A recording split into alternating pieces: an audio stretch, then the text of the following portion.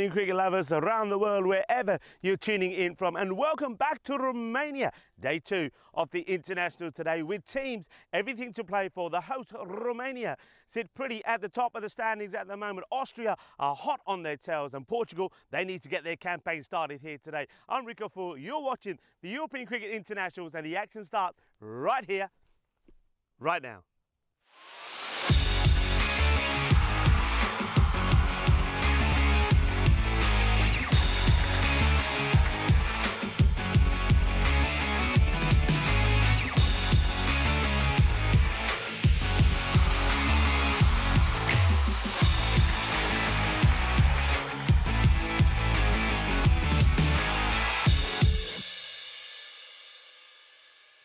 This European Cricket Network event is proudly brought to you by HCL Software and Paramatch.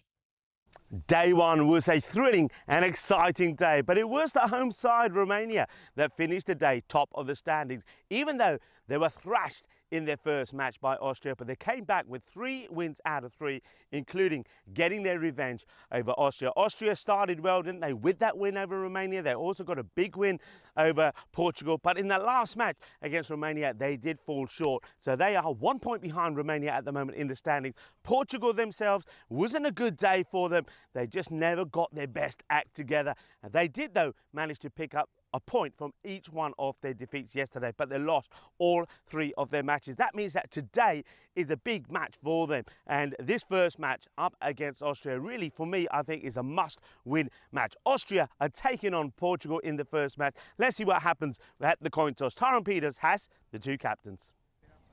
Austria the call. Heads. Heads is the call. Ooh, tails it is. We're gonna bet. You're gonna bet. Portugal's Najam Shazad winning the toss and deciding that he will have a bat first. It's a good positive move for a team that needs to get some confidence growing back in the camp. They did look a little bit sluggish yesterday, I must admit. They would have been disappointed in themselves, especially in the way that they performed in the field. But today is a time for them maybe to play their best cricket. They'll be delighted to have Najam Shazad back in the side. Remember, after the first match yesterday, he picked up an injury, and it was Sean Gomes who then captained the team for the last 2 matches. Gomes, he played very well. He found his form, didn't he, in getting that point against Romania in the final game yesterday. But some of the other batters particularly have to stand up. I wonder if they'll elevate Rana Sawa to the top of the order. He was one batter that did perform well for them. Another guy that really did perform well, there was a lot of desire and a lot of passion in the bowling of Shohadir Rahman. He was very good yesterday, but a lot of the other players do have to stand up, and maybe the captain coming back in the side, Najam Shazad, can add a little bit of value and depth into their play here today. Team that started today at the top of the standings, Austria, they played brilliantly in their first 2 matches. They won against Romania. They totally thrashed and picked up all the points there, and they only lost 1 wicket in that win. They did the same in that match against Portugal. They won, and they won by 9 wickets. So they started really well, though they fell away a little bit towards the end of the day. Maybe, understandably, a little bit of tiredness. It was, again, a very hot day yesterday, as it is going to be today. So conditions are going to play their part. But some of the players to look out for Austria, Karanbir Singh was fantastic, great in the batting, and he really did add some real value in with the bowling. Something like their captain, Iqbal, is coming good at the right time. He played some lovely shots. But one guy who really did surprise me yesterday and played beautifully well was Bilal Zalmi. Never seen him before. He's played T20 international before. First time we saw him at the T10 arena, and he was fantastic with bat and with ball. He was one player who definitely did struggle towards the last match yesterday. But after a good rest, he'll be nice and fresh for starting off this one. And somebody who always performs for Austria is Sahil Zadran. Watch out for him. Yesterday definitely was a day that belonged to the bowlers, particularly the bowlers of Romania. We saw a fourfer from Haider Ali, once again bowling with a bit of pace. We also saw some more spin from Ramesh Satheesan. He picked up 4, but of course the player of the day yesterday would be Chamka Fernando. Not only did he pick up a 5-er, but that also included a hat-trick. Will today be once again where bowlers dominate, or will the batters come out in force and score some big runs on an absolute scorching day? I'm on my own here today, so you can join me back in the cube. I'll tell you a little bit more about what happened yesterday, and then we'll look at the lineups for the first match and talk a little bit about the starting 11s. Join me back in the cube. Bună dimineața. Never get tired of that view, but unfortunately for a while it'll be the last time today, our last day here in Romania. But I think we're going to have an absolute cracker of a day. Let's see first what happened yesterday for the start of these internationals. Romania were taking an Austria first up, and as I mentioned in my intro, they got absolutely thrashed by 9 wickets. With 18 balls to go, Austria chased the 128 they needed thanks to some great performances from Razman Shigwal and Bilal Zalmi, getting all the points in that one. Player of the match with Kugani with 2 for 4, the left-arm bowler who certainly did impress in the early matches yesterday. Romania would then go on and take on Portugal, and Portugal, well, they just didn't show up yesterday, did they? I think we're expecting to see a lot better from them today, but Romania put 160 on the board. Mohamed Moyes, the bear, 78 of 23 in the player of the match performance. Hyder Ali then with the ball, 4 for 18, Romania winning by 17 runs. Portugal did have a little bit of a push on towards the end, but it was a comfortable victory. And comfortable is also the word you could describe match number 3 when Austria themselves would play Portugal. Portugal batting first this time. Suman Gumiri and Amir Dar did get them to 122, but it wasn't enough. Austria picking up the win this time with 15 balls to go. Portugal, though, they did pick up a point. Karambir Singh, 62 of 25. Was your player of the match. He did play beautifully well. Zalmi in the runs as well. Then we saw a little bit of history here on the European Cricket Network when it would be Chamka Fernando who would take 5 for 13, including a hat-trick in a win for Romania over Austria. Romania 155 for 6. Austria were on course, but it needed that wonderful bowling display from Fernando to get them the win. So revenge for Romania in match number 4, and then Romania would continue to be too strong and too powerful in the last match of the day when they took on Portugal. Romania 142 for 5. Ramesh Thiessen, ending a good day for him, scored 40 earlier and then 60 in this one. Got the player of the match. Chamka Fernando, after that great bowling performance, showed his skills with the bat. He scored 48. A great partnership between those two to rescue Romania. They were 37 for 5, ended up with 142. Portugal 115 for 6, did get a point. Sean Gomes 69 and not out. This is then the way the tables look. Romania 1 point ahead of Austria, but they have played the one game more. So Austria will be looking to catch up with them in this first game this morning. Portugal, well, they have picked up a point from each one of those losses, but they do need a win. And you just get the feeling that if they don't get the result that they need in this match, then really it is basically not going to be a win for them in this series. But they're going to have to fight hard to see if they can make sure they don't stay at the bottom of the standings. These are the teams then. With Austria, I've mentioned some of the key performance yesterday. Karambir Singh, Bilal Zalmi, Razmal Shigwal put a great knock in the first match. Akib Iqbal is starting to come better, though. He was just over-pitching a little bit too much in the game yesterday. Sahil Zadran always been good. And even Ranjit Singh started to find some of his form towards the end of the day. Keep an eye, though, on Kugani. First thing in the morning, he's likely to be a bit of a handful. Over the other side, Sean Gomes and I think Rana were the only guys that performed yesterday. Suman Gumiri showed signs of his little bit of class, and so did Praveen and Gondal. But having the captain back, Shazad, could be the key, especially if he is fit. I spoke to him briefly this morning, and he said he's fine. So that's a big plus all round for Portugal with the batting and the bowling. 85% to 15 is what the win predictor is saying in favour of Austria. No surprises there, but it could be a surprise in this first match. We didn't see the best of Portugal yesterday, and I'm hoping to see better from them. And one guy that could be the match winner for Portugal if he clicks is Jeremy Martins. We saw snippets of him yesterday. He looks like a good player, and he looks like somebody who's just settling in to his role. So we'll keep an eye on him. But first of all, we're going to welcome the umpires. Damindra, Andrew are the men out there. The man in black in the middle. Damindra will be at the bowler's end for the start of this match number 6. Imran is the third. And of course we saw Tyrone Peters out there doing a wonderful job at the coin toss as well and leading the umpires. So Portugal winning the toss. They will bat first. It's going to be Zadran who's going to bowl the first. So Sahil Zadran. They don't go with Kugani to bowl the first. First ball then of match day 2. These internationals, it just gets dragged to mid-on. Karambir Singh had a very good day yesterday. Did Karambir?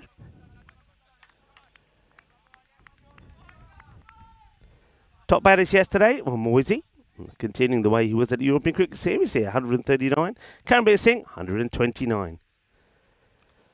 That's not where he wanted this to go at all, but that will help. It's 4 runs. There's Amir Dar. They're sticking with Dar at the top of the order. Gets a streaky inside edge. And the only other man to pass 100 runs in this series so far was Ramesh Satheesan with some good knocks yesterday. He's certainly found his form. And, of course, the batters and the bowlers of Romania fared pretty well yesterday. But don't forget, they did play and have played that one game more than Austria. With the bowling, no surprise. Shamka Fernando, 7 wickets, alongside Haider Ali. And Shahidur Rahman, well, Portugal has taken 5. That's your top 3.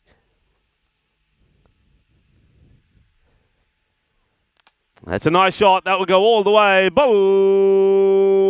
Balle, kinna sona. Shaka lagya. It was a bit of a hit-me ball, to be fair, from Zadran. There was no real effort in this. It was just there, and it said, hit me, and it got hit. It got smacked. 6 runs. Goes to the boundaries. 4 and 6. Looking slick, maybe, Amir Dar. They go with him at the top of the order to try and get them to a good start. That's the plan. Sean Gomes is the non-striker.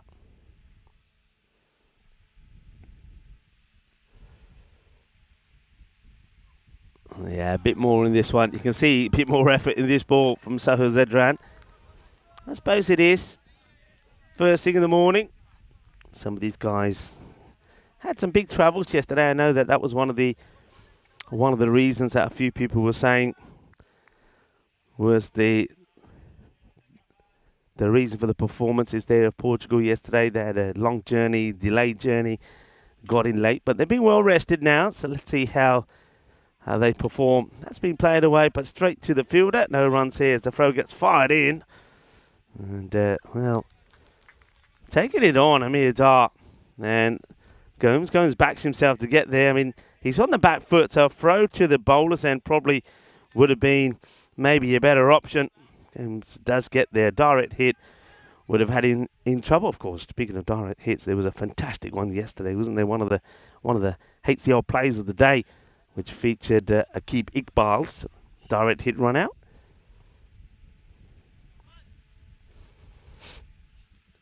Right, first one up now there for Sean Gomes, who yesterday did get a point for Portugal against Romania. They, again, disappointing, 115 for 6, chasing 143. But Sean Gomes, 69, not out, batted very well. Batted through the innings. And he could go first ball here if this is taken, and it's not. Oh, what an opportunity. And the ball then goes all the way to the boundary. Oh, dear. Well, Arslan, I think Arslan is saying, well, I would have gone for it if you weren't in my way. Big moment. Gomes dropped on 0. And there's the fielder having a go, but he can't hold on to it. And that's disappointment, really, right at the end of that over. So the ball goes for 4, 15 come off the over. Sean Gomes gives the line, but it doesn't get taken. Not easy, but I'm going to say that at this level, when you're on your best that your country has to offer, you've got to take it. Upcoming events, of course, last day here in Romania will always be sad to leave, but Hungary just around the corner. We'll probably give you an update on we're starting with Hungary tomorrow. Vinny Sandu will be there, and of course, the European Cricket Series and ECIs in Hungary. From there, Bulgaria, myself and Charlie will be reacquainted there. Looking forward to greeting you in Bulgaria. Croatia, Italy, the Valletta Cup in Malta, and the Netherlands Tri-Series, all in the await for you. So make a note of those dates. Well, you don't have to really, just stay tuned, because we're not taking any time off. We've got cricket for you almost every day of the year, and sometimes multiple events as well. A very good morning to everybody on the chat. Well bowled. They are taking the single here. As once again, just fired in. And you've got a feel for Arslan Arif. They're not going to shy away from throwing that ball in. They're saying, you got the gloves? They're coming in fast. And this is Kagani. Yesterday, I felt that Kagani, probably he and also the likes of Bilal Zalmi, did start to show signs of fatigue after a big effort in the earlier matches. I mean, Bilal is not in the list to play this match, so I get the feeling that I know they said that he got a bit of heat stroke yesterday. He didn't look his part with the ball or with the bat. In fact, with the ball, he was smashed. I think he went for, if memory serves me right, 35 or 1 over, 5 sixes and 5 wides. So they're resting him. I'm guessing they're resting him and keeping him fit for a later match. Oh, that's pretty wide. It's a wonderful take from Arslan. This one, he just doesn't get that angle back into the batter, does he? He stays straight and it goes straight. And, well, on another pitch, that probably would have been a no ball because I don't think it would have hit the pitch. Very wide pitch here, of course. Yeah, I was saying my mornings to the chat, of course. Congratulations to the members with Silver Spanners and, of course, Rob Thompson and Dave. Members now for 14 months. Congratulations to you guys. Have a wonderful day. Have a wonderful Sunday, everybody. Also, Shahag is in the chat as well. Ivan B. Hello, good morning to you. Bună dimineața to all of you in the chat.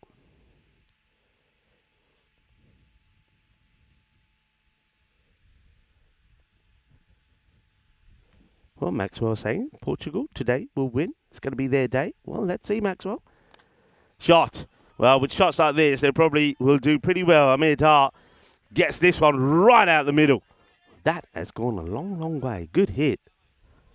I suppose that's the issue when you're coming at this angle. If you don't really get it right, then the batters have the luxury of just playing the ball off the pads and sending it a long way like that one did go. Good, strong hit.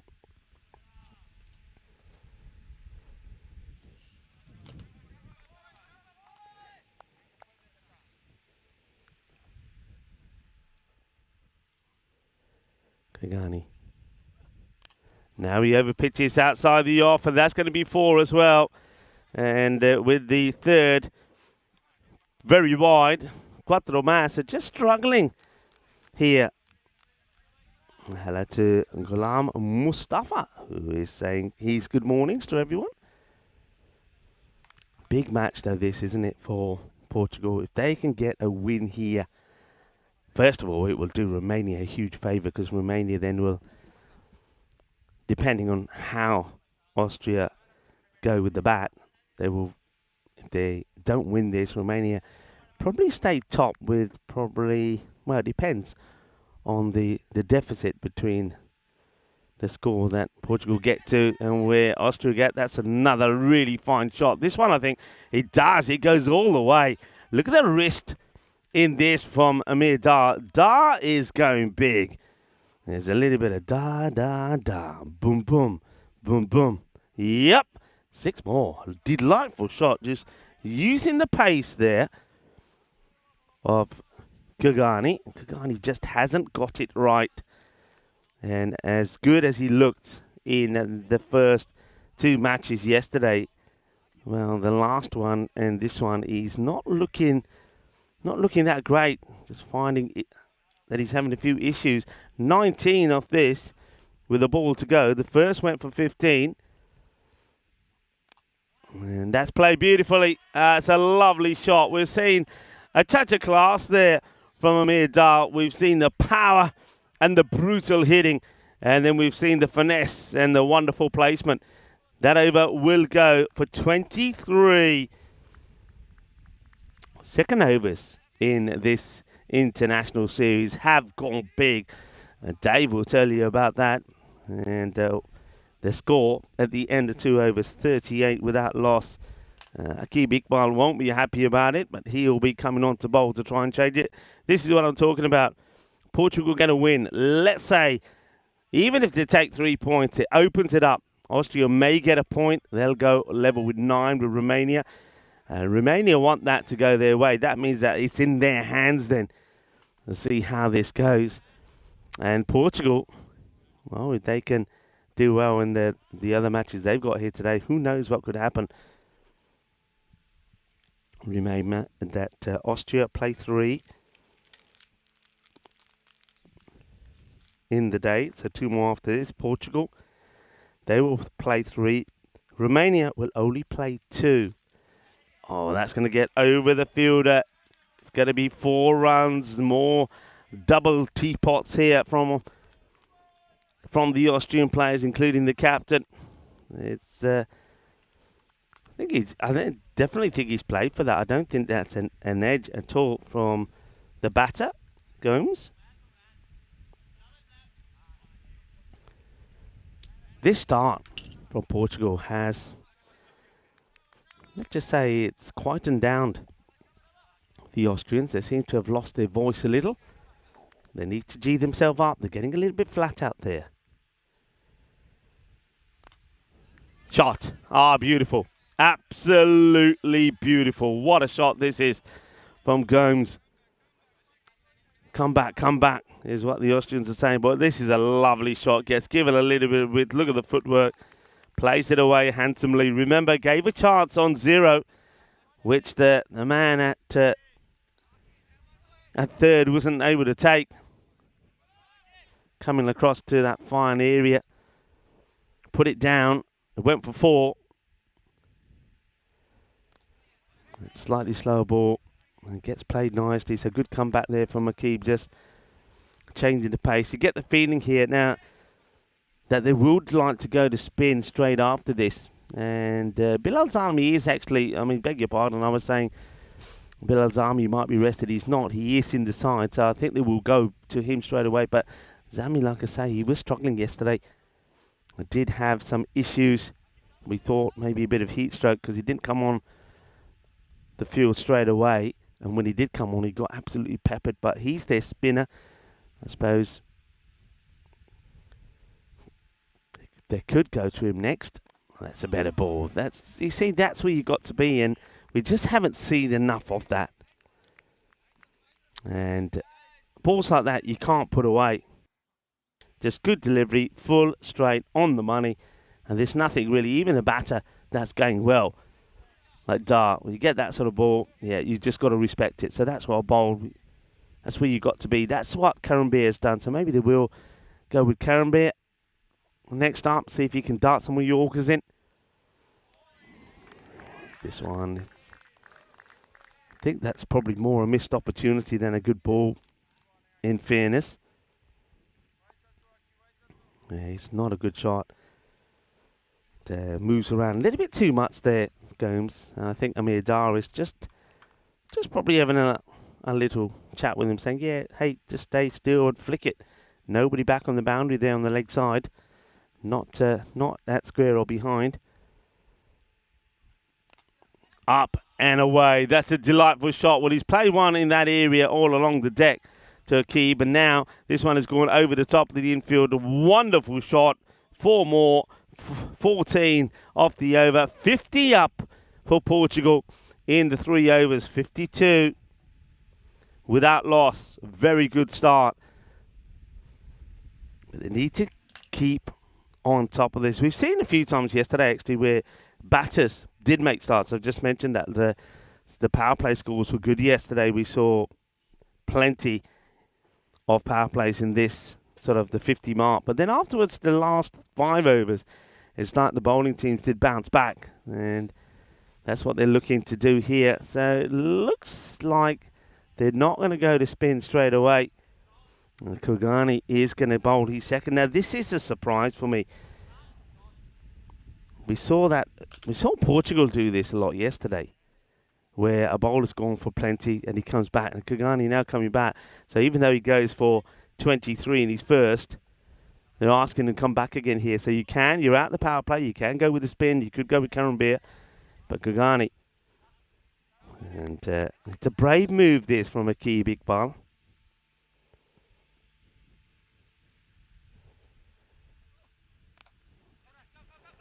Oh, gets through the fielder, but doesn't go to the boundary. Oh, things are hotting up here, people, already. My equipment has just gone off because of the heat, so I'm just moving things around here while I talk to you. But, yeah, things are very, very hot. And I'm trying to get the fans going here. But, yeah, my My devices have gone blank at the moment, so hopefully the screen will stay good. Just checking the field here, making sure that there's not too many out. But of course, we are out of the power play now.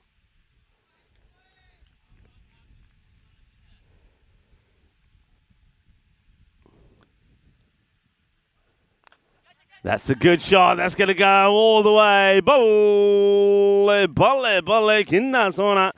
And Gomesy gets another one away. Beautifully timed. All timing this. Gets the bottom hand involved as well. Gets the elevation. It gets the boundary. 6 more. There you go, folks. I'm back. Or my equipment is back anyway. Oh, it's so hot. I just touched the back of the computer. Very warm start to the day. Teams and players will take a drink after 5.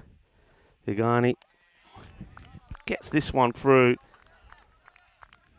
Gets the applause. That's what they need. They just need to wake up a little here. A little bit flat, I think. But flat because of the start that Portugal have made.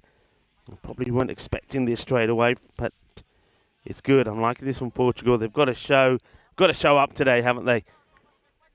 They've got to show those non-believers of yesterday that this team can perform and can perform under pressure as well. And that's a lovely shot. There's 4 more runs. Look at the risk involved in this. Tries to push him wide, Gugani again, but it's almost like Sean knows it's coming. And he plays this beautifully. Another wonderful shot. Yeah, look, he's reaching for it, but he gets there. Gets the reach, gets the leverage, gets the placement. Risk involved to get another boundary. This one's going to be too wide. It is too wide. Interesting when Akib has so many options available to him. So we mentioned the spin of Zalmi. You also have the likes of Karanbir Singh. And doesn't go for them. I mean, even something like Imran Asif, we've seen him bowl very well. But it's almost like the plan is, these are the bowlers, and these are what we're going to use, and this is the order that we're going to use them today. So I'm just wondering whether this is something that's been put down on paper, and it's part, okay, that's what you will do, regardless of what happens, because I just find it very, very interesting for me, particularly if a bowler goes for 23, that you bring him back. Zadrad, they like to hold on to him, I think, to bowl probably the 9th. But again, sometimes it may not be worth holding on to the bowler. You know, if things are not going well, if you're not getting wickets, you've got to have your main wicket taker to come back and take the wicket. And he gets this one through. It's a much better delivery after focusing a lot on trying to beat Sean Gomes out on the off. He gets this one to come in. Well, Andrew Begg probably just saying, yeah, good ball that. It was a good ball.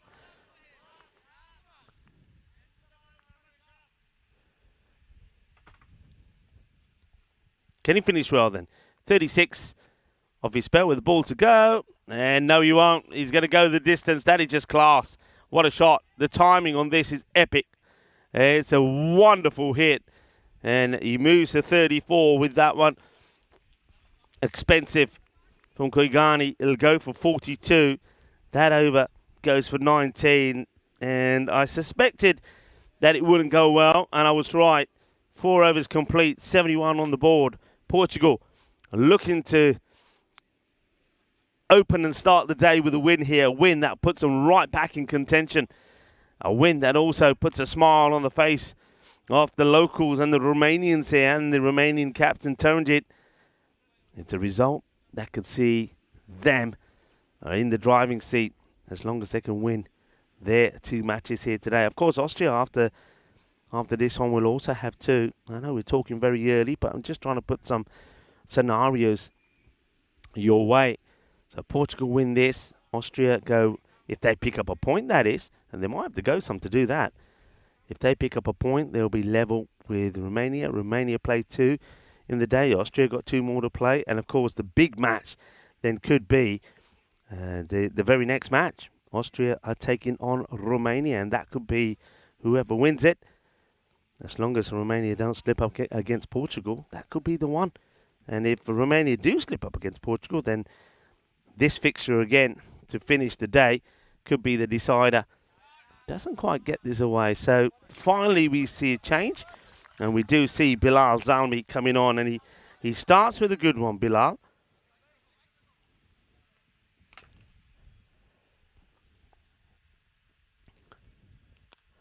That's worked away, and oh, that's tremendous. That is tremendous. Oh my goodness me. Well, he took some great catches there yesterday, and this morning when I saw Imran Asif, I said to him, Imran, you took some good catches yesterday. Well, if yesterday was good, today is excellent. What a catch. What a catch. That is unbelievable. And that will be the end of Amir, but it comes to an end because of this sensational catch. Wow. That is something special. It's on 34 Dar. He hits this well. Oh, that is unbelievable. That is unbelievable. It's one of the best catches that you'll see on the boundary. Everything about that is difficult. It's smashed hard. It's the background to it isn't good. It's going low. Unbelievable. Let's see this here. This is so far early on today your HCL play of the day. That is an incredible catch. Look at the reaction there from Arslan. He goes running over. That is amazing. That is amazing. There's no other words to describe it. It's probably one of the best catches that you'll see in that position. Incredible. Dar goes for 34. Stop. And Zalmi does get the wicket. And now jams in the Yorker.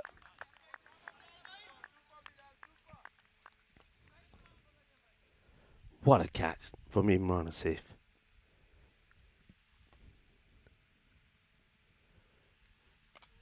And, well, he is making a difference, isn't he? Najam Shazad has come in at number 3. I would love to see them make that change, and I'd love to see them get Rana Sawa up there. Rana did score runs in both his matches yesterday. Right now, Sean Gomes, who led the team well yesterday in the absence of Shazad, will know that he's got to keep the momentum going. This over, 4 balls so far, has only gone for a run. And he's lost his opening partner in Dar. Hits it in the air, and he's going to get this away. 6 more runs. You can see what he was trying to do here. Zalmi, he sees the Gomes is moving early, so he tries to push this one wider off him. Ends up being a full toss, and that is played away with ease. That's a big shot. It's gone a long way. Well, good luck to the fielder finding that one.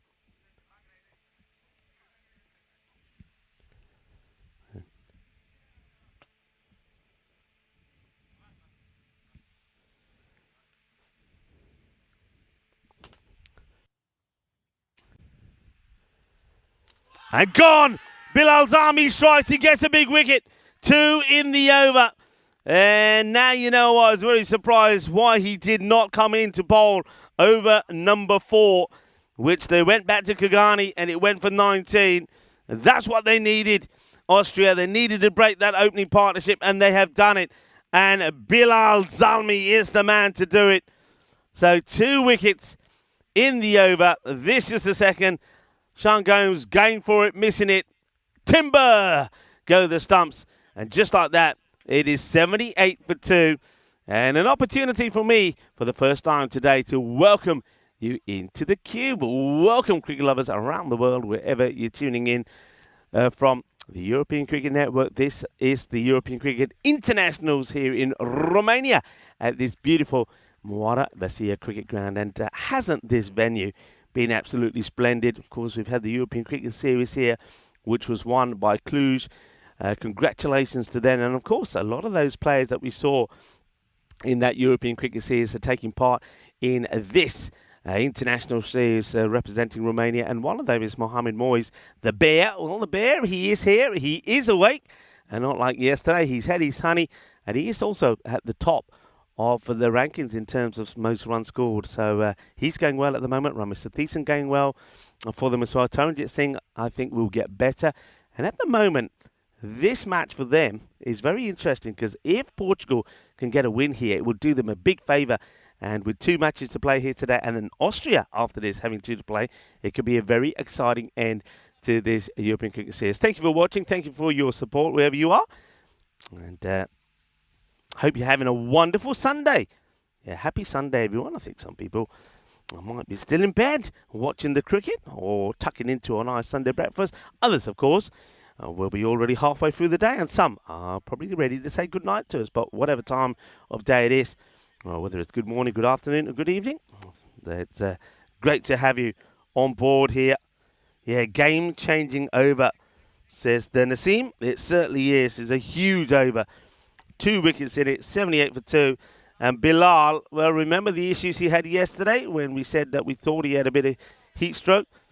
Well, he's come back magnificently. Only 7 runs coming off the over, but he picks up the wickets of both the openers. And now, Karanbir Singh ready to come on. Go and see the last wicket of 4 for 40 of 14 deliveries. Well bowled. Karanbir, he'll be looking to try and get those Yorker deliveries in. He's bowling here at the moment to Najam. Captain Najam Shazad has been joined out there by Jeremy Martins. Let's see if Jeremy can get a good innings together here today. Najam goes for it and he gets it. It's a little bit short. Karan will try you with the short ball. He'll test you. And it's almost like Najam Shazad was waiting for this one. Gets the ball he wants and he pumps it away. A big, solid hit for the man who plays, of course, for Marlow there in Portugal. Better delivery. Gets played straight. Bobbles around a little bit. But Razman Shigwell, there he is. The man with the most amazing eyes on the European Cricket Network makes the stop. So again, are we going to see what I was talking about before, where the first 5 overs belong to the batting side and the second 5 to the bowling? It's not really that surprising when you consider that the first 3 is the power play. You'd expect that in a way. Up in the air, should be taken. Gonna be a one-hit himself. Can he get there? No, he can't. Oh, nobody can get there. I think this is, when you have a look at the field here, I'm a little bit surprised that nobody else can get there. That's got to be, certainly if one of the cover fielders has to get there. And they don't. Oh, well. Goini, good bowling. That's the field there. You can see there is a man there at cover. I can't quite make out who it is at the moment, but surely he needed to get to that. That's well bowled. Good delivery. So Karanbir, after trying the short one and finding it doesn't work for him, he's gone back to the fuller delivery.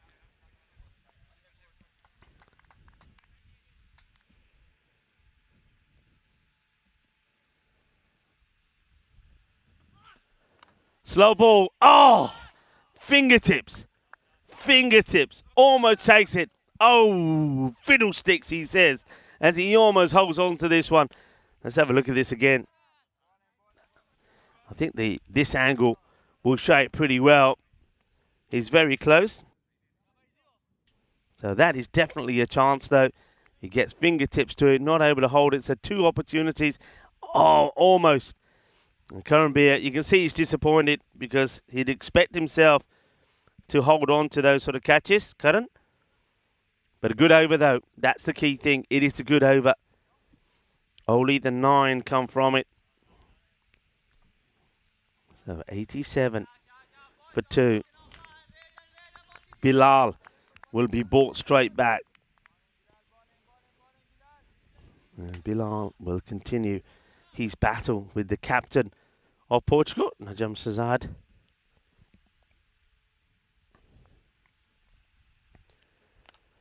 Drags it as if. Oh, he gets beaten. Oh, well, the man who's just taken a wonderful catch. He goes to stop this with, it's unusual when he's diving to his left side. He's going to stop this with his right hand. I'm just guessing that the ball probably does a little bit to get past him here. No, he just gets it wrong. I think he knows it, gets it completely wrong. That's a big let off. That's 4 more. 4 streaky runs there for Shazad. Yeah, he's looking to get those. I think Asim and the standards he sets should have stopped that. I think he just got it wrong. Probably should have gone for it with his left hand, but because the way he was going down, he was unable to. Well, that one's pushed out to him, but this time Asif makes no mistakes. And he's backing up this, and they won't try and take on Akib, not with that arm. All right, Martins checks his guard. Needs to stick around, but also at the same time needs to play some good shots. Yesterday we saw him coming in, not when there was too much time in the innings left, hit a boundary, then getting himself out. That's well bowled, and this Bilal, he's so much better today. I mean, yesterday you could tell he wasn't right. He came onto the field after missing the first few overs, and then when he could, he came on the bowl, and he just wasn't bowling like this at all. That's well bowled, but this is going to go for 4. It's I wonder if has he beaten Martins here? As Martins just played quite a nifty little shot. Let's see here. I think he gets beaten. I don't think he's not playing for this. I think Martins, if anything, is trying to play that on the onside. Just have a look at the bat here. Yeah, he's trying to work that on the onside. He's unlucky. He's Bilal.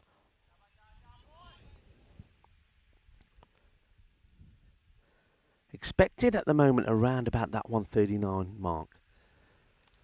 He tries to do the same. This time he does try and play this away, but they have moved the short third a bit finer.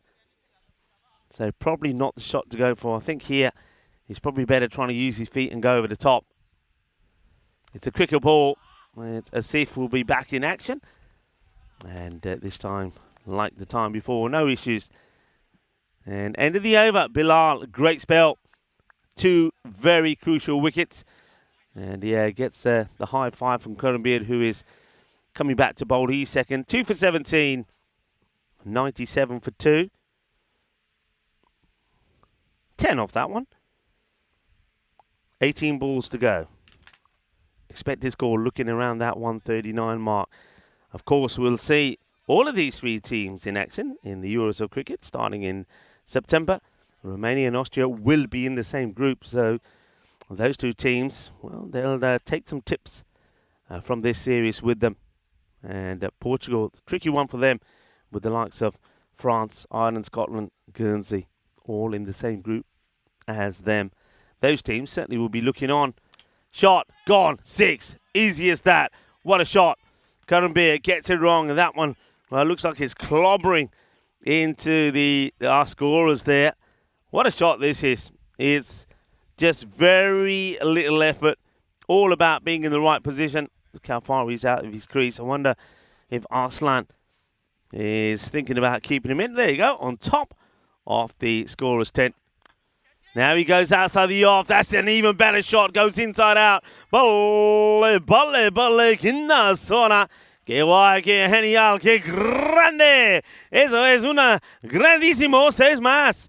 Oh, beautiful. Holds the shape wonderfully as well. Looks like Bilal Zalmi coming to give some advice there to Kurambir Singh.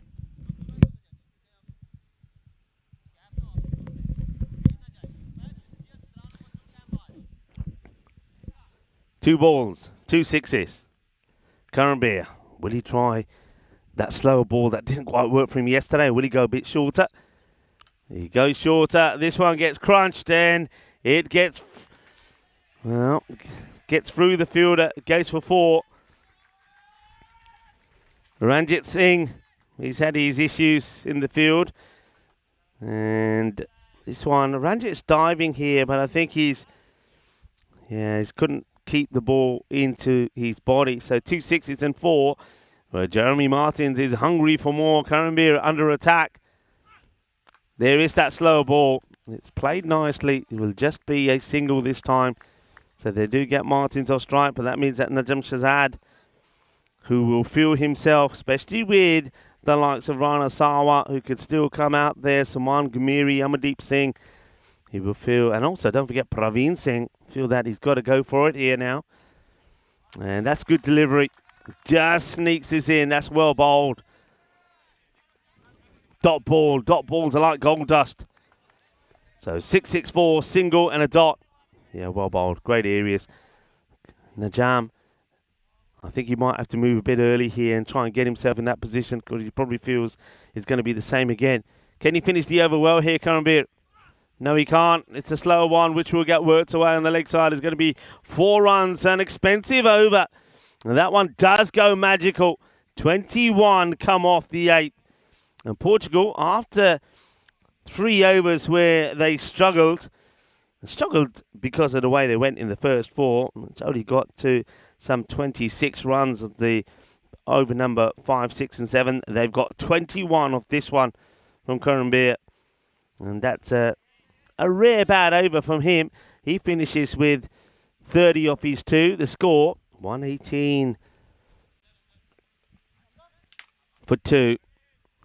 And of course, they can go big here. The thing though is, and sometimes we see this, you say teams have got wickets in hand and they can go big and start really going for it. But sometimes that means you give your wicket away, and that means a dot ball. Sometimes you swing and miss, dot ball. So it actually ends up being worse than just trying to keep going the way that you are. That's what I think these two have to do. Martins, though, on strike again. Remember, played 3 glorious shots to the boundary in the last over. Akib gets this one through him. Looks like he wasn't quite expecting the bounce there from Akib. Interesting to go with, or the captain himself goes with himself here, as opposed to Zadran. So obviously keeping Sahil Zadran for the last.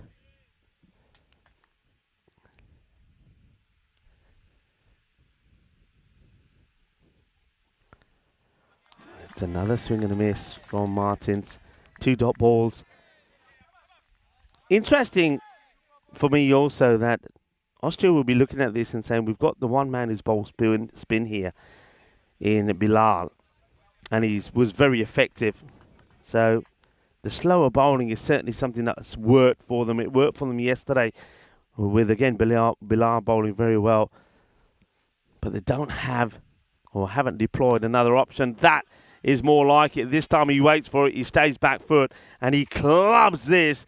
And this time I think this is going towards his own bench. Needed that boundary. So 3 balls in, 6 from it. He's put everything into that shot. And of course, well, Jeremy Martins, he's got his mum and dad here watching him as well. So it's they'll be happy with this so far. That's beautifully played. A fielder should get there, will get there as Karambir, but they will come back for 2. Karambir, it's a big man, and it takes him a while to get moving, but he does a good job here. Pushes it forward, doesn't let it get it past him, but the batter's also very good running. They complete the 2 runs.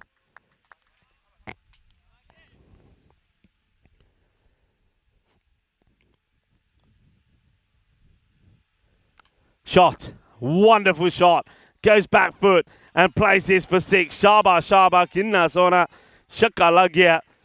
And Jeremy Martins is starting to show the sort of promise that I saw from him in just those few short innings he played yesterday. Looked like a player, even though he didn't score big runs yesterday. I think he scored 4, 6 and 4, but never really had time to make an innings. Today, he's had that time. And with Najam Shazad probably not going at the rate you'd want at this stage, he's making sure that he is 37 of 14. A ball to go in the 9th. And that's probably a wide. It is a wide. It's over the head. It's been called as a wide. Let's see if we can see this side on. but I don't think there's any doubt about this. This is clear. Yeah, look at that. Clearly going over. Brilliant shot. That by Spring Media. I love the way that Martins is still trying to get something on this. He's off the air by a couple of feet, and you look at Najam there. He's sort of saying, it'll be a slow ball. I reckon it'll be a slow ball. All right, let's see if he's right. Najam Shazad obviously knows something or heard something.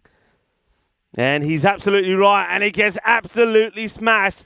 So whatever it is, Najam Shazad has obviously heard the team Austria saying, oi, slow ball kari, and Najam has heard it. He's told him it's going to be a slow ball, and it is a slow ball, but it races to the boundary though, doesn't it? Is another big hit, is another good over, is another one that goes with 21. So the last 2 overs going at 21, both magical, and that 139 already on the board with 6 balls to go, 139 for 2. Now they've got to be looking for, I reckon you're going for a 155, 160 score here. Sahil Zadran to come on to bowl the last one. But again, it's pace on. It's pace on. I think they've missed that extra slower bowler, or if they've got it, they haven't deployed him, because Bilal bowled brilliantly his 2 slow overs. But once he came off, pace, 21 and 21 has come off the 8th and the 9th over. And this one could be the same, because they're sticking with pace. Zadran sets his field, gets the wide, well, not even a third really, backward point. They're bringing up Karambir into the circle. 3 men on the leg side.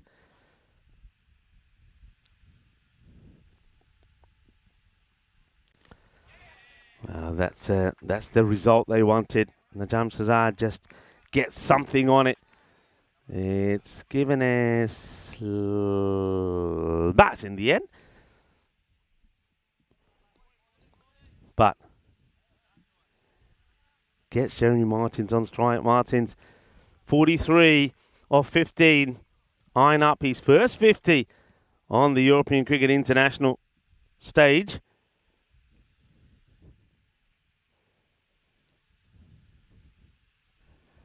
Follows him, and it will be a wide. It's a very good take.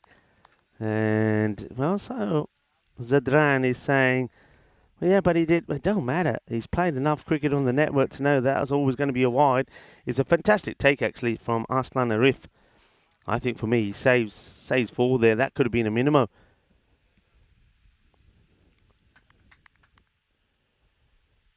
Needs the Yorker. Slower ball. Whipped away. Trying to push the fielder, but he doesn't get flustered by the calling of the batters who 2-2, push, trying to put the fielder off. Zadran now to Najam. Little smile on the face of Zadran there as he gets ready to bowl this one. Maybe he's got something up his sleeve if he had some. And he's asking the question. There's an appeal. There's no run. Najam is running nowhere. They're still asking about the catch behind. And the 2 umpires looking at each other. Not out, they say.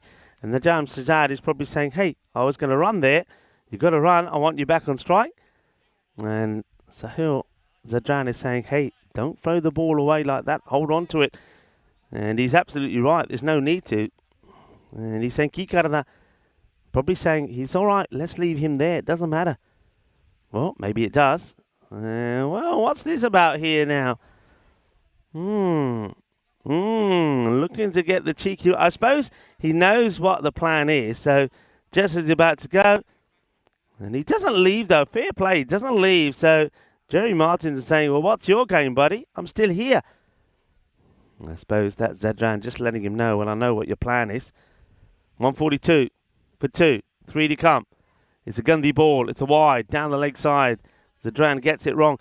I think he's trying too hard here to Najam Shazad, who really is only trying to probably get a single. I think he's better off just giving it full pelt and trying to get that ball on that in that offside corridor. Shazad is struggling. You don't want to bowl a wide or something and let the batters cross at the same time. And he gets worked away. They will get the single. So, all right, this is going to be a big couple of deliveries here now coming up. I get the feeling that Jerry Martins is probably already thinking this might be a slow ball. It's been a good partnership, this. Came together with the score on 78.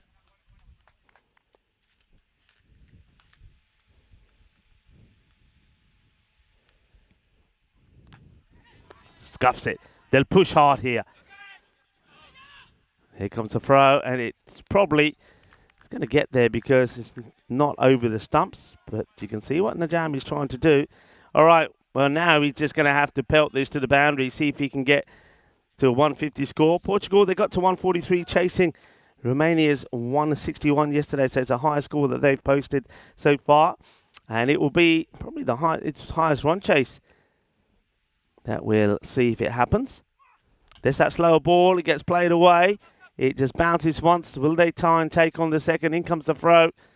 And it's been dealt with nicely by Aslan. So just a single off the last ball. That's not a bad last over. It's a couple of wides in there, though, from Sahil Zadran, which meant he had to bowl those 2 extra deliveries. But considering everything, it's not bad. It only goes for just 7 in that over. So that's a very good over when you consider that the 2 overs before went for 142. So went for 142, went for 42. 146 is the score.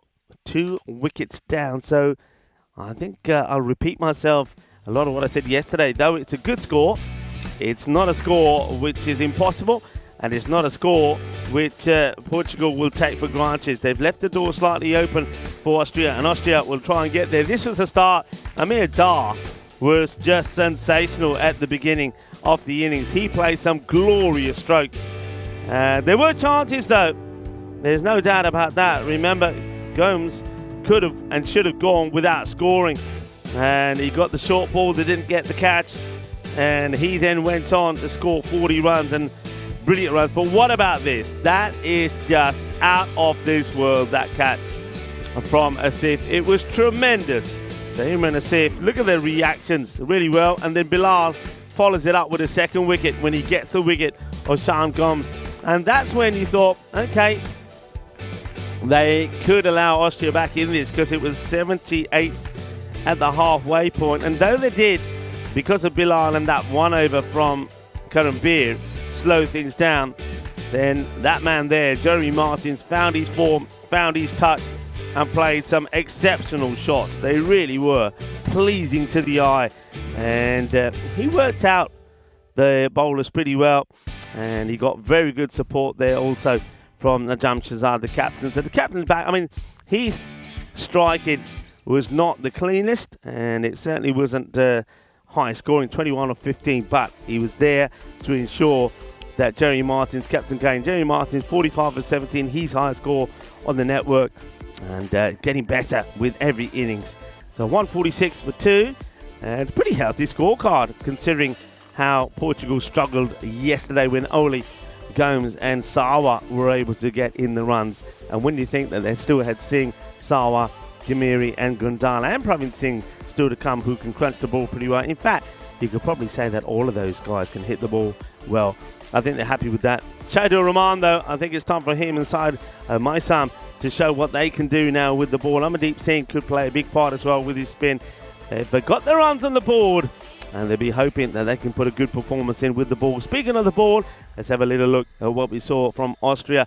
Bilal again, Zalmi the pick of the bowlers, 2 for 17, but all the others went for a few, apart from Sahil Zadran.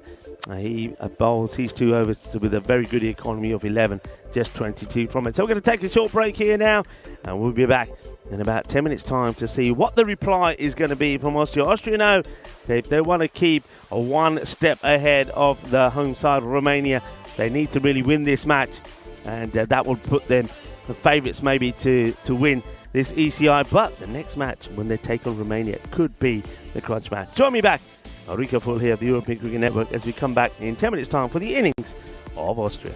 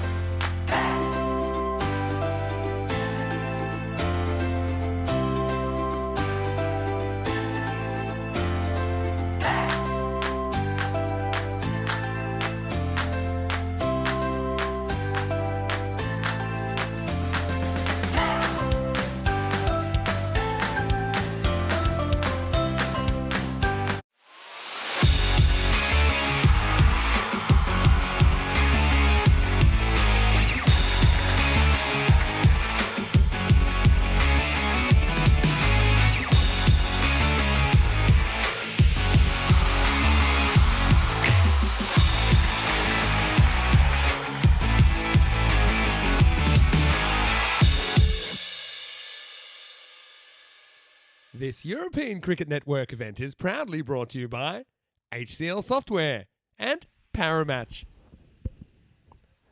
Welcome back, folks, and what an exciting start we're having here to match day 2 of this ECI here in Romania. Romania, well, the home side, they're sitting and watching with interest as Austria, their closest rivals in this international series, a point behind them, are up against Portugal. Portugal, though, batting first, have put a good score on the board, above par, 146. That means that, first of all, let's have a look at this bonus point equation. 102, if they can restrict them to 102 or less, then it's an opportunity for Portugal to pick up all the points here.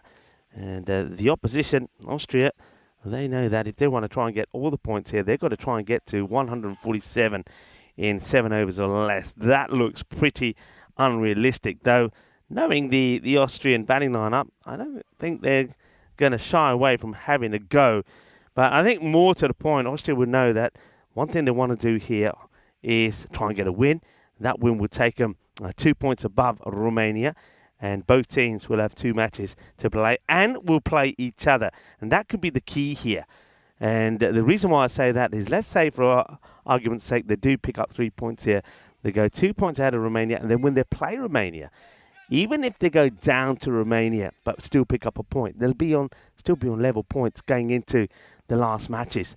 So plenty to play here. But Portugal, of course, they know if they want to keep their interest alive in maybe causing a big upset and being like the sort of the underdog and go all the way and win it, they've got to get a good win here. They'll be looking to try and contain Austria. Austria, what we saw from them yesterday is that they won the first 2 matches with ease by 9 wickets.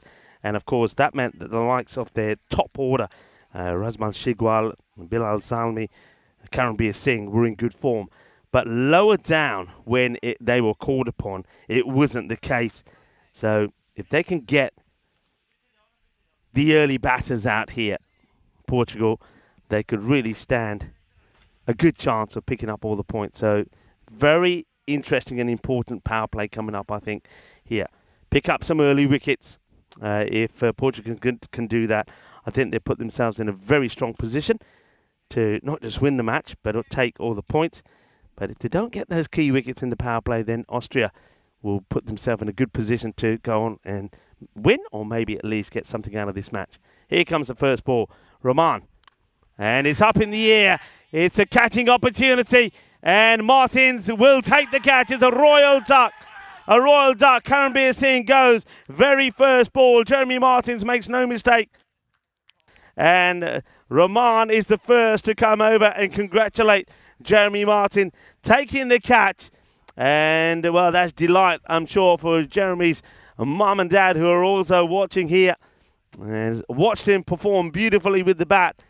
40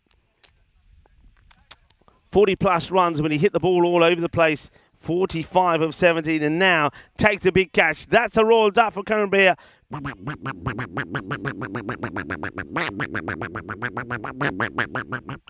But remember, we did see this yesterday.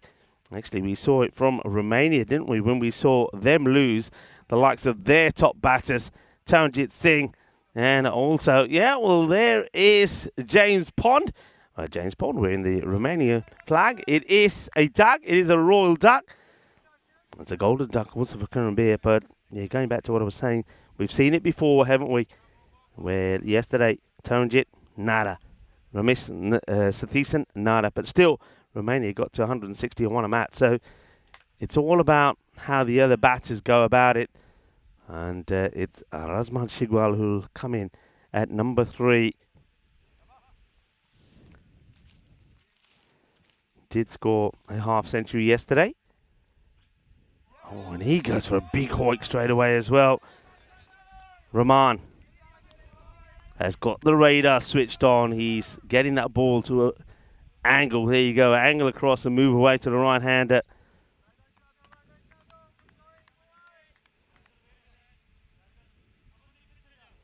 So one of the top batters out early. Karambir, remember, yesterday was in good form. 23 of 9 in one match. 62 of 25 in the second. and also scored 44 of 17 in that loss to Romania. So getting him out cheaply is a big start. It's another swing and a miss. So this is a nightmare start for Austria. They want to start well, but there's 3 balls, no runs, 1 wicket. Razmal swinging and missing and putting himself and his team under pressure. Bilal Zalmi at the other end, yet to face a ball.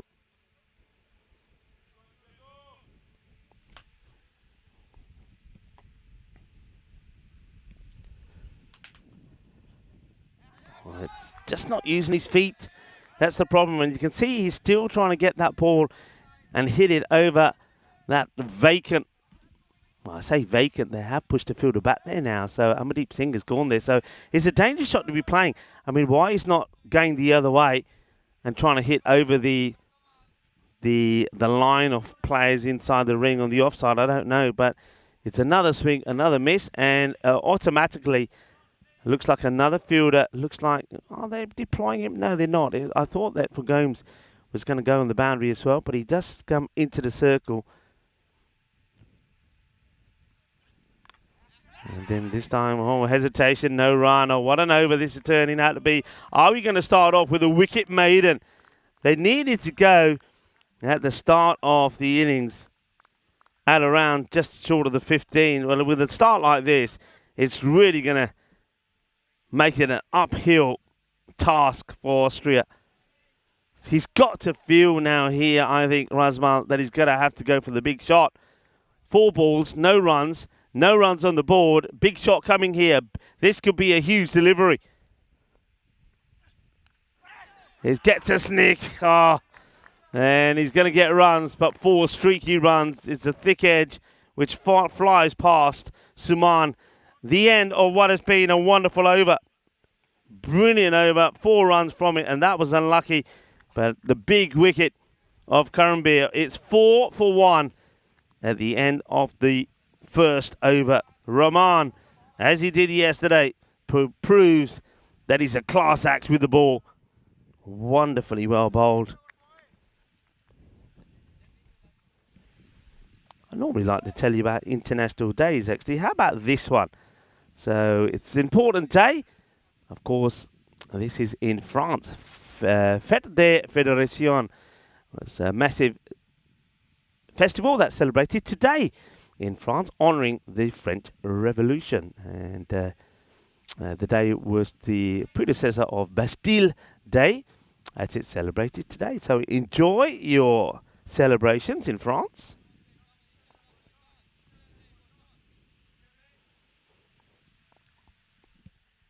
Jeremy Martins is hoping that there'll be more celebrations for Portugal.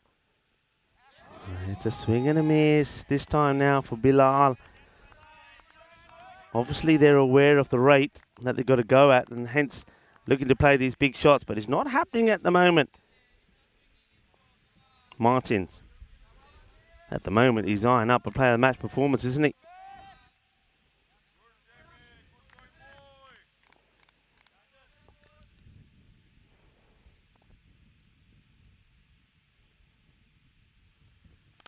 That's a good shot. That's going to go for 6. And he has done what I think I was saying that Razman Shigwell should be looking to do. If the ball's out on the off, you've got to play out on the off. And he's hit that on the up.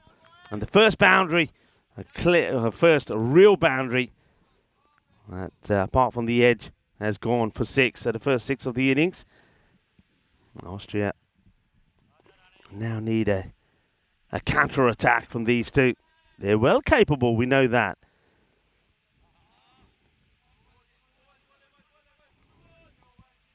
Also today is Shark Awareness Day, celebrating the wondrous sea creatures that have had a bad rep for quite a while now. Yeah, no kidding.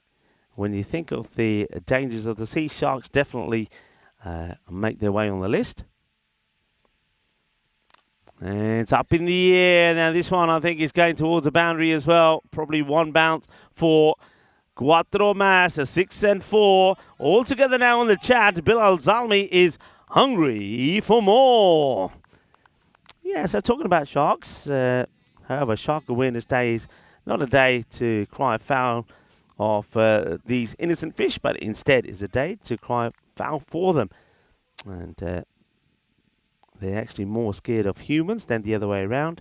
And you have more chance to be struck by lightning than be killed or attacked by a shark. So Shark Awareness Day. Magnificent creatures, actually. Short ball, could be a wide, will be a wide. Goes over the head of the batter.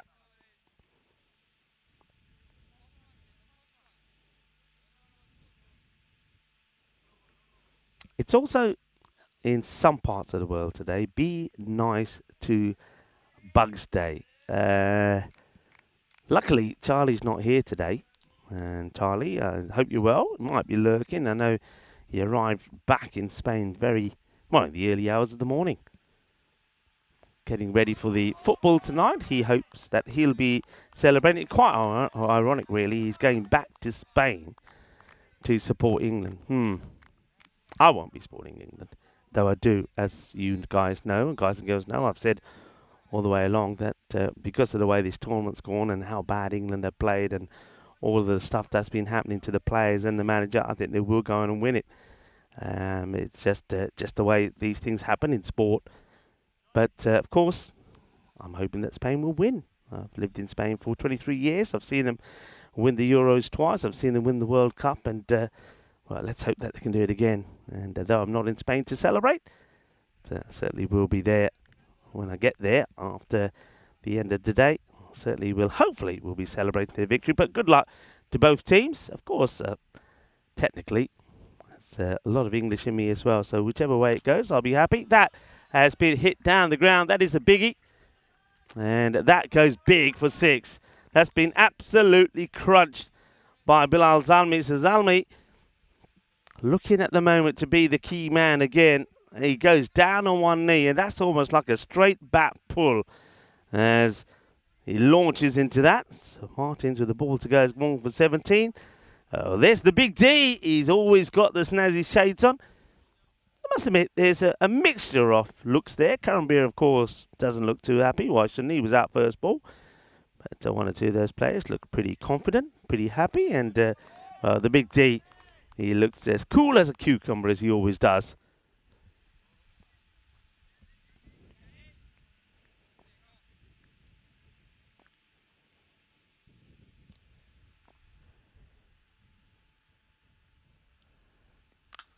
That's a wondrous stroke, isn't it?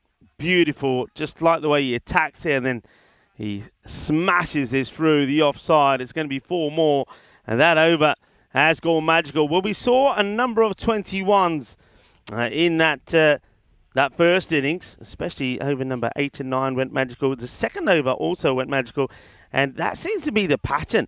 Over number 2 in this international series always seems to be a biggie. That one's gone for 21, and it's 25 for 1 after 2. This is the way the standings are looking. Huge match for Portugal. Get a win here, and they're back in contention. A huge match for Romania as well. If Austria go down here, they will, well, maybe on net run rate, maybe not, but they will be on level pegging on points. That's if Portugal concede one or give one away here. And that means that the next match coming up between the two heavyweights is a very important one. Well, they like it. Rahman can't believe he doesn't get the decision. And let's have a look at this. The other thing I wonder here, let's see it first. Let's see where this ball is pitching. Pitching outside leg, can't be out. And I was thinking also whether Rahman gets in front of the umpire. He doesn't, but that ball is pitched outside leg.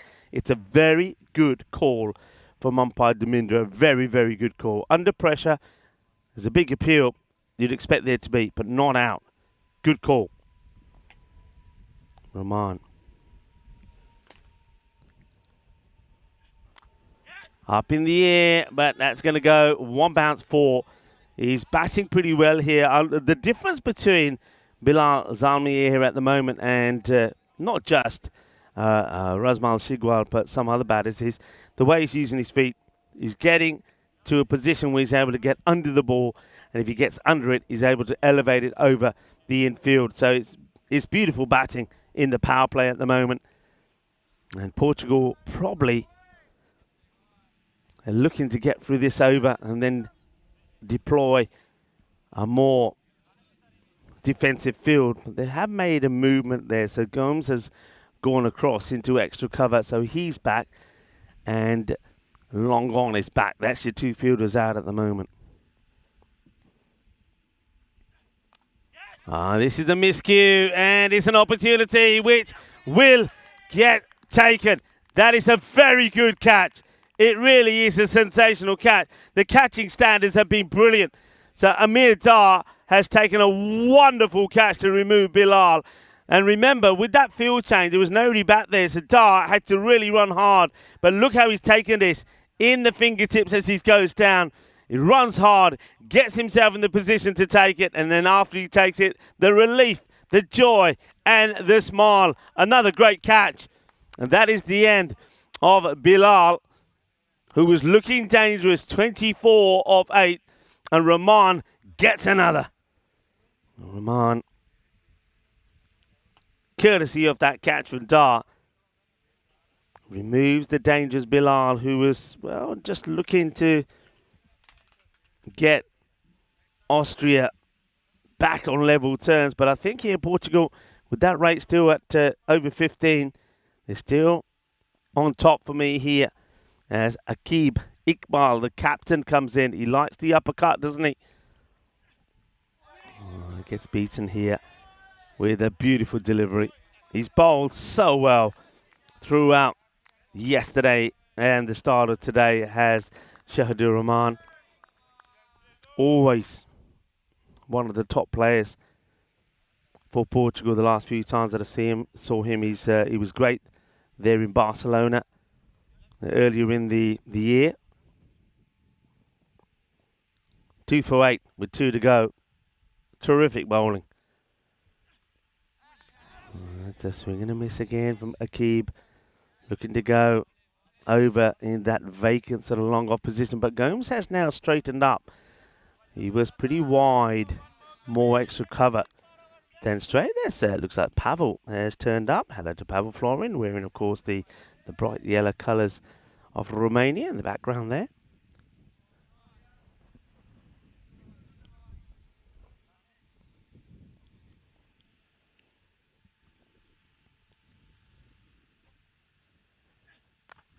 And just pushed away. Quality. Absolute quality from Shahidur Rahman. What a spell of bowling. What a spell of bowling that is. 2 for 8.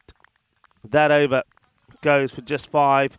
There was that one boundary early on, but he got the man, he got the culprit, he got Bilal. And now he really has got Austria on the back foot. They're going at 10s. It's 30 for 2. 2 wickets in the spell. And you can see the difference here. Some 22 runs adrift. But when you look at that, remember there were those 3 big overs, but then the other overs were pretty average. So it's all about partnerships. We saw Romania do it yesterday with a partnership. We saw Portugal do it in this match with a partnership. Partnerships are everything. That partnership was worth 68 between Martins and Shazad. That's what they need here. It's a partnership, and also, I suppose, to try and keep getting at least a minimum of 2 boundaries per over for now. Well, that'll be one of them. That's a great pickup. And Rasmal Shigwal, he's been looking for a ball in this slot, hasn't he? He never got it from Rahman. Rahman kept it a few inches further outside the off than this. This is in the area. It's in his swing zone. And Rasmal goes big. That's his first boundary. A first genuine boundary, let's put it that way. He did get a thick edge of Rahman in the first over. It was the only ones that came off in that over.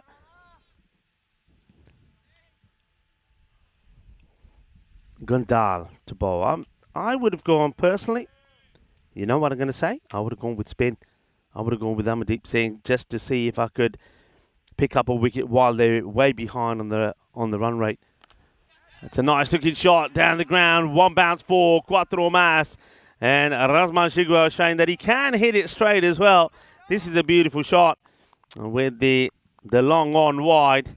If you're hitting it as straight as this, then nobody's going to stop it. Bounces over the European cricket banner. Nice shot. 2 balls, 2 fours, 6 and 4. Now it's Shigwal who is hungry for more. And gone. Gets him. Gets the wicket. 6, 4 and out. And Gondal gets his man. Shigwal is furious with himself. And it's just Fuller. And he plays on. So the Razmal attack is over. He'll go for 14 of 9 balls, bowled by Gondal. Another big wicket, 40 for 3. And this is similar to that match they played against Romania yesterday when they lost the likes of Bilal and Karambir early. Nobody really got going. And this is the wicket. Yeah, you can see he wants... he's so annoyed with himself. Is Shigwal. Imran Asif now joins Akib Iqbal.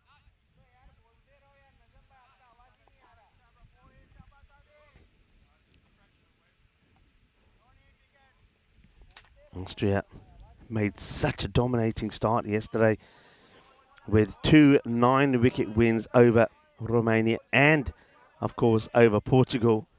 And then they lost to Romania in the last match, losing by 27 runs, 142 to 115.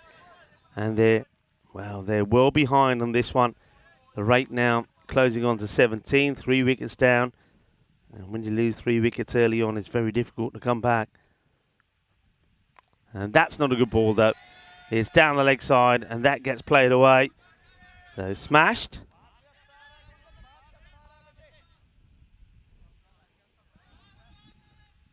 Short. And easy pickings.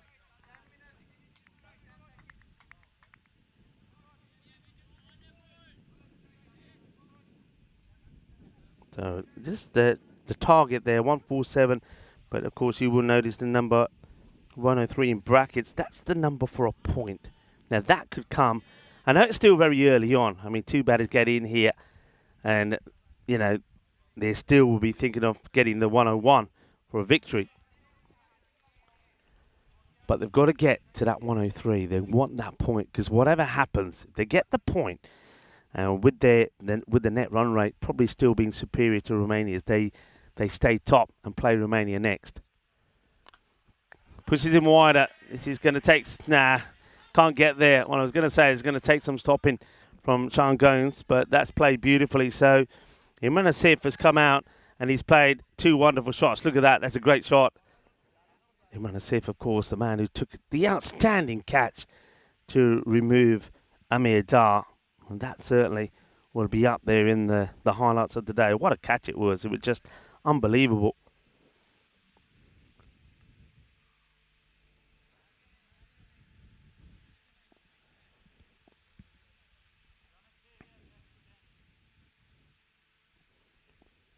Two nice shots. Oh, that's not a good delivery, and it gets whacked over for a big 6. So Gondal, it's been an interesting over, hasn't it? It has been an interesting over. He has taken a wicket, of course, but he's given a lot of runs away as well.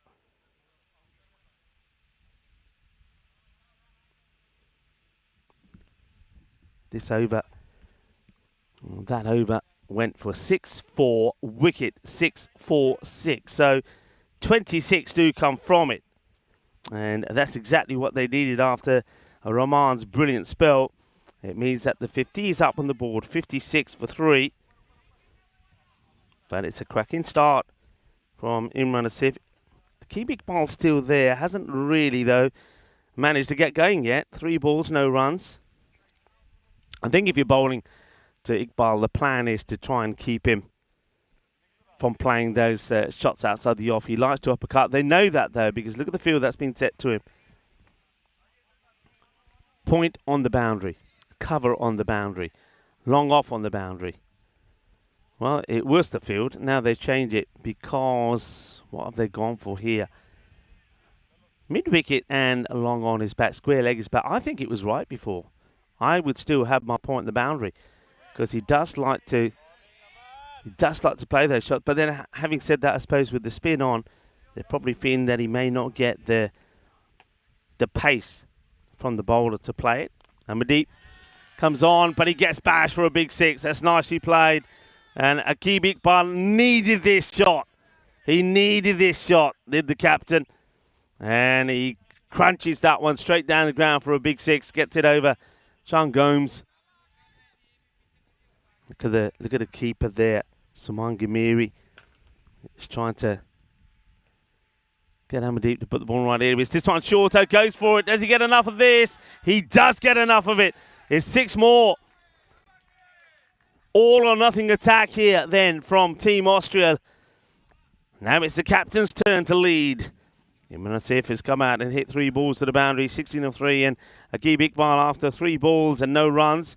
He's now hit 2 big sixes. Amandeep needs to just put a little bit more on this, go a bit quicker through the air.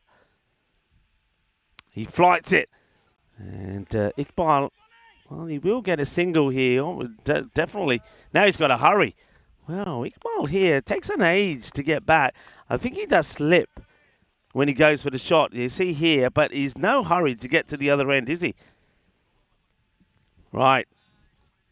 Asif, 3 balls, 3 boundaries. Here comes ball number 4.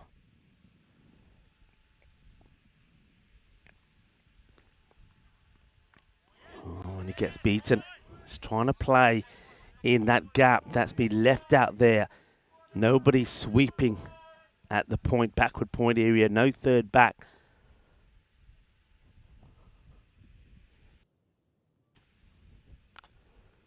Down the ground, but will just be a little single. So that's ends up being a good over from Singh. 14 come from it, so they need to be going around 15. So that will help after that very big over. Welcome to everybody wherever you are tuning in from around the world. Happy Sunday to you all. I hope you're enjoying your day of rest and whatever it is that you are doing. Maybe you're just having a nice relax on the sofa and you're watching the cricket, or you're doing a few chores and you're tuning in. Well, welcome to you. Thank you for joining in. And what do you think of the start of the day? I think we're going to have an absolute cracker for a finish here. The players will, after 5 overs of every match, will be taking some drinks of every innings, actually, because it is very warm. At the moment, I can tell you the temperatures are already into the 30s. Yesterday, we got highs of 38, 39. I think today is going to be very much the same. There is no air around at all, and it is International Be Nice to Bugs Day, so I'm not killing any of the bugs around here at the moment. And to be fair, at the moment, though, I did have a bit of an ant problem first thing this morning. A lot of the bugs seem to have disappeared. The issue is more with the heat. It is very, very warm. So let's talk you through what's happening here today. It's our last day here in Romania, and what a wonderful time we've had here in Bucharest and at this beautiful ground, the Moara Vasia ground. Of course, the lake here is fantastic. And I know when you see the aerial views of the ground, it is actually quite spectacular. I wonder if we can show you some of the views around this ground. I know that we have some very nice drone shots, but it's a beautiful place to be. It really is. It's very picturesque. It's very, very scenic. And I'm pleased to report that we have got fences all the way around us, because we know that we're in an area where there's a few bears around as well. Yes, look at that. There's the lake. Quite wonderful. A lot of fishermen there this morning, as you'd expect there to be on a Sunday morning. But can't swim in there, unfortunately. And so we just have to admire it and let it take our breath away. But I want to say a big thank you, of course, to everybody here at the ground, especially all the guys and girls of the Federation that look after us. And there's the greenery over the other side. It's just magnificent. And I know that Charlie and I both agree it's right up there. It's one of our top 5 destinations in terms of not just the country. Beautiful people here in Romania. The culture is great. The history, fantastic. The architecture in Bucharest is sensational. But this ground is lovely and well maintained and well looked after by the Federation, and very fitting for this international series. As we return back to the action, Austria have got to 70 after 5. And like for like, I can tell you, they're 8 behind where Portugal were at this point. Portugal was 78 for 2. More wickets have been lost by Austria. They've lost 3. But they've got batters that are in. That last over from Mohamed, though, wasn't a bad one. 14 from it. Right, we've had drinks. Aside Maisam to come on. This guy makes things happen. Can he get a wicket straight after drinks and put Portugal back in the driving seat? Austria have got 2 batters that are looking to get set here. Asif on 17. Edge, 4 runs. Oh, that's so unlucky. And stronger together. Well, you have to be stronger together if you're going to get this win, Austria. And looking to stay and return back to the top of the standings with a win. Fortune favours the brave, as they say.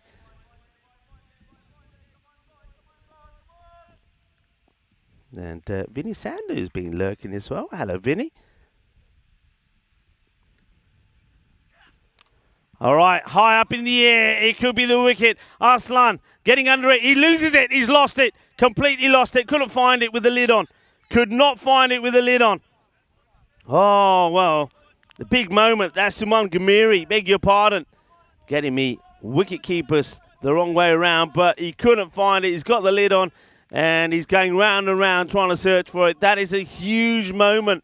It really is. Asif gets a life at 21 because Suman, the keeper, just can't find it.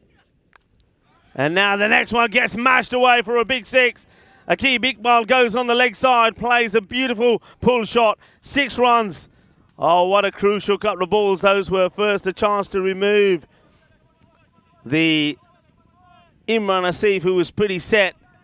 Skies went up, but he just couldn't get under it, could he, Suman Gamiri? He couldn't find it. He was going round and round. You felt the pain and you felt the agony of him trying to get there. Maisam knows he should have had a wicket. Up in the air, maybe he still will. Backpedaling. Doesn't normally drop him, and he won't drop him. That's Najam Shazad, the captain. Gets the breakthrough. Well, the 2 captains in the action. And it's going to be Najam Shazad who's going to be the happier of the 2. Well, no issues with his calf today.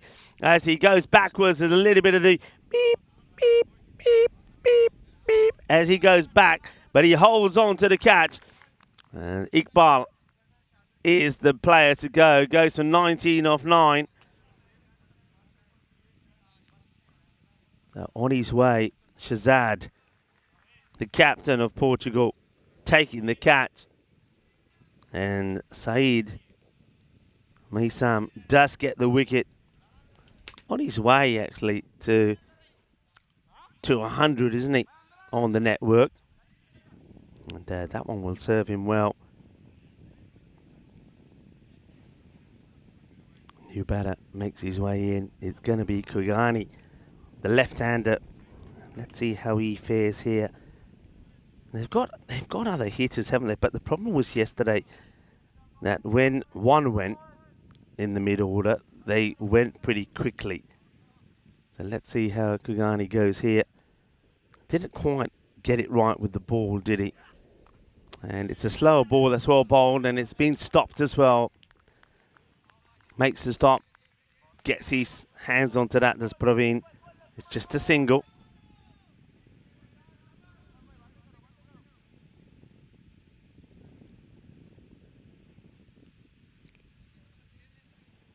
Yeah, Syed Meesum has now 89 wickets on the European Cricket Network.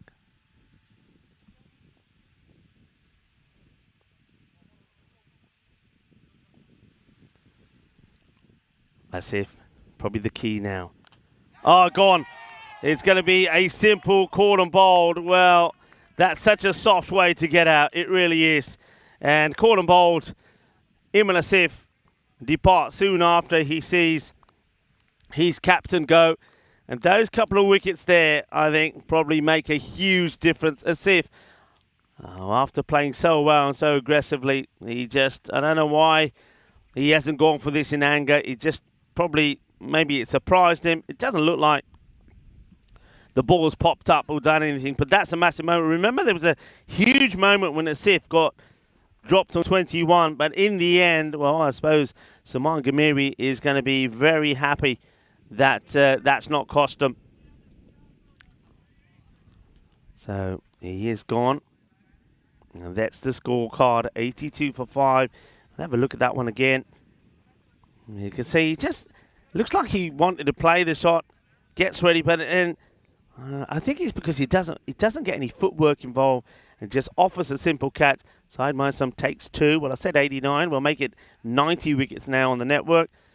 Portugal now probably go back in front here. Gagani there. Ranjit Singh has joined him. Gagani hits hard. Fielder out there. Can't stop it. It's 4 runs. That's what they've got to do here now. They've just got to throw the bat at everything and hope they can get themselves in a position going into that last over where, well, whether it is 16 that they need, if they can stay at this rate, if they can go at 16s and need 16 on the last, and they've got 2 set batters in there, it's definitely on. Amardeep Singh comes back on. He went for 14 in his first. That's been dragged away, but there is a fielder out there who makes a stop, keeps it to 1. Oh, they're taking it on. Oh, dear. And now they should really, I think they weren't alert here, got another. Now, I reckon here, if I'm looking at this, Saman Gamiri is probably thinking this ball is going to hit the stumps. Let's have a look at this again. So, gets a throw in pretty early, Praveen. And what's Saman doing here? Oh, it just doesn't, it just doesn't bounce. It just doesn't bounce. He's ready to take another bounce. Doesn't bounce, and that's a Gandhi ball. And that's going to be 6 runs. Balle, boom, boom, boom. Shakalagea. Oh, that's gone. And it's a Gandhi ball. Not a good one to the left-hander. And Kagani just helps it along the way. Big 6. Oh, there's twists and turns in this match.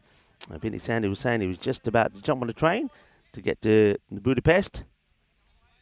And thank you very much, Vinny, for the shout-out. It's been a pleasure. That's up in the air. He gets it over the fielder. 6 and 4. And that is Gagani that's hungry for more.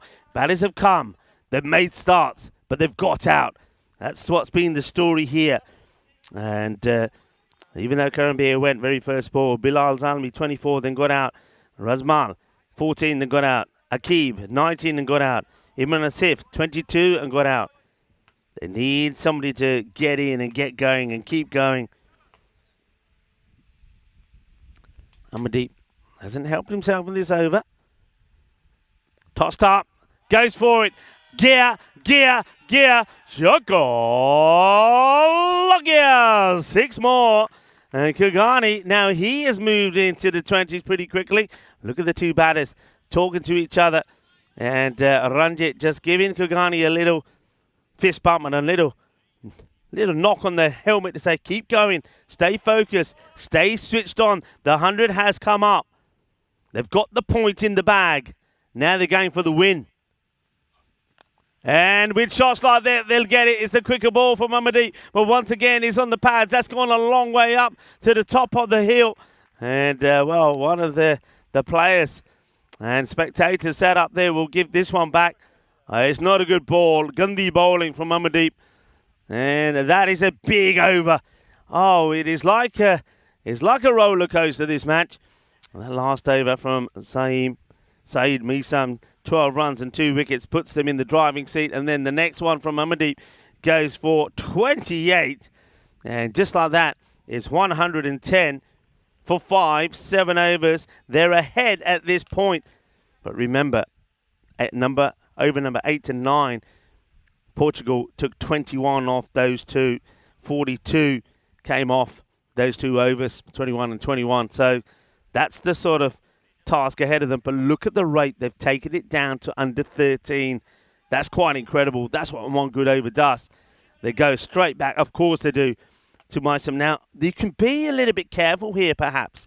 You can be a little bit careful in the 8th and say, look, even if we don't get the 12, We don't want to be giving our wickets away. They're not thinking that, though. You can see that from Ranjit. Ranjit hasn't got off the mark yet.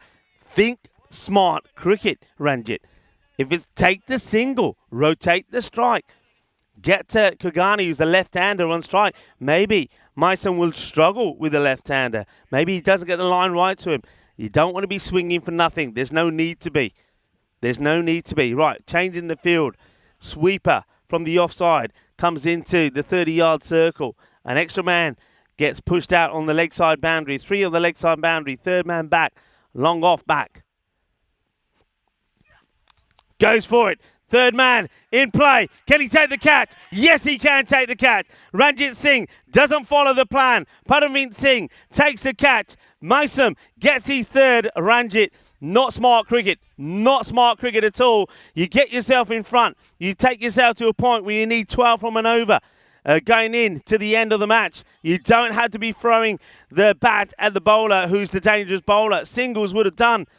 You can absorb 1 over, which even doesn't go for 12. Even if you get 10 off the over, you didn't have to do that. And that means another new batter is going to come out. Ranjit, disappointment for him. That wasn't really the play. He wastes and chews up 2 balls. He gets no runs at all. Good catch there from Praveen on the boundary. And Mysum picks up another wicket. Mansoor Safi is a new bat. Well, they say life is a roller coaster. This match is a roller coaster. It's sort of been going 1 good over, low scoring with wickets, and then 1 brutal over with plenty of runs. Safi on strike. How will he play? Swinging wild is the answer. Austria not playing smart cricket. 3 dots. When really, even if you're taking 3 singles, for me, you stay in front just. Those 3 dots, put them behind. The 12 goes back up to 14 now, required per over. All the hard work done by Kugani gets unspoilt by Ranjit. And now Safi, Mysum, doesn't feel right. Goes back to his mark. 3 for 12 off him. And then remember before him, the spell from Rahman, 2 for 8. That means the other bowlers haven't bowled very well, doesn't it? Shot down the ground. Fielder coming across. And oh no. Oh dear, oh dear.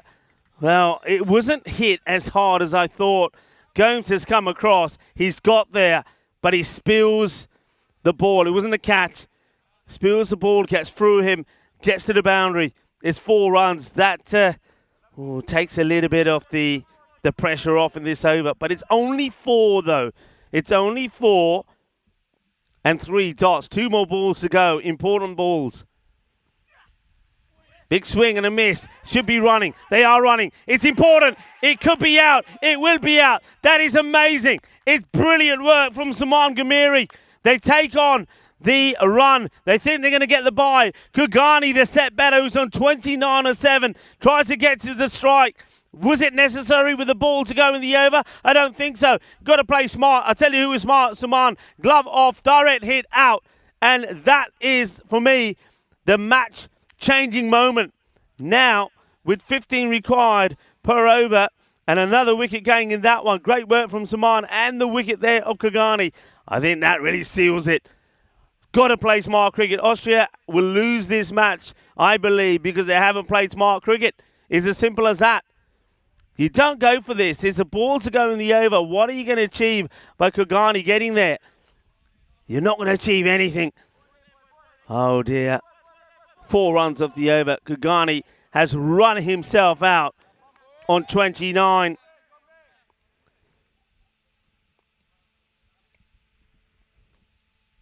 of 7. Run out. Zadrand, the new batter. Slow ball up in the air. It's going to be an... Oh, no way. Oh, no way. I cannot believe he's dropped it. Rahman, who was sensational with the ball, has just put down a dolly. He is put down a dolly. How has he dropped this? Oh, could that be a turning point in this match? They get a single. They get a single. 115. Only the 5, though, off the over. 2 wickets would fall. One crazy run out. 32 in 12. 32 in 12. Zadran dropped on 1. He goes back on strike. Jeremy Martins will bowl the all-important 9th over. All happens in the 9th. Martins to come in. Bowling to Zadran. Swing and a miss. First ball, dot. You're wanting at least 15 off this over. You're wanting at least 15.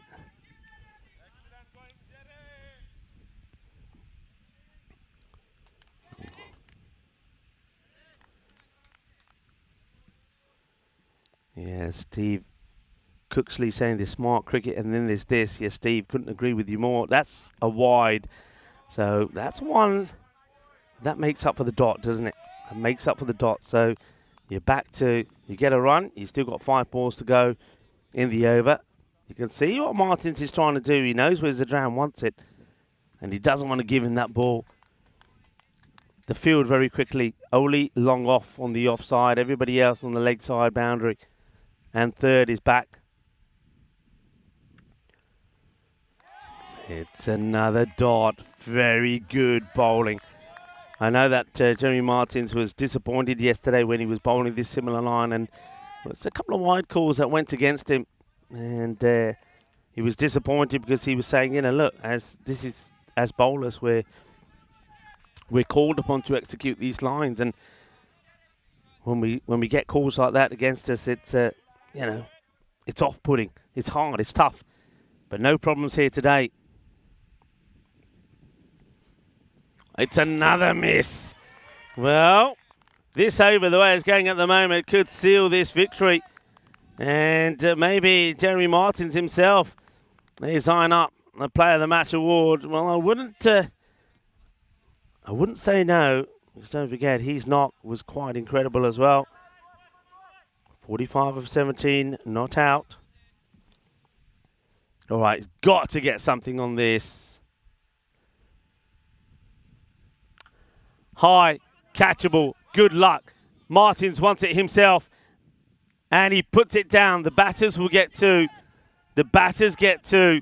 It's not an easy catch. It goes a long, long way up in the air, and I think it just catches his fingers. He's not able to get it in the palms.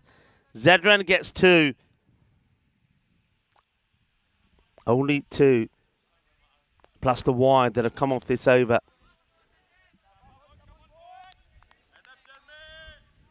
29 of 8. He's wanting 2 boundaries. He's wanting 2 boundaries. He's not going to get him. Not going to get him. This has been disappointing from Austria's point of view. They will be looking at this, especially the start of that last over, over number 8. They were 110 for 5 going into that over. They needed to play smart cricket and they didn't. And only got 5 runs from it, gave in their wickets away, that crazy run out. And Austria, having put themselves, I mean, that over that went for 28 from Amandeep meant they needed just at 12s. What an over this is. Absolutely cracking. Absolutely cracking. And that, for me, seals it.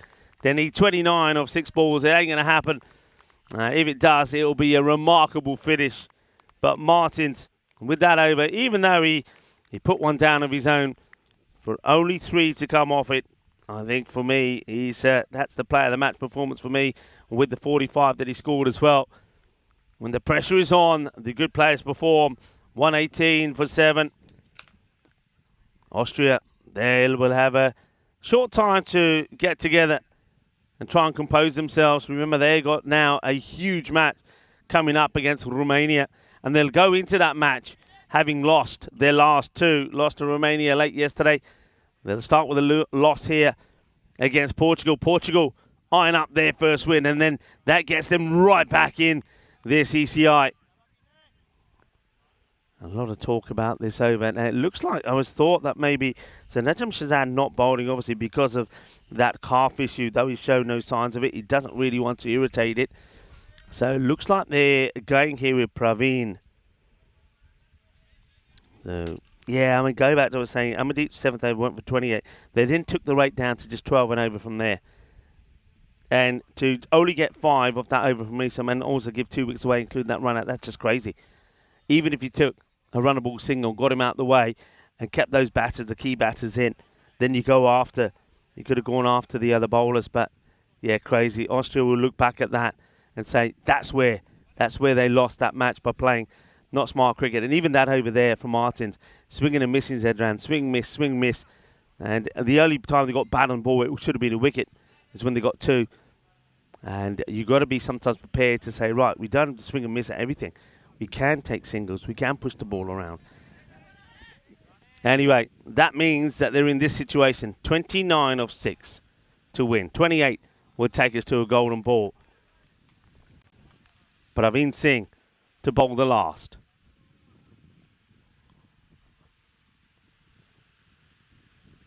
And it'll start with a dot. Starts with a dot. Let's have a look at this again. I think Daniels in the engine room will show it one more time. He's gone right across him. And yeah, from what I'm seeing there, I don't see anything wrong with it. The batter has gone too far down the leg side. So, dot ball. And another dot. This is what we're seeing here. Too much of this. Portugal bouncing back after 3 defeats yesterday. A dismal day for them. They've come back with a bang. They've answered the critics. And they put on a good performance to win this match. Oh, Gandhi. Now, where's this one going? Is it going to go all the way? It is. So that's a 7 up. That is a 7 up. Well, that makes things a bit interesting because it was 29 in 4. It now becomes 22 in 4 because of this 7 up. Why is Praveen even trying to bowl something different when the match is in the bag? Now that puts unnecessary pressure on him. Now it's 22 in 4. The game kind of, for a moment, comes back to life. And now it goes back hugely in favour of Portugal. Oh, Praveen, what were you thinking? Why are you trying to do things like that when you got the game in the bag? You just bowl your normal and don't give any extras away. So now, 22 in 3. Can't be done unless he bowls another 7 up. Well, that's 6. Finally, there is bat on ball.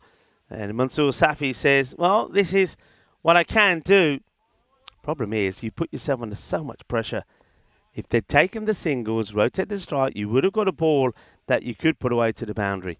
Rather than swinging and missing and swinging and missing and getting to a point where you create so much pressure that you end up running out, or Kogani ends up running himself out trying to get to the end to do some hitting. 16 and 2 balls. It's hit firmly, and there's a very good catch there taken by Jeremy Martins. Gets into position, takes the catch. That's his second that he's taken. Don't forget, he took the important one to remove Karambir Singh for that royal duck at the beginning of the innings. So Safi, 16, and makes his way, 16 of 8. Martins, certainly now for me, is the player of this match. Praveen picks up a wicket.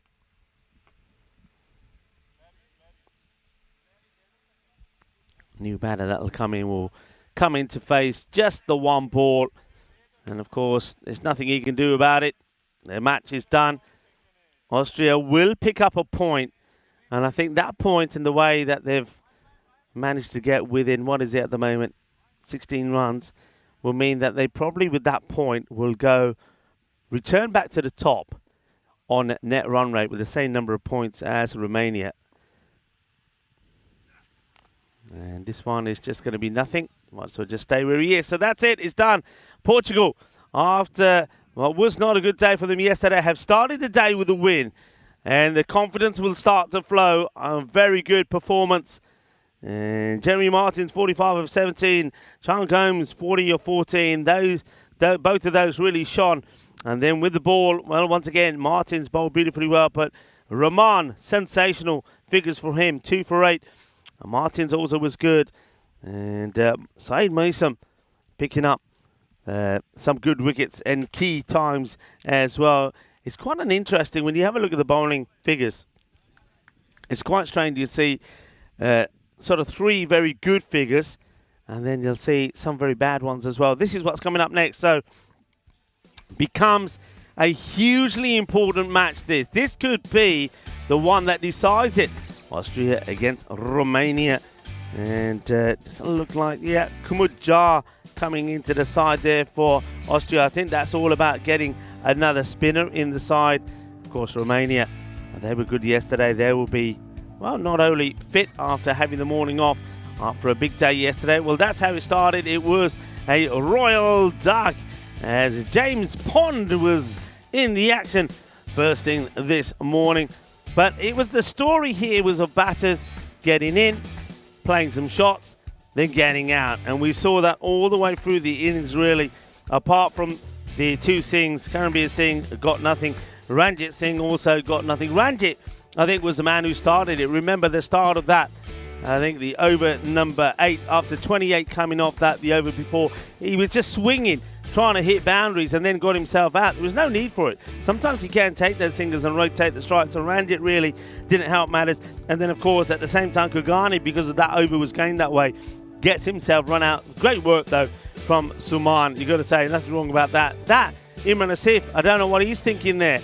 Another batter who gets in there, plays some really nice shots. He hit his first 3 balls to the boundary, then gets himself out, caught a bowl to Mason for 22. And just not going well. This one up in the air, very good catch, no problems at all.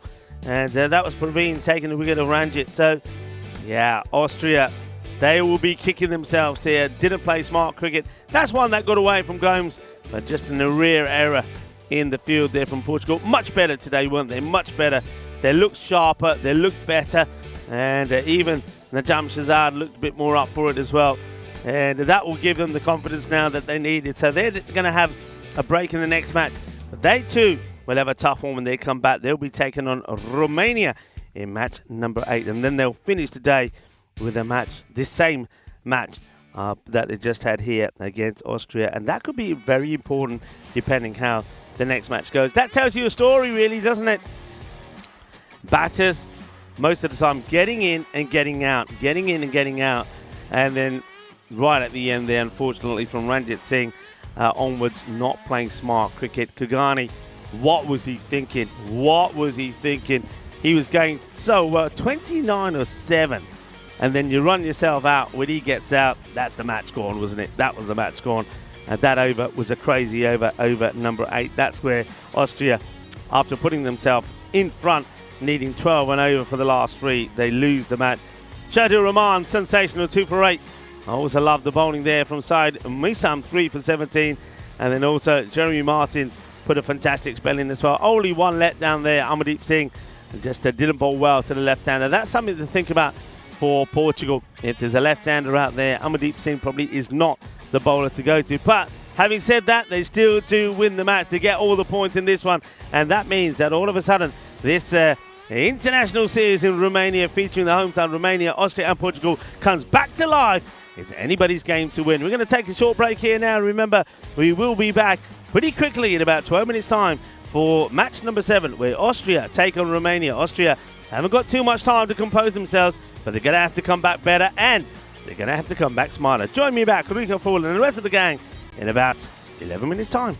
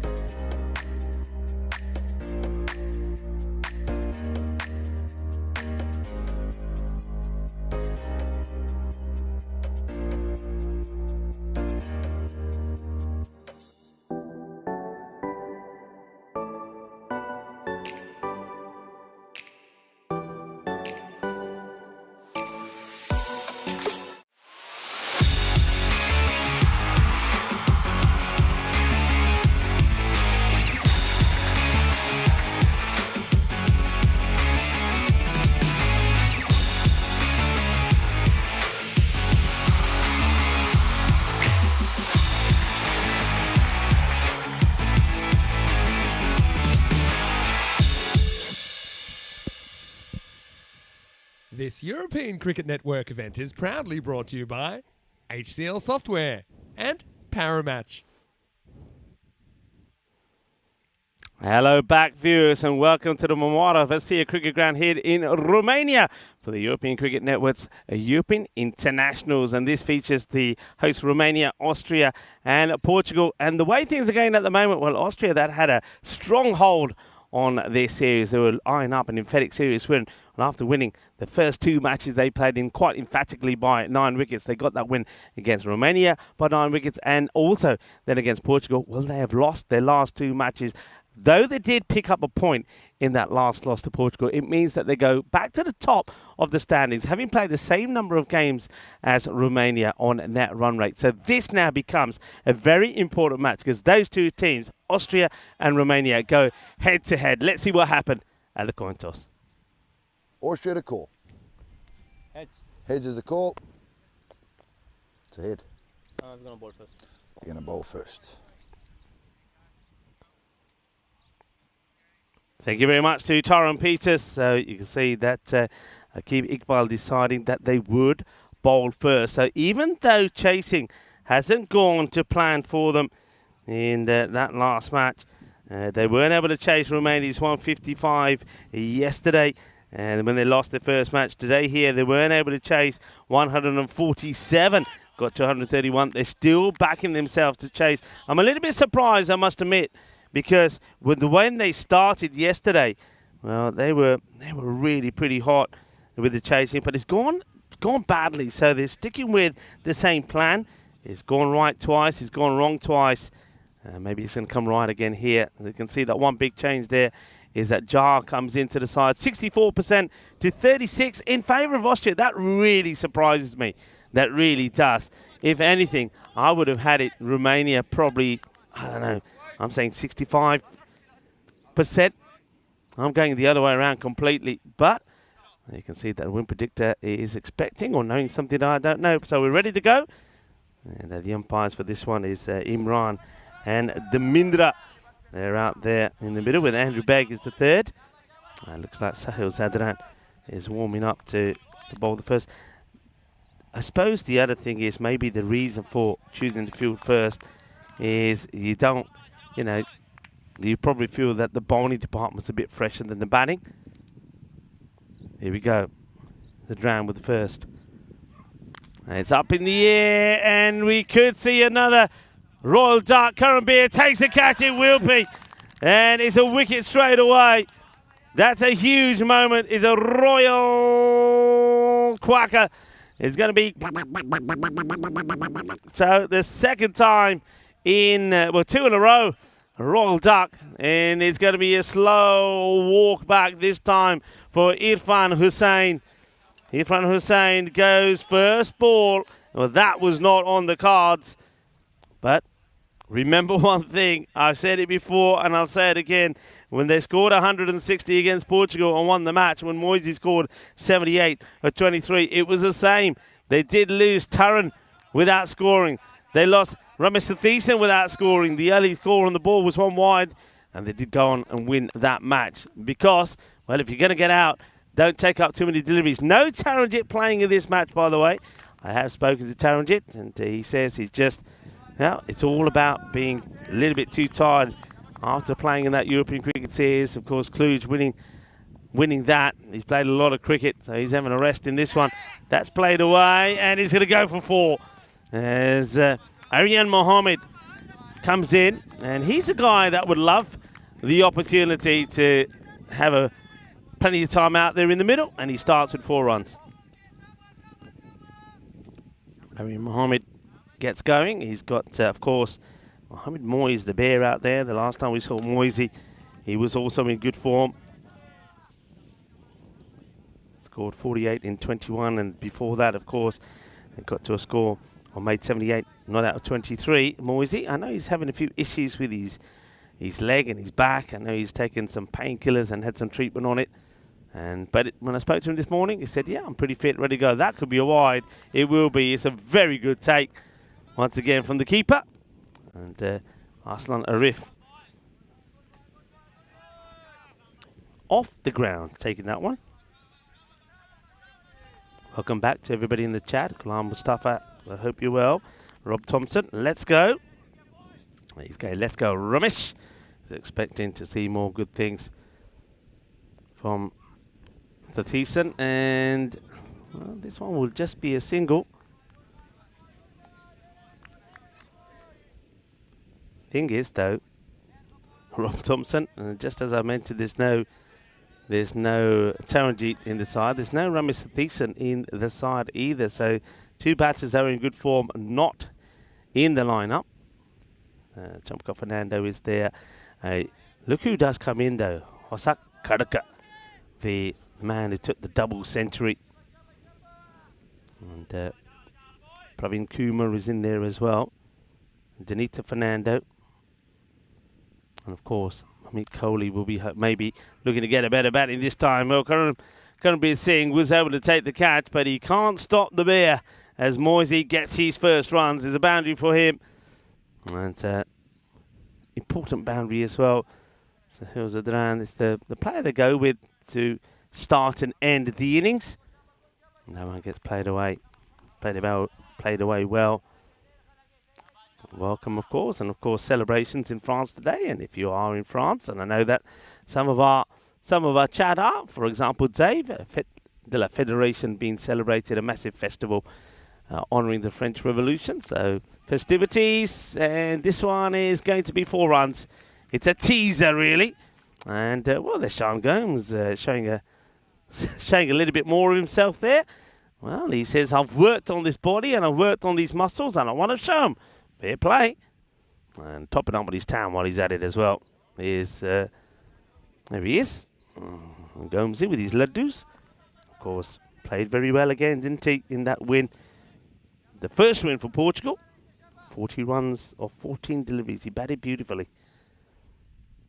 Zadran, 14 off the over. Moisey, 8 off 2. And, well, make that 12 off 3. 4 more. Zedran can't believe it. Holds out his hands and says, why aren't you stopping it?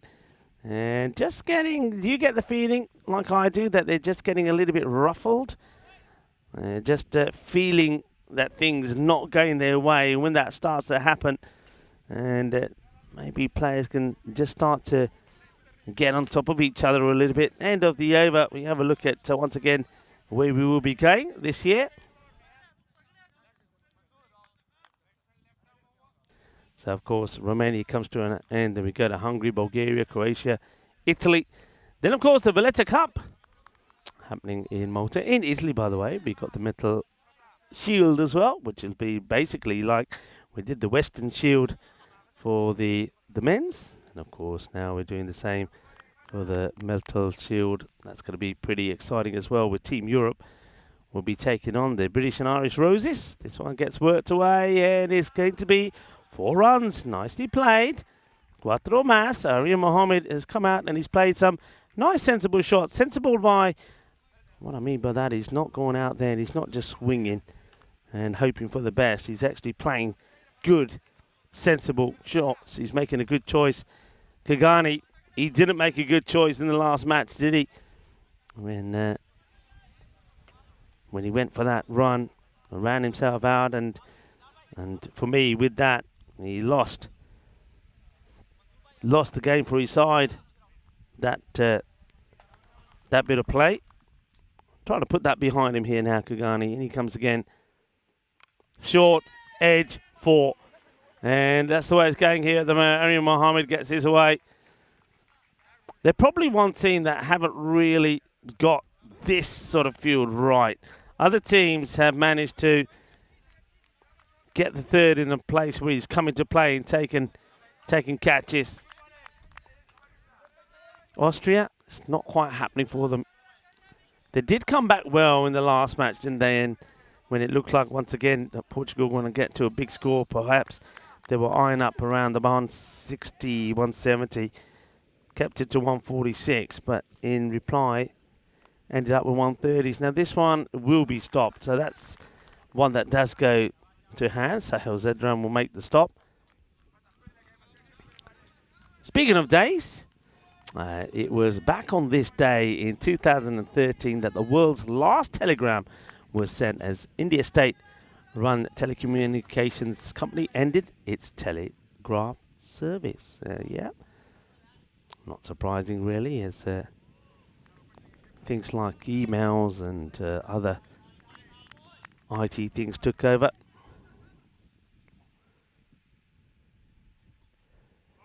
Well, this is the one for the over. Of course, I think the mobile phones got more advanced, or the WhatsApps and other additions such as that mean that the telegraph service was no more. Kagani.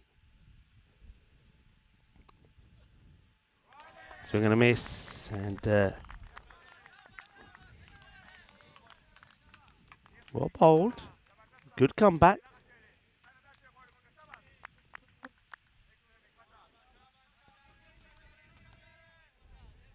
Kagani back to his mark. So Moisey does this. Moisey goes for this spell. Every time you see him, he'll have a few swings. He misses. He'll go across the line. But then he also gets one out of the middle. And just like that, really. That's Moise. That's the way he plays. Sometimes he looks ugly. Sometimes he looks dynamic. Sometimes he looks pretty average. But he does get runs. And that's the thing with Moisey. I know that his daughter is watching and probably saying, "Go, puppy, go." Well, hello to you.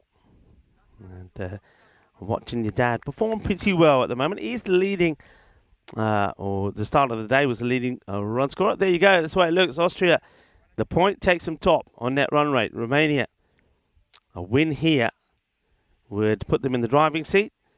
And that means that they would have to at least get a win against Portugal, and if they do that, then going into the last match, Austria, it wouldn't make any difference. They couldn't topple what Romania do. So they've got to get this win here. This is a very important match for Austria. Otherwise, well, it's out of their hands, and they're asking Portugal to do them a favour.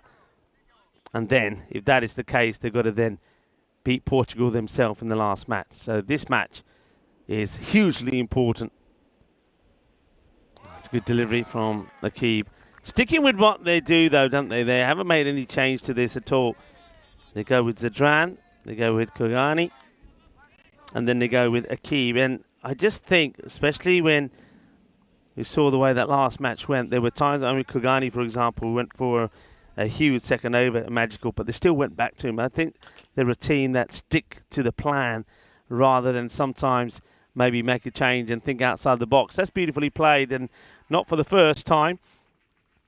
It's the bowler that does the double teapot as the batter just guides this to that boundary. They just haven't been able to get that fielder where they want him, really. It's clever. I suppose you could say it's clever batting also from Aryan Mohammed. He's playing these shots and he's getting it right.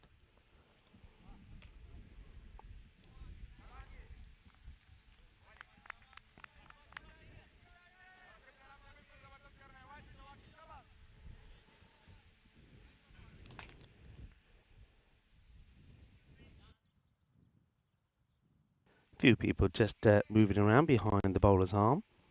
You can see Aryan Mohammed just asking them to move on or sit down, and now he goes big and he gets 6. Shaba, Kinna Sona, Shaka, Lagia. Beautiful shot. It's all about the movement of the feet. And watch him go here. Watch the feet. Yeah, lovely shot. Oh, and he holds the pose for good measure as well. Remember that Aryan Mohammed, along with Chapkla Fernando, provided us with a wonderful moment yesterday when they got that the team catch in as well on the boundary. Aryan did all the hard work and didn't even get a mention in the book. So it goes down the ground, and this is going to be 4 as well. Though he doesn't get it out of the middle, he gets it in the right area, nice and straight. Akib Iqbal, the captain, getting the treatment here. Now I wonder if he will go back to Kogani for the 4th, or go to the likes of Bilal Zalmi, which is what I thought he should have done in the last match, but he didn't. Oh, that's a good comeback. Oh, it's going to go for 4, you know. This takes off. And I just didn't, the way that Arslan Arif went for this, it almost looked like he wasn't able to spring off. Let's see, this is a great delivery. It just keeps going, going, and going. And it's going to finish with 4 byes. So another very good over. 18 will come off that one. Is it the over, though? I don't think it is the over. I think there's still a ball to go in it. Yeah, there is. I thought that. So hold the fort, everybody. There's still 1 ball to go. 18 off it. Says 14 to Iqbal because there's 4 byes to add on to the over score. 49 for 1. Once again, people, it's a very good start in the power play from these sides. So, but teams haven't been able to do the same in the second 5. That's wild. It's a gundy ball. It's going to be 6. And I think that sort of tells me that at the moment, Austria are not having a good time with things. Aqib Iqbal, the captain, gets blasted for 6. Well, he will go magical now. 20 off him. If you include the 4, 24 off the over. And the 50 comes up. Once again, rapidly. 53 for 1 after 3. So even though they got a wicket, a royal duck of the very first ball of the innings, it's, well, business as usual, if you like, for Romania. And even though there's no Taranjit Singh in this lineup, there's no Ramis Sathis, just look at the batting that's still to come. Plenty of good hitters. You would think that maybe Fernando, Chumpkula Fernando, that is his next in. And you've got the likes of options of Chima. You've got the option then of Janita Fernando to come in.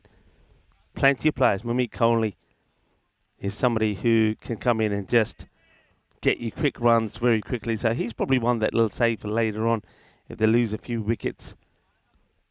Can come in and really get the acceleration going. It's not a good delivery as that one gets worked away. So Bilal Zalmi does come on earlier this time.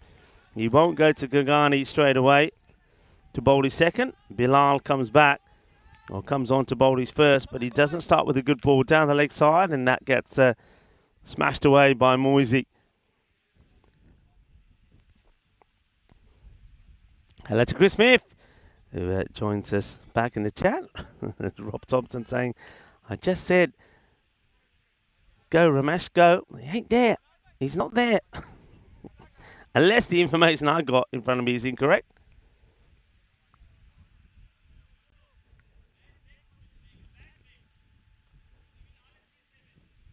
Austria will find it, of course, testing to go straight back out there after playing the first match, especially when you don't win, because then it sort of tails her down a little bit. Short, hit hard, hit for 4 more. It's too short. There is turn on this from Bilal, but it's too short. Moisey gets another one away. They're not bowling well here. They're just bowling far too short. And this one, Mr. Thiessen is saying, Rob, I have some personal commitments today. Hopefully the guys will stand up. I think he means stand up there. He says step up.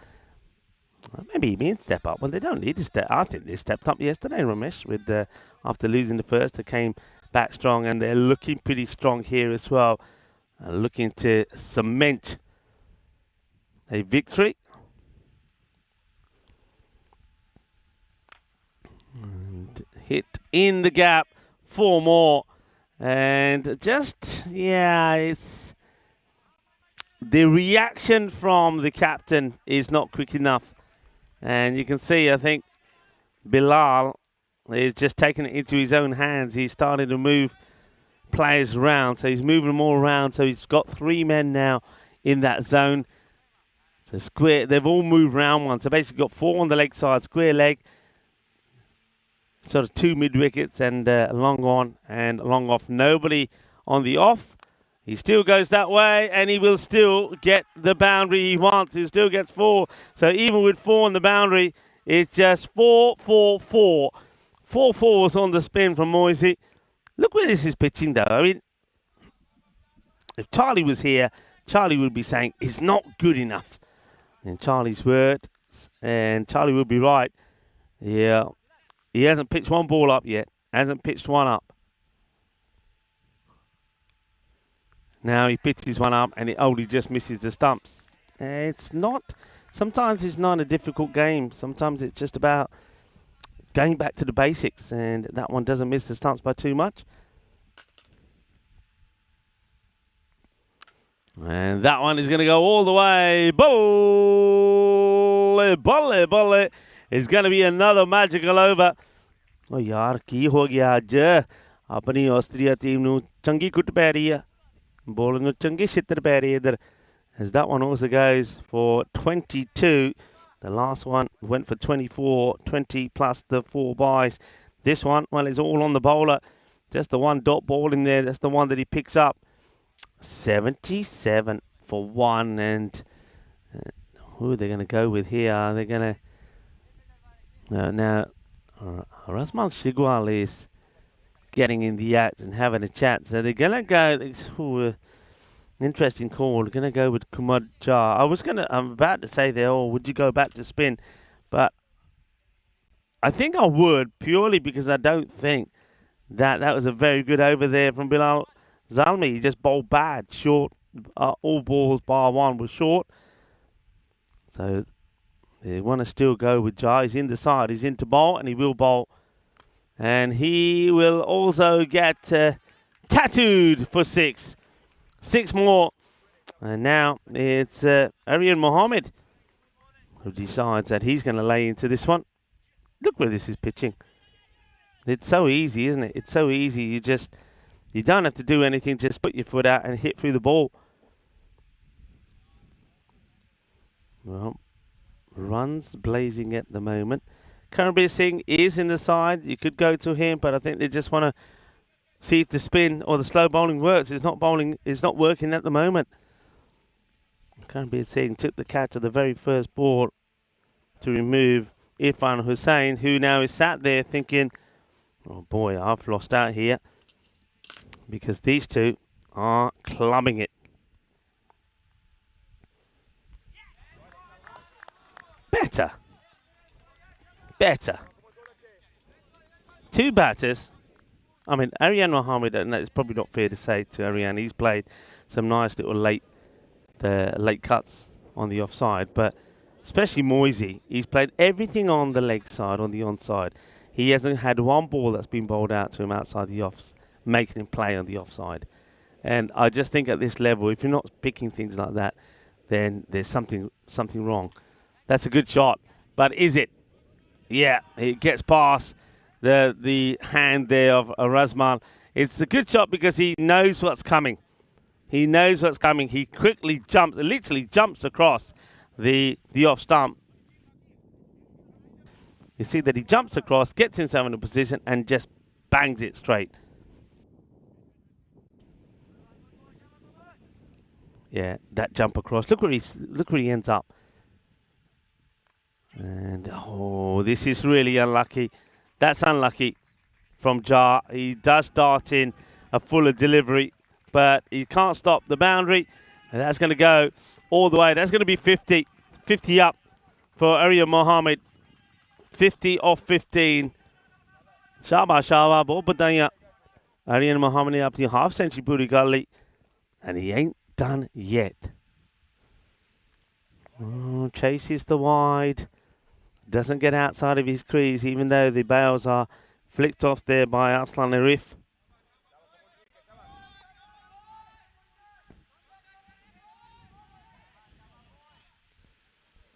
Chris Smith asked me a question which I don't think I can answer. He's saying, why is there no MSP? Asking the question. Arslan Arif is pretty confident. He thinks he's got his man. Wide is signalled, but I think that was probably the plan here, and we'll have to wait and see this side on to see if, well, he's very confident, Arslan Arif. Let's see. So, goes for the reverse, foot in the air, and it's down and stays down. Not out. Wants it. It's not going to get it, but it will be a wide. MSB, I couldn't tell you. Of course, Mark Simpson Parker He's a lovely lad. And short, up in the air. And that will be, I think, 6 runs, is it? No, 4. It's a quicker ball from Kumuja, but he's up for it. Uppercut. Beautiful shot. Beautifully played. 6 more. Runs are flowing at an incredible rate. We're getting to the 5 over mark here. That gets played away, and it will. Oh no, it's a terrible, horrendous misfield from Karambir Singh this time. And this, I think, sums up Austria this morning. Have a look. Karambir Singh, nothing behind it, is going to go to the boundary. The 100 comes up, is 103. Here's the score.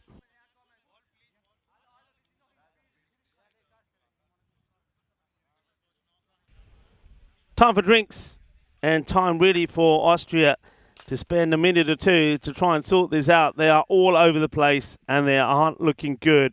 Captain's got to get the troops together and say, hey guys, come on, what's this all about? Well, I can tell you what this is all about as we have a look at, we have a bit of time to actually talk about this now. Happening in the beautiful province of Andalusia, the region of Malaga. We have the wonderful town of Cartama, and this is the Euros that will be happening there at the Cartama Oval. The field of dreams for European cricketers. It will be the European Cricket Championship, the Euros of cricket, where we'll see the start off with the Challenger Division. 2 groups there, Group 1, Group 2, and of course some exciting teams there. Group 1 will be very well contested. The Isle of Man, Estonia, Bulgaria, Croatia, Turkey, Slovenia will battle it out. Whoever finishes top will take on the team that finishes top of Group 2, Greece, Czechia, Luxembourg, Cyprus and Serbia. Top 2 teams there will, in 2025, play in the Premier Division, even though they will play the final themselves, and they'll have, of course, the chance to take the trophy away with them as well. 1 team from the Premier Division will go down next year. I think in years to come, it will probably be 2 up, 2 down. But 1 team will go down, so the team that finishes the worst in overall in that Premier Division will go down. So that's going to be very exciting. First time, of course, that we're doing that. And, of course, the reigning champions, England, will be looking to do it again. But I think they'll get some good, stiff competition from some of those teams, certainly from some of the cricket that we've seen. So, are we going to see a change here from Austria? There needs to be, doesn't there? The last 3 overs have gone. I'll wait for this ball first. This one will go to the fielder, who has also spilled it to the boundary. So it started badly, or I would say it ended badly before drinks with a misfield from Karambir Singh, and now there's a misfield from Ranjit Singh, and then nobody likes to see this. It's almost a sort of a run of shame for Ranjit, who now is going to get replaced on the boundary. He comes into the circle on the offside because that one gets through him and goes for 4. Austria looking in tatters a little bit. Dare I say, they're looking the way that Portugal were looking yesterday. That actually probably a good way to sum it up. Portugal completely different, and this is a chance though, and it's taken. So Razmal takes the catch. Karambir fist pumps the air, but they've still got a lot to do, haven't they? Moyes will go and goes for 42, going down the ground. The difference here is, I don't want to sound like a broken record, but they've made him play straight. He did the same yesterday when he was going well, and I said, you haven't made him play straight once, and when they did, he was on 48, and he got out. It's the same here. It's a ball that's bowled to him that he can only hit straight down the ground. It's not his strength. And he's gone. Razmal takes the catch. And Karambir takes the wicket. But they need a lot more, as Chamkla Fernando, who batted very well yesterday after picking up 5 wickets, including a hat-trick in the very next match. He then went on to score 48 of 20. So he's in good form, is Fernando.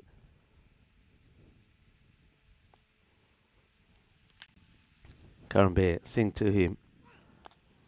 Goes for the Yorker, just slightly over pitch, but I think you're probably better off, as you see there, to be over pitching a bit like that than going short down the ground. Yeah, I was talking about the scores. So the last 3 overs went for 66. That's just class, really. It's class. Aryan Mohammed, they just haven't been able to. Why? You see, this is my question here. Aryan Mohammed, I think this is the 4th or 5th time he's played this shot. So when he's going on, when they're bowling to him, why is the field not changing? Why is the captain not saying, right, it's Aryan Mohammed, he likes to play this shot, right, okay, you go back, let's move the field. Why? They've got to be on top of this, and they're not. They're reacting too late. Just reacting too late. They're allowing the batter to do something and then reacting to it, rather than knowing he's going to do it and react to it. And this time, he plays it even finer. This is wonderful batting from Aryan Mohammed. It really is. And you know what? I'm gonna say it. I'm gonna put it out there. Maybe it will be the commentator's curse. If it is, then I think Austria will be very happy I've done it. But I reckon he's on his way to an international century here.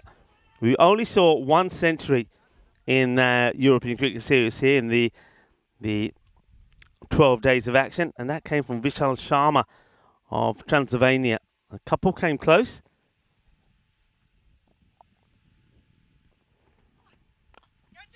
It's nicely played. It's just a single. In comes a throw. And Karambir does the fielding off his own. Karambir Singh. End of the over. I guess you could say it's kind of a better one. 14 come from it. It's not magical. There is a wicket from it as well. But Romania, 117 for 2. Still 24 balls to go in the innings. And they're looking, of course. Yeah, you can hear them. Keep going, guys. Keep going, guys.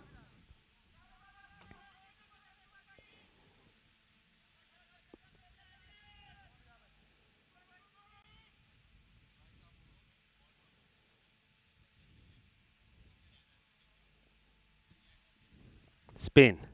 Bilal. He jams in a Yorker length delivery. Gets respected by Fernando. And of course it does. He knows his role here. His role is not to get dot balls in.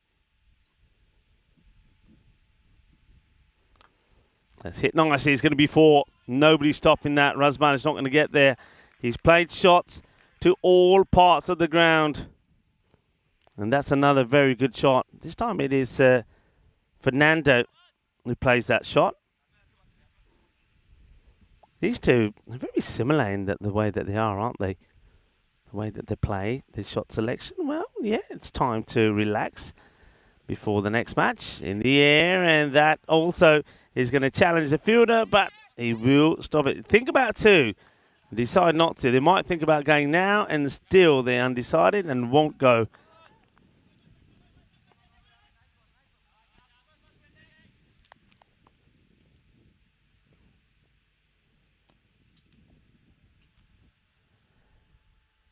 Not good ball. It's going to be a wide. In fact, he's very lucky that, first of all, it's a good stop by the keeper. Wouldn't have been expecting that, but he's lucky the batter doesn't get hold of it, Bilal. Short, elevated, gone, 6. Aryan keeps on going. Now he gets into the 70s. Moves to 74 of 22 deliveries. Expected score here at the moment is now in the 170 plus zone.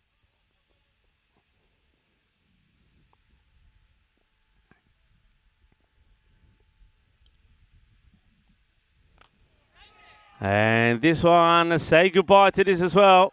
It's just hitting and pure hitting. Frustration for Bilal, who just shrugs as this one goes over for 6. He's shrugging like saying, well, what am I supposed to do? Are we seeing Aryan Mohammed get to an international century here. It's a catching opportunity. He gets dropped. Offers a chance. Razmal Shigwal coming in to take it. Down it goes. Oh, what a chance this is. And we've seen Razmal take one catch, but that goes down.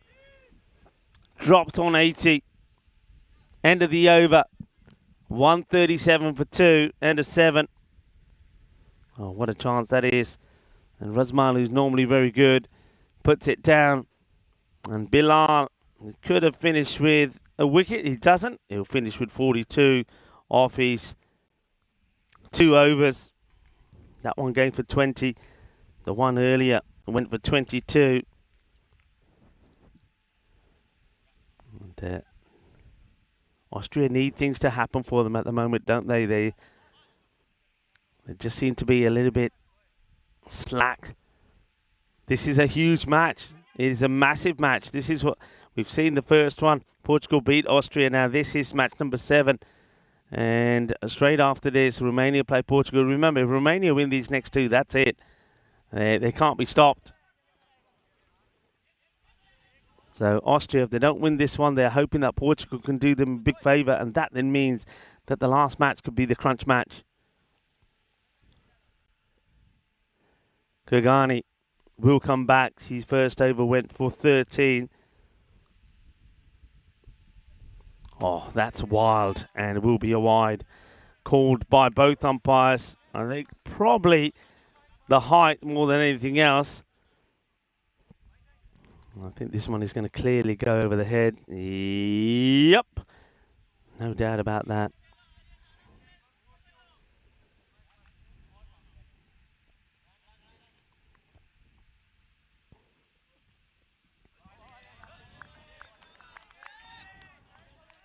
Some applause, but also at the same time you can hear the Romanian supporters and the bench.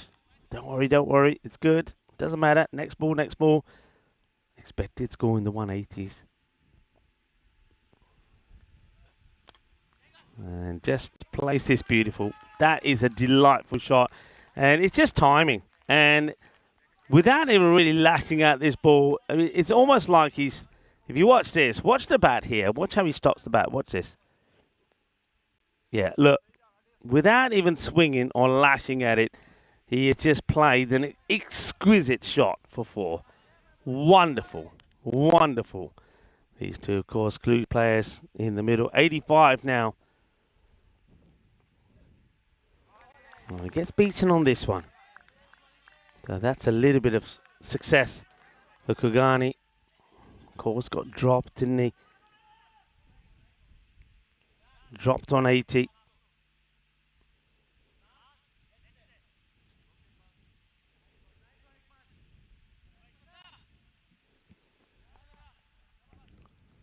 .85 of 27. Kurgani testing him. Edge. This time it does go to the fielder at third. Just a single. Arian, one more to his name. Best that we've seen him score was 90 versus Hungary. That was, of course, this year.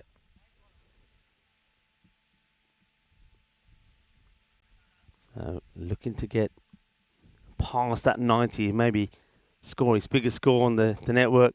That's probably going to be... No, I was going to say the umpire thinking about this, and he's been made to run. That's very good running, good vision there from Arian. That's a good thing that I'm liking about Arian Mohammed here. All right, he's batting well, he's hitting the ball to all over the place, but also he's running hard. You know, if anybody had an excuse for not running, it would be him. He says, no, it's on, let's go. And Fernando, a little bit late to react, but he does get there. Well, what's he trying to play here? That's a very interesting shot. I suppose there's a big gap there on the 45.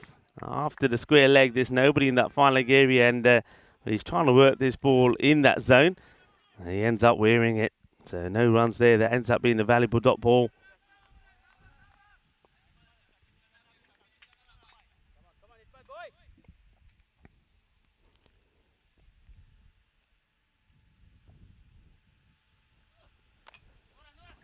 into the ground. Will take a single. So Kagani, this has been a pretty reasonable spell. When you look at the other bowling figures around him, 2 overs for 22. No wickets, but the economy is good. Romania, they moved to 146, but still have 12 balls to go in the innings. They've only lost the 2 wickets, so I think Fernando will be probably told, come on, it's time to really push on.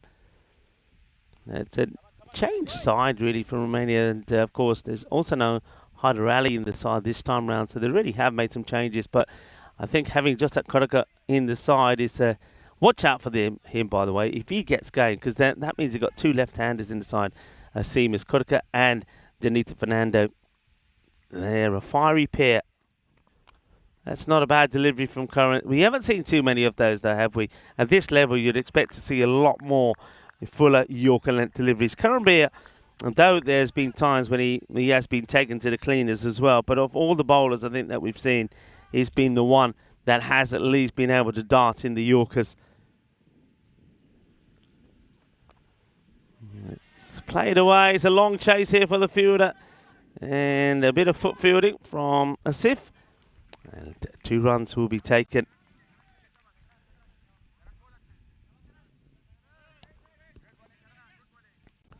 Chamkala does like this shot, and I've said this many a times, he's probably, of all the players in the Romania side, probably the most funkiest. He likes to play those snazzy shots.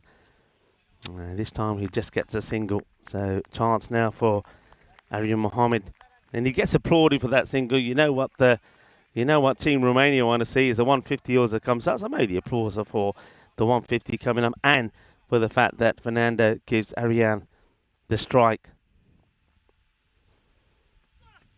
Gandhi ball. That's only one way to describe that. Karanbir Singh, I said this yesterday, I'll say it again today. The slow ball, every time he's bowled it, it's been a full toss and it's been runs. He hasn't got it right at all once. And that one will move Aryan Mohammed into the 90. So he's now on the highest score that he's ever scored on the network. He's gone past the 90 that he scored against Hungary earlier in the year. I'm not sure that he needs to be doing this now. He's on 94, and it's the wrong time to get funky. And also to do this to Karanbir. I just mentioned that Karanbir, one thing he has managed to do, even though he can't get the slow ball right, but his Yorker delivery is good. You don't want to be walking and showing all your stumps. Karanbir may be thinking, you know what, let me get the Yorker in. Let's see if he can. Goes for it and gets it in pretty well to the fielder. No run. It's the go-to ball. It's the go-to ball, but back to basics. You don't have to try and do too much. Just get that ball in the right area. Full, straight, Yorker length. You're not going to get that. You're not going to get underneath that and ping it to the boundary. End of the over. So 156 for 2. Last 2 overs. 9 from Kagani. That one from Karanbir just going for 10. So it's better, isn't it? Better in the second half. Let's have a look at this century so far. Vishal Sama was the last. There's a lot of them. Started with, of course, Akila Kalugala. He did score another one when we were back in Cyprus, by the way. But yeah, keep them going. Jonty Jenner, he's up there a few times. And next page, please. And one more. There we go. So it would be the 87th century if he gets there. Fernando. Get the feeling that he is just getting the single. The only thing I'd say here, now I have seen this happen. Let's just say Chamka there is taken, and he's done it a couple of times, just getting a single rather than playing his normal shot or getting a boundary. So what could have been 4 becomes, what could have been 4 or 6 becomes 1 to get Aryan on strike. All right, he gets his century, but more on that after this first. Good looking shot, will just bounce spicily in front of Akib, who fields it well. It's only, oh, well, hang on a minute. It should have been another. It will be another. This is a comedy of errors, really, from Austria. Comedy of errors. Akib makes a fine stop. It should only be a single. Aryan then would be on the non-strikers then. But watch here the way they've dealt to do with his throw. Zedran leaves it. the wicket keeper gets it wrong and gets hit on the foot and then gets past the fielder, it'll be 2. So Arian Mohammed on 96, a boundary would do it. And he has a wild swing at this, and that was so close to finding the edge. Dot ball. Yeah, what I was going to go on to say is, let's say that Austria get this score and they do it in the last over of the last ball. You then go back to those little pushes that Fernando's taking to allow Arian get these ton and say, well, if he hadn't done that and played his normal game and possibly scored an extra 8 to 12 runs himself, you'd win the match. What's more important, the ton or winning the match? Winning the match. For me, every time, it would be a marvellous moment for Arian Mohammed. 159 for 2, 3 balls to go. He should get there. And he gets beaten again by Zadran. So the pressure is on. The heat is on. Well, it is. It's hot. And about 34, 35 degrees at the moment as we get to the midday temperatures. But also Arian, who has batted magnificently. He's on 96. He's got 2 balls to try and get this ECI century.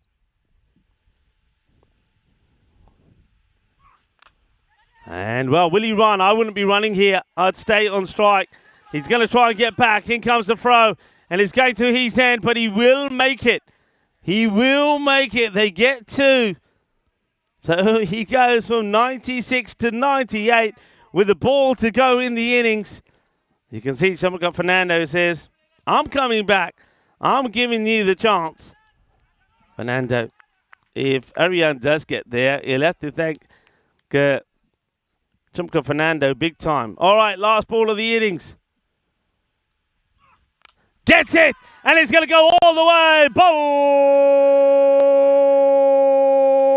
Bolle, bolle. Brrr. It is an international century for Arian Mohammed. And he brings it up in style. 6 off the very last ball. It'll be 8 sixes, 11 fours. Gets him to 104 not out. His highest score on the European Cricket Network. And Arian Mohammed, what a moment it is for him. He gets his century. And he also helps to get Romania to 167 for 2. What a moment this is for the batter. And what pride, what joy, wearing the national team jersey as he brings up his first century on the European Cricket Network. Very well batted. And of course, he will get all the applause and jubilations there. Wonderfully well done. There's Moisey. And yeah, hugs all around. And Yoss applauding that innings as well. There's Mamit Kohli. A wonderful moment. But of course, I think he just wants, he says, all right, folks, just let me sit down. Give me some water. Give me some ice. Let me cool down. But that's superb. Called it early and called it right, folks. A century for Arian Mohammed. And he helps his team also to get to 167. I will say this. It's not 170 and it's not 180. The door is left open. Austria, they're a team. If they can click, even though they're down at the moment, if they can click, they can get this, we could see quite an exciting run chase. And if they do get it in that last over with a couple of balls to go, even off the last ball, then you'd have to say that maybe the focus on the century means that you sort of distract yourself away from getting the bigger score on the board, which could result in losing. Though having said that, Romania with the lineup they got with the ball, with Kodaka getting in the side, Janita Fernando there as well. Chima's been bowling brilliantly well, so has Kohli. And I think they'll bat themselves. Dylan Fernando, though, is the one question mark. Yeah, I know that he had issues with his shoulder yesterday and he wasn't quite bowling at his best. So it could be the spin that isn't great. But don't forget, you also got Irfan Hussain in the side as well. So plenty of options. And I haven't even mentioned Mohammed Moise. That was a nice, easy catch there taken by Razman Shigwell to remove Moisey in the 40s. But of course, Arian was still there, and while he was still there, not only was the scoreboard ticking all the time, but also he was getting closer and closer to that century, which he would get in the end. Very big thank you to Rob Thompson, who after that century being scored by Arian Mohammed has gifted a membership, and the membership has gone to Kimberly Andre. So Kimberly, congratulations to you. What a wonderful Sunday's turned out for you. But thank you very much to Rob Thompson. Aryan Mohammed, though, what a moment. He'll savor that moment for the rest of his life. And he's done it on the big stage. He's done it, and he can go back and watch it over and over again. Well batted indeed. Let's have a quick look at that scorecard. Of course, it's dominated by Aryan Mohammed. 104 of 39 deliveries, 8 sixes and 11 fours. Mohamed Moyes, 42 of 14. And Chamka Fernando just playing a little supporting role there towards the end, just helping Aryan get most of the strike. And once again, Romania lose a wicket off the very first ball of the innings. It was a royal duck for Irfan Hussain. But if you're going to get one, get it quickly and allow the other batters plenty of time to bat. That's what he's done. On the bowling front, well, I suppose it's a mixed bag, really. I think Karanbir Singh, he'll be pretty happy with his bowling, 1 for 24. I think also some of that Sahel Zadran will always put in a good shift. And Kagani was much better this time around. But the likes of the captain, Iqbal, who only bowled the one over, Bilal Zalmi, and also the other spinner, Kamudjar, it just didn't work. So plenty of runs on the board. And now pressure on Austria big time. Remember, just to get a point out of this match is they're going to have to go some here. So it's going to be a huge requirement for Austria. Must-win match for them, really, I think. Otherwise, they're asking Portugal to do them a favour when Romania play them next. Join me, Riga Full, when we come back in about 10 minutes' time for, well, the crucial run chase from Austria, needing a very hefty 168 for victory.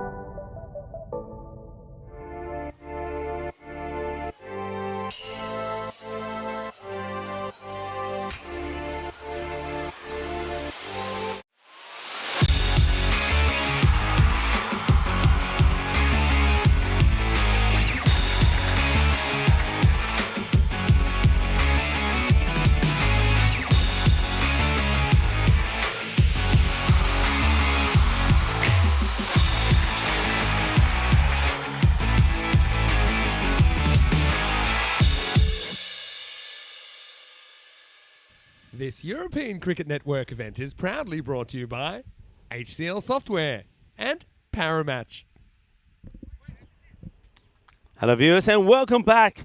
And well, what a knock that was. And I started the day by saying that yesterday did belong to the bowlers. We saw fourthers, didn't we, from the likes of Hyder Ali, from Ramesh Satheesan, and we saw a 5-wicket haul from Chamakka Fernando, including a hat-trick. And I said, are the batters going to come to life today? Well, they have done, haven't they? As we've seen a century from Aryan Mohammed, 104 of 39. Well done to him. And I suppose also well done to Romania for getting the runs on the board. And Austria, having once again won the toss and putting the opposition in, it's not gone to plan. I was surprised with the call from Akib Iqbal when he decided he will chase. It's not worked for him, and that's why I'm more surprised than anything else. I know that it worked from the first 2 games. The last 2 games it hasn't worked. They've lost chasing and they've lost key wickets early. So I'm surprised that he doesn't want to make a change. But they seem like a team to me that put down on paper what they're going to do and they stick to it. I think I've seen that with their bowling attack and probably seen that in their plans for when it comes to going out there. So we win the toss, we're going to field, that's what we're going to do. And I just think that was it's played in the hands of Romania. Romania would always like to bat first anyway. So if you actually let Romania do what they want to do, they've got the runs on the board here. And now we're going to have to see quite a magnificent chase here from Austria. It has to start well, and let's see if it does. With the ball, it will be Hosak Karaka, a man who has taken a double hat-trick recently.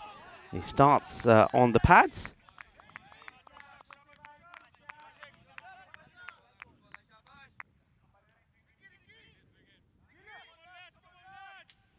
So Karaka, he's dangerous, the Yorker, and if he's getting that ball to swing around, then he makes it very difficult for the batters. Karanbir Singh, remember, didn't make any runs in last time round. He's on a pair. There's that Yorker. Ooh, that's so close. And that's what I'm talking about. If he gets that right, he just needed to start a fraction wider, and that comes in, and Karanbir only just manages to jam this out.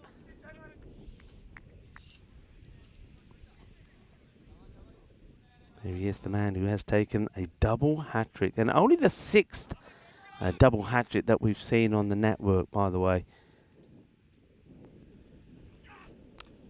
A little bit over pitch, but no runs. It looks like that's a Ricky Gill. I'm guessing here that Ricky Gill is on the field of play, and maybe just look at Aryan Mohammed when he came off the field is not on yet. And I'm just going to confirm that for you.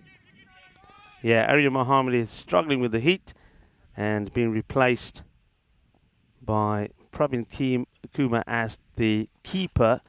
But I think the 12th, Ricky Gill, is on as well. So that's the change there.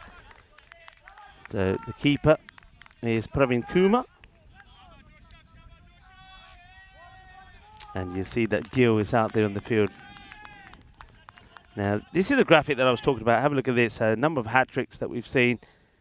And you can see, there he is, Karaka. There was a double hat-trick as well. We, of course, saw one yesterday too. So he's in good form. And this time now, he just changes it up slightly shorter. No runs off the over so far. It's very similar to the way Austria started in their chase against Portugal. And it was going to be a wicket maiden, only wasn't, because it was an edge from Razman Shigwal, which went to the boundary. 5 balls, no runs.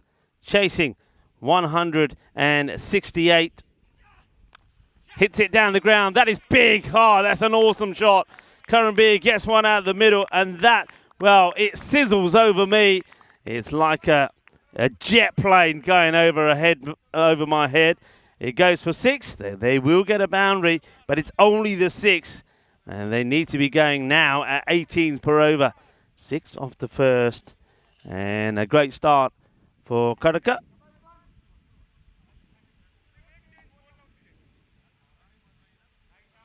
So Karaka, nicely done. Just what I expected him to do. He's bowled the same way that he did in that the European Cricket Series here. Karambir Singh, at least he gets off the mark. Now Bilal Zalmi, I'm saying if he can stay out there 25 balls, it'll be interesting. Because this guy can hit a ball and he can play all the shots.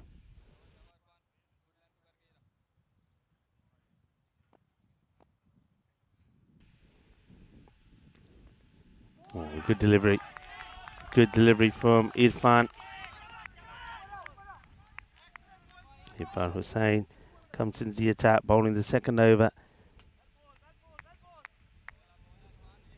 Karambir at the non-striker's hand, just making some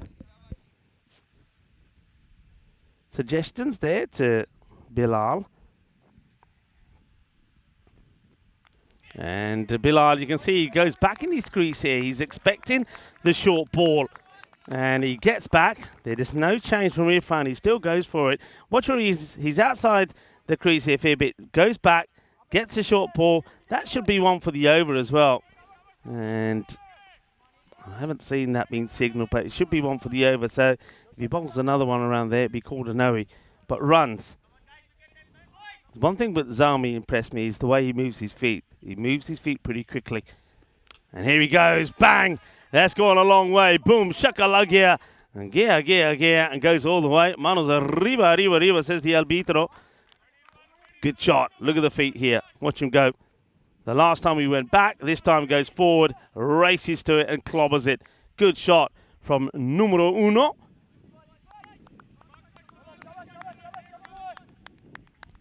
Irfan. I wonder what he's thinking here. Maybe the slow ball. He's rocked the batter back. He's had him coming forward. No, he's going to get hit over the top of square this time, and that one will be 6 as well.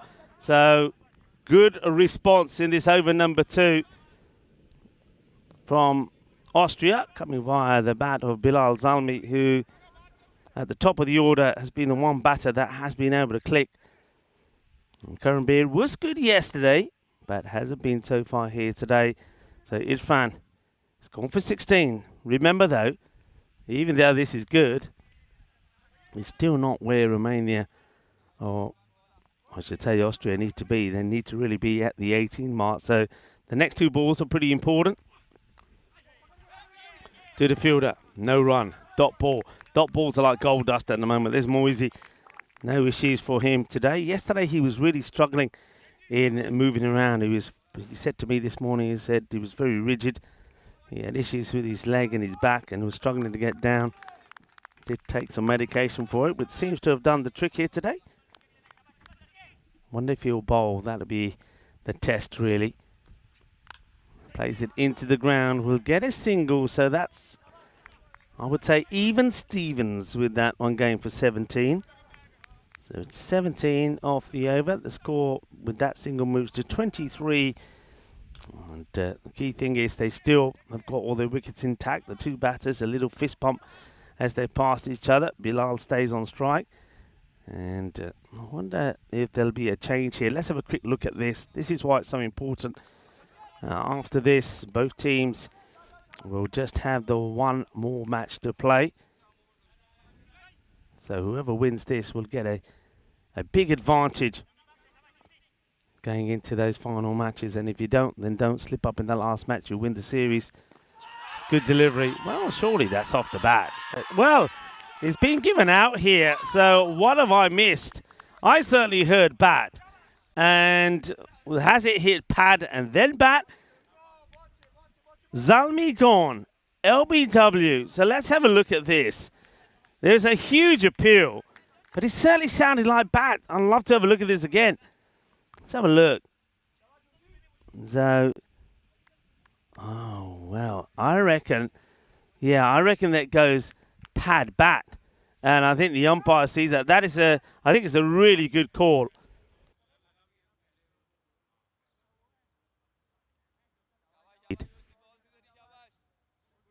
Let's have a look.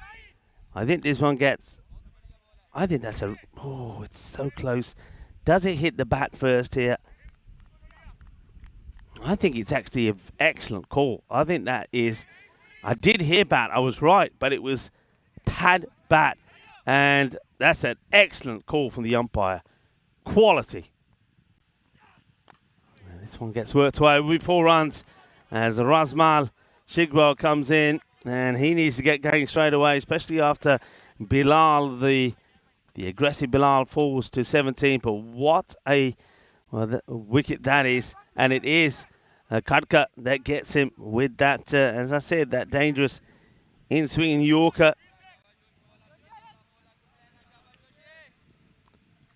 You know, we can sometimes be, and we're all guilty of that, aren't we? Sometimes we can be critical to the man in black, the umpires. That's not a good ball. That's going to be a wide. But that call there was fantastic. Really good umpiring. Brilliant call.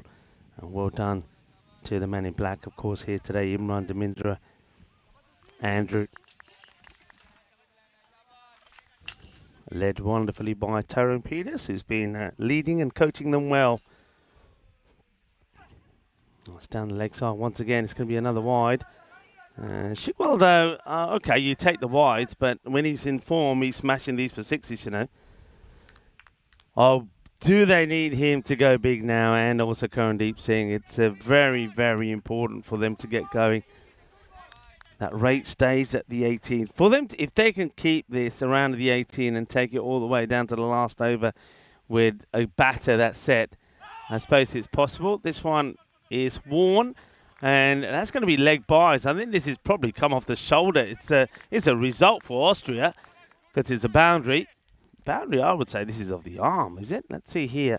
Off the shoulder, or actually off the back. Leg buys.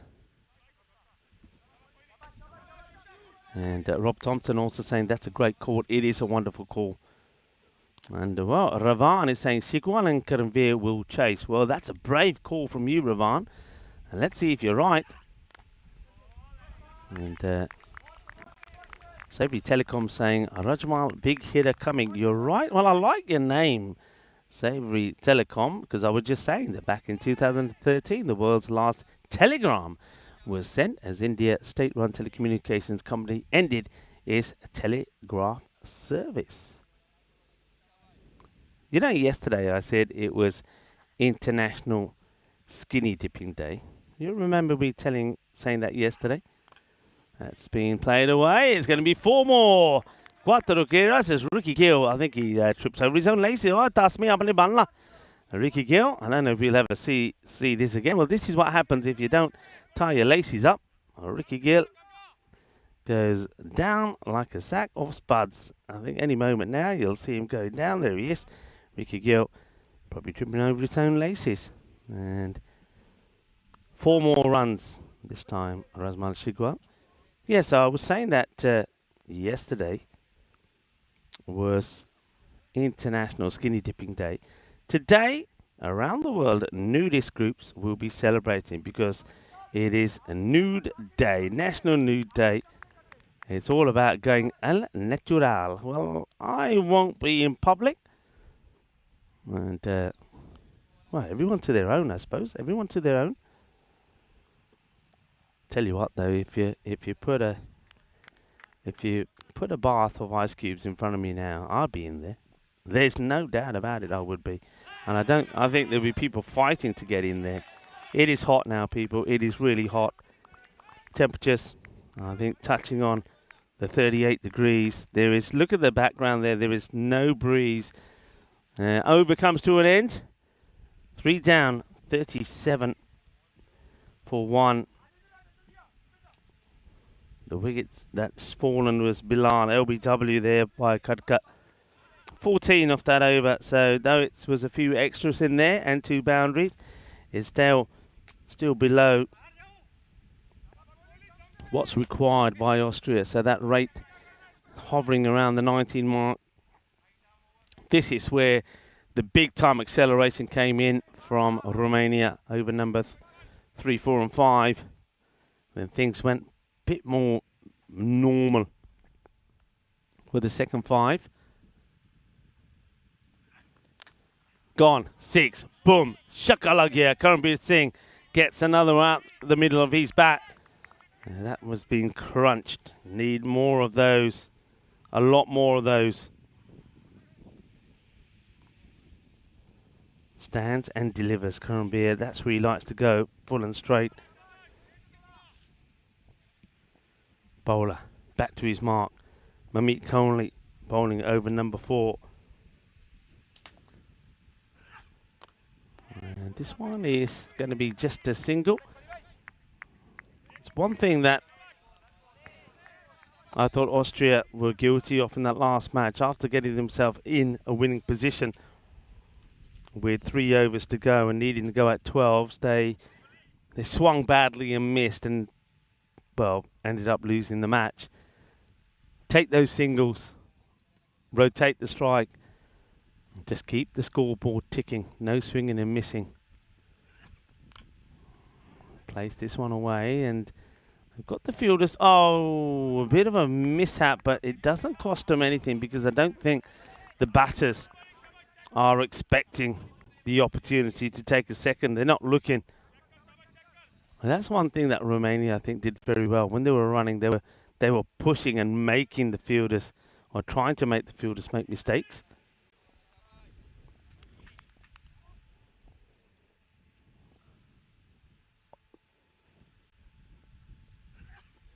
Shot, too short, smashed away. Well, this one could be going into the lake.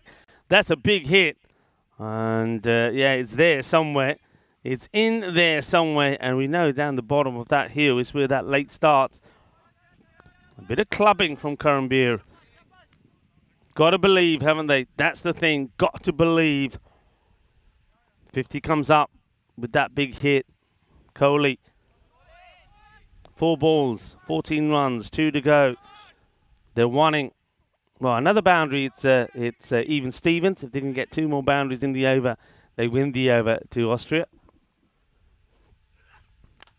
Hit firmly, and well, that's in the end very well fielded. Akash Kaka, the fielder there. I don't think the catch is on, but he does start. He starts looking for it, and then when he realises it's not on, he just makes a stop. That's a good look at the field there. One sweeper out on the offside there, the leg side. Square leg is back. And there's no mid-wicket, but long on. You just saw long on coming into your screen. Whacked away, but that will go to the square, who handles this well. That's the left-hander, Kodka. So 16. So even though 16 is a fair number, but 17, 14, 16 are the figures. And each time they're not getting to that 18, it goes up. So it's now gone to 19 required per over. And is that the point of no return, or are we going with 20? I think on this ground, so far it's always been 18. No teams have been managed to go at over 18 in a run chase. So I suppose you have to say that this here now is Romania's to lose. Denita Fernando. So he's going to hope to do the same as what Kodka did, make it difficult for the batters with the left arm action. That's a pretty nice shot, and that will go for 6. That's important. Shigwal is an amazing player, you know. He's a very gifted and talented individual. We saw him start on day 1 with a half century, 52 of 16, when he put a great partnership together with Bilal Zalmi, who made 46 of 17. Karambeer Singh chipped in with 23, and they got to the 128 needed for a victory against Romania, and they did it with 18 balls to go. So they picked up all the points. So if he can find his form and his rhythm, remember in the last match he played on, didn't he, and was quite furious with himself. Be a good time to come back. And now, what's the height on this light? They're saying 1 for the over, so he doesn't get it, doesn't go over the height of Shigwell. Shigwell's still asking the question. Let's have a look at this side on if we can. I think it's a close one. I think umpire's call maybe. You can always make a mark there on that the building. But yeah, for me, that is over his head. That's a wide, because you've got to go with if he's standing in his upright position in the crease. Now he's gone, and that's going to be the end of it. And this time, Shigwell just no reaction. Swings, misses, and walks off. 16 he'll go for. 16 of 9, cleaned up by Janitha. So Janitha Fernando gets another. And Razmal, well, there's no razzmatazz from him again. There's a disappointing walk-off. Karambir, of course, still there. But he's lost 2 partners now. Zalmi went for 17 of 7. And Razmal Shigwell goes for 16 of 10. And disappointing, as it will be the captain, Akib Iqbal, who comes in next. So once again, even with their batting, they've just set in what they do. I would throw someone like Imam Asif up there. Why not? See if you can get something going. You could even go with Sahil Zadran, maybe. Goes for it. Has he got enough of this? I think he has. And just to the left of the cube. 1 bounce, 6 runs. So Akib, it's got to be the way, hasn't it? It's got to be the way. I suppose the danger is that in this, if they're over-attacking, that they could stumble or not get to the 117, which has to be a must as well. And no footwork at all. I'm quite surprised with that shot off Akib, actually. He's very good playing in that point area. They've left it open, actually. He likes to go with that uppercut backward point. They've left it open for him. I think that's the one where you normally would rock back and play that shot.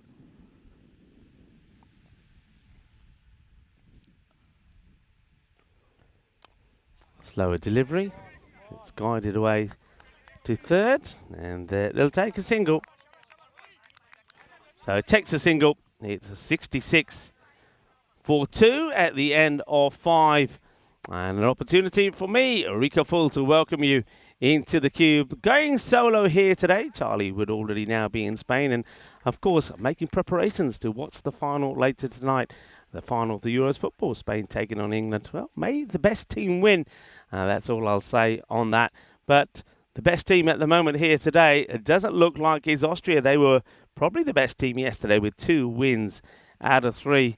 But just not clicking for them here today. I think there's a number of things that's not going right. I think for a start for me, winning the toss and not electing to bat first and allowing a team like Romania to do what they want to do doesn't work well for them. They allow Romania to put big runs on the board. And now they're behind, aren't they? I mean, just looking at the monitor there, they needed to go at around 20 and over. So they're looking for the win here. It's very important this match. Romania get the win. So even if, say, they take 3 points and then the Austrians take a point, they're going to be 2 points ahead of them. And then going into the next match, they just need a win. They get a win, and that's it.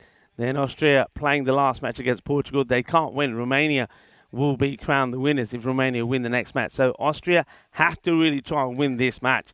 It's very crucial. If they don't win this match, then of course they're relying on Portugal doing them a big favour. Of course, you don't want to. You want to have destiny in your own grasp. You don't want to hand it over to your fate to somebody else. So how did they get back into this match with that rate now? Over 20 required. 66 for 2. They are at the halfway point. And Janitha Fernando, very good over 13, but got the key wicket there of Razmal Shigwell. Karambir is still there. It's Akib will be on strike to Chima. Doesn't really know too much about this. In comes the throw. Moyes, well, it's really, I don't know where Iqbal is going here.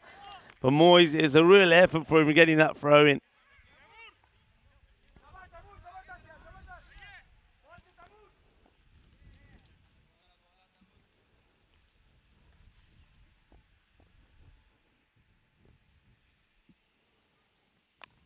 Well, that's going to go for 4. It's a bit of a full toss on the leg side, and Karambir gets it away. Well hit. Buna Diminata is what Terry is saying to me. Or Buna to you, Terry. Thank you for joining us. Hello to everyone, and if you're tuning in via fan code, namaste, salam alaikum, sasri akal, abawan vanakam. Thank you for tuning in, and I hope you're having a wonderful Sunday. Of course, it is the Sunday, start of the weekend, or the end of the weekend, depends how you look at it. Some people do work on Saturday. And of course, things kick off tomorrow in Hungary. We heard from Vinny as this one's been smashed down the ground, 6 runs.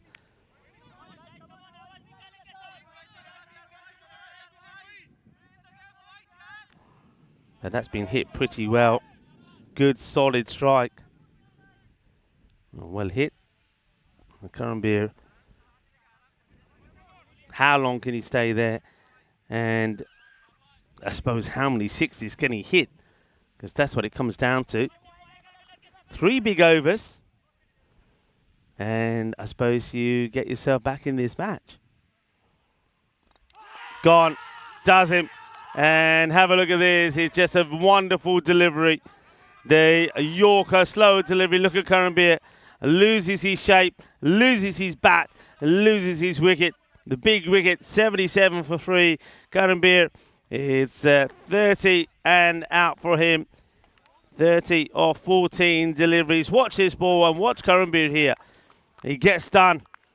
Slower delivery. He plays too early. Stump's knocked over. Bat runs out of his hand. It's very well bowled. And yeah, it's all about shape and balance, isn't it? Karambir probably sat too deep in his crease, but he doesn't pick it. That's the question. Doesn't pick it. Needed to move his feet. Needed to come out to it. Another big wicket goes. He needed to be there to give them a chance. Chima gets his man. And just like that, more troubles now for Austria. Imran Asif comes in. Austria started with 2 wins, and now it looks like they're going to slide to 3 defeats in a row, and are already hoping that Portugal could do them a big favour in the next match when Portugal take on Romania. And if Portugal can beat Romania, that gives Austria a chance.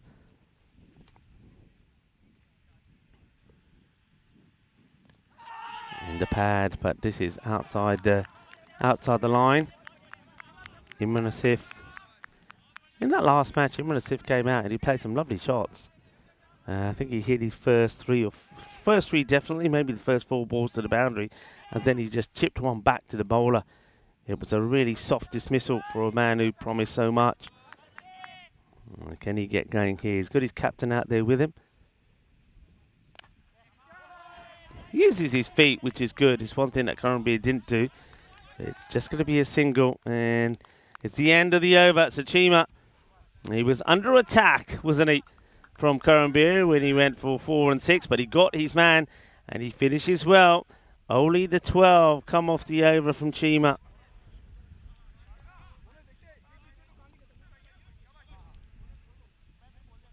.78 for 3. Iqbal and Asif now need to try and get their team to the safety of a point. That becomes pretty crucial. If you lose that, then that makes life very, very difficult for you. Even if Portugal do you a favour, you could lose out. Fernando will continue. He's going to try. This is interesting. He's going to come around the wicket. Is Janita Fernando.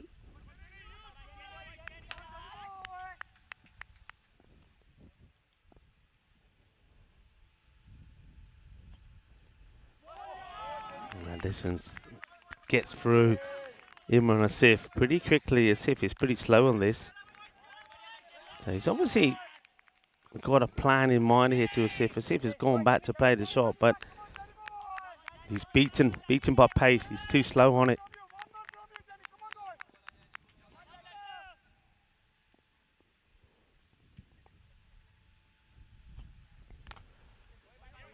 Into the deck. Chamco Fernando will make the stop. I bet he's dying to have a ball. I'm telling you. He's dying to have a ball. Probably the next man to come on. They've stuck with pace all the way through so far.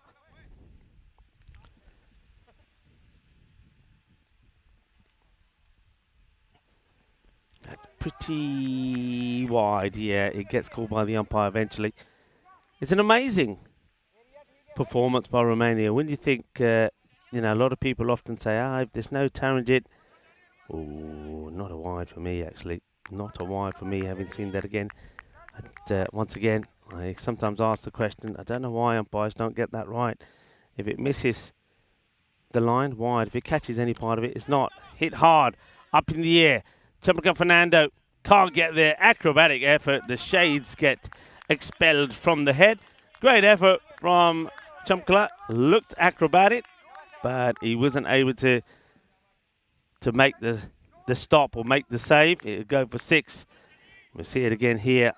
Wonderful leap. Great. Well, very well captured by Spring Media.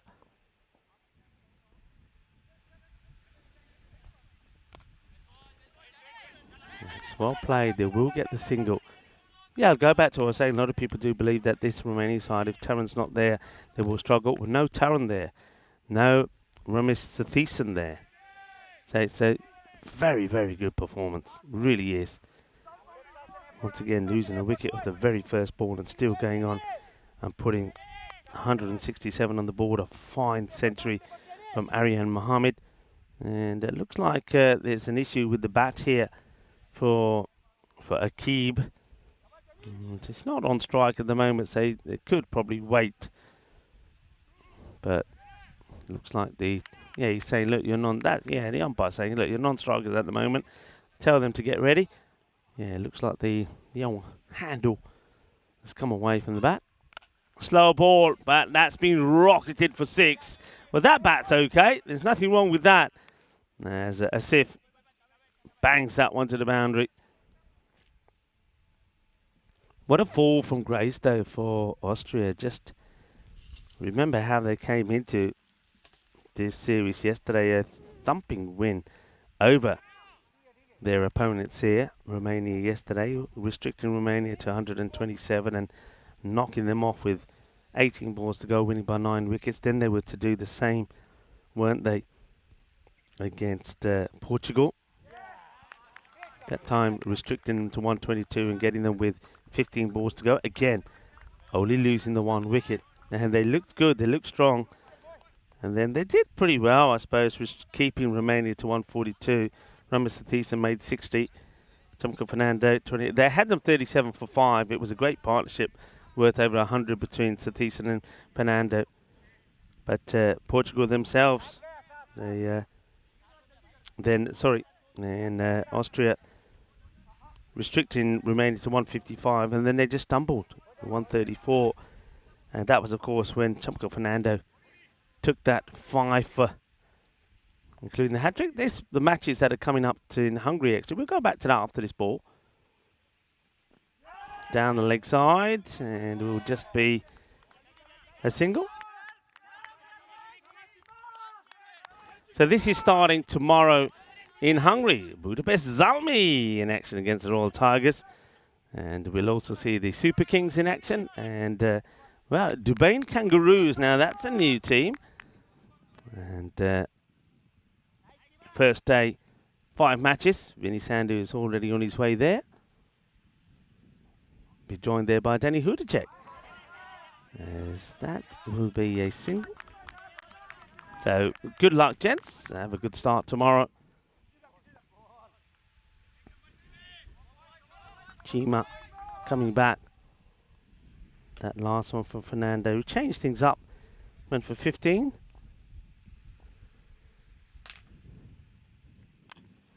Goes up. Somebody should take this. Got to be a call on it. And it gets dropped. Gets dropped. That's not a good effort at all from, I think that's Irfan. Yeah, Irfan Hussain.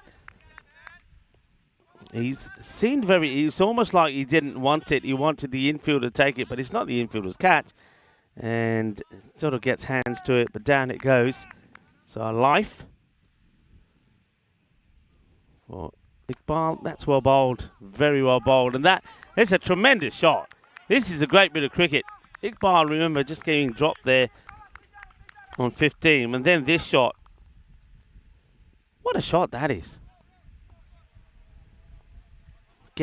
gets him right back in the block hole, but somehow it's a wonderful on drive for 4.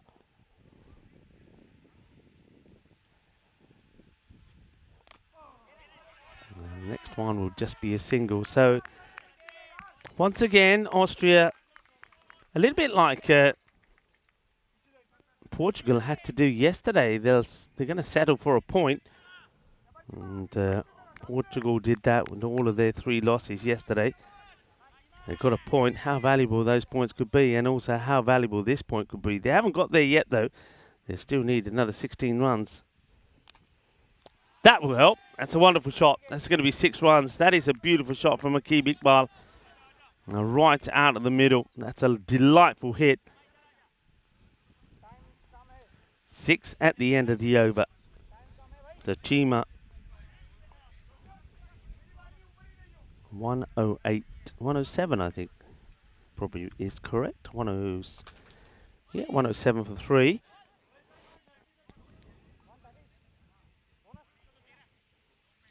Ten runs will get them a point. 61 or 12. It's that ain't gonna happen, is it? If it is gonna happen, it's gonna be the biggest finish that we've seen on the network.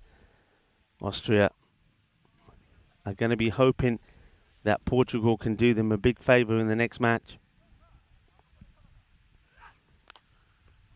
Full toss, gets worked away. Kohli comes back, went for 16 in the first. That will just be a single.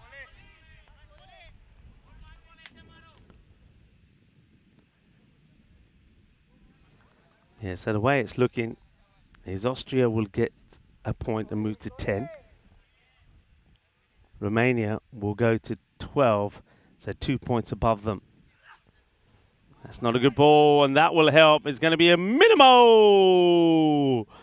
Kohli goes for the Yorker, gets it wrong, and that all. But seals at least a point here. So that means, yeah, so Austria will probably get and will get to 10. Romania will pick up 3 points here and move to 12 points. And that means that all Romania have to do is win, get 3 points against Portugal, and they will win this tri-series. That's a lovely pickup. Beautiful shot. Well, there you go. That seals the points. Wonderful shot from Akib Iqbal. So, but then don't forget, Portugal, they bounced back this morning. They got a win. And a good win against Austria, 146 to 131. And certainly Jeremy Martins and Sean Gomes are going to be the ones to watch there. So can they upset Romania? If they can, then they certainly, well, if they can upset Romania, then Portugal themselves move to 9 points. So they'll be one behind Austria. So it certainly does make things interesting, doesn't it? Going into that last match.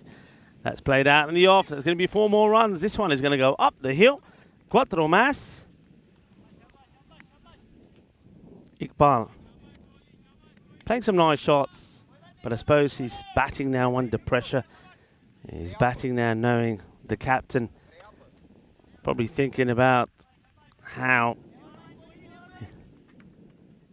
they've got to this position after a great start yesterday. 3 losses on the spin. Romania lost badly. It's complete reversal in form. That's a delightful shot, by the way. It's a wonderful shot. Just a flick for 6 off the hips from Akib Iqbal. Wonderful shot.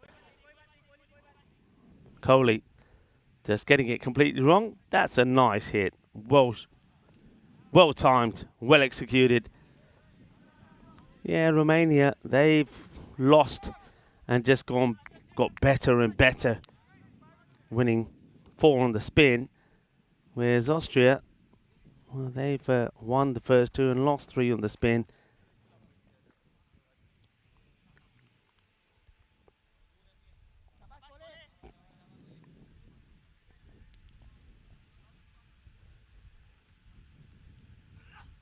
Wild. And this one could be a no-hit. I think it's been called a no-hit. That's going to be a 7-up, I believe. And oh, the umpire. Well, I wonder if you can just watch the umpire here for a bit. Oh, I'm loving it. I think he was doing the Macarena, the umpire. Well, there's the no ball. And it definitely does go for 6. So it's no ball. And he says, right, what next? No, it wasn't. Yeah, it was one of them. Shabak in there. So Shakalag, yeah. 7 up. 136. You know what? Have you just seen what's happened, by the way? Interesting. But that hurts you. That hurts you. You got to 32 and 8, and if that one went to the boundary, you think, But Mick Coley makes amends, and as if just having a chat with him and saying, hey, you do realise that you get a big one in here, I'm going to go to town and I'm going to get it to win. Yeah, if that ball went to the boundary, it would have been very interesting.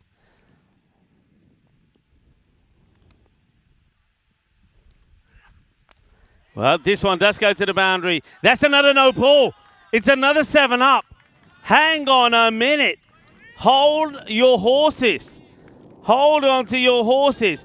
This over, I'm just trying to think how this is possible. It's possible because this over, which is still not over, has gone for 36 and is now 25 in 7 balls. Hold on a minute. What's happened here? Oh my word. Mamit Conley is gone 1, 5 wide, 6, 4, 6, 7 up, dot 7 up, and this, Iqbal, 50 to him. More on that later. Wide. Oh, well, 24 in 7. If he can get this to the boundary, who knows? And look at the time, everybody. Look at the clock. No wonder he's running back. If he bowls another wide here, it could be 5 runs as well. Under pressure. Hits it in the air. Where's it going? Fielder's coming across. It will go for 4. Whoa. We're going to have a finish on here. They're needing 20 of the last. I can't believe what's happening that over. That over has gone hypersonic. It has gone for 41. 41 has come off that over, and all of a sudden, 6 balls ago, or 6 legal balls ago, I was telling you about how Austria will be hoping that Portugal do them a big favour and that they're going to get a point here at least, etc., etc. Now, I'm talking to you about what could be an incredible finish. They needed, I think, 62, something like that, off the last 2 overs. That's what they needed. I'm gonna check my maths here because this is quite extraordinary. They were 107 at the end of the 8th. They needed 62, and they're in a position here of a win. They will go to Fernando Champkala to bowl his only over. He's defending 20.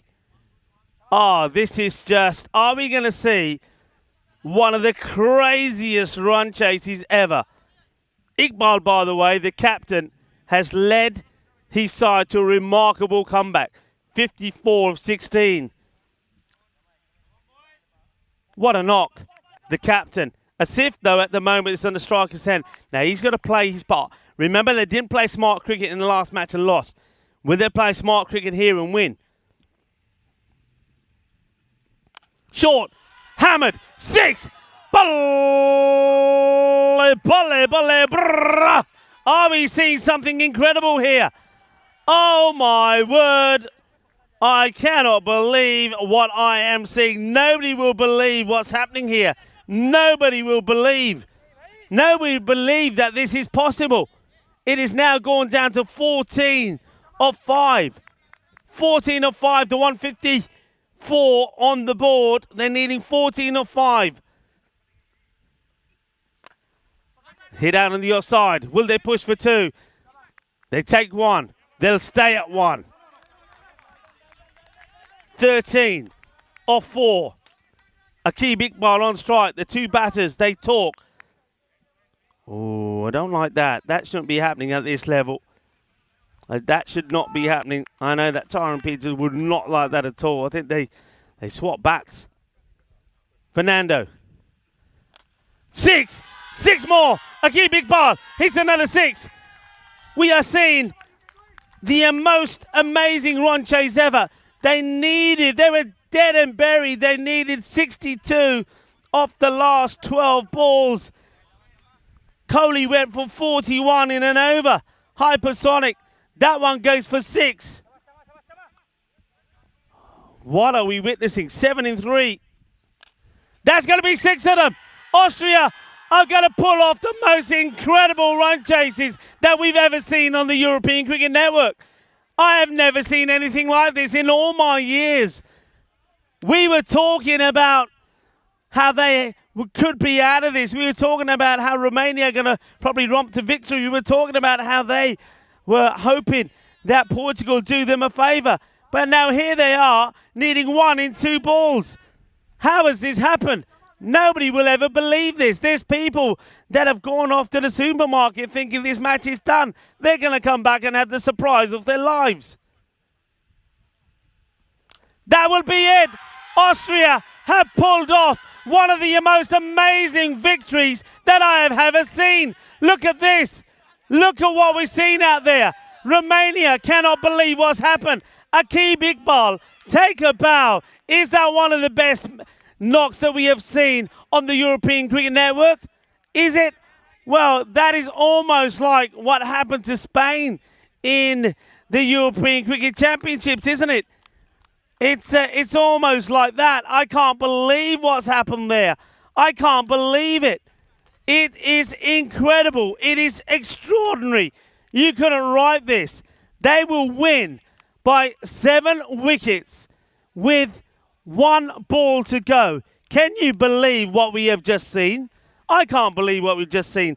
The last 2 overs have gone for 66. I cannot believe what we've seen. You can see they're all going over to Mamit Kohli to sort of console him. But that is ridiculous. That over number 9. We say it all happens in the 9th. Now you know why we say it all happens in the 9th. That 9th over, 1. Great start from Kohli. 5 wides, terrible. 6, 4, 6, 7 up. Dot, 7 up. Wide, 4. And then it continued with boundaries. 6, 1, 6, 6, 6. Akeem Iqbal, you are the man. Akeem Iqbal, we have seen one of the knocks of the ECN entire career. All the time we've been here. One of the knocks in history. 72 of 19. I can't believe what we've seen here. 72 of 19. And when you look at the highlights here, it was, well, look at them. They were doing, it's not Portugal, by the way. It's Romania. They were doing the Ronaldo celebrations. It was Karambir. We thought he was going to hold the key to this. And Razman, he got himself out. Going for 16 of 9. Karambir had to keep on staying there and hit big shots. He did play some big shots, but he was then done by this beauty from Chima. He was all over the place. But out come Akeem Iqbal, and he was joined out there by Imran Asif. And what you saw afterwards that was just quite incredible. It really was quite incredible, because at that point, when that wicket of Karambir went, they were 77 for 3. And that was coming to the end of the 6th over. So they still needed at that point some 91 runs. And even with these boundaries, Akeem came out there, played some nice shots.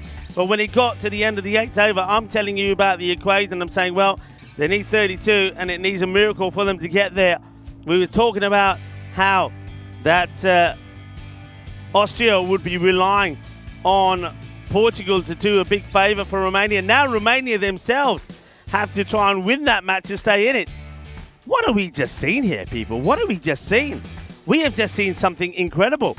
There is nothing like this. Rob Thompson is gifting another membership because we've just seen something amazing.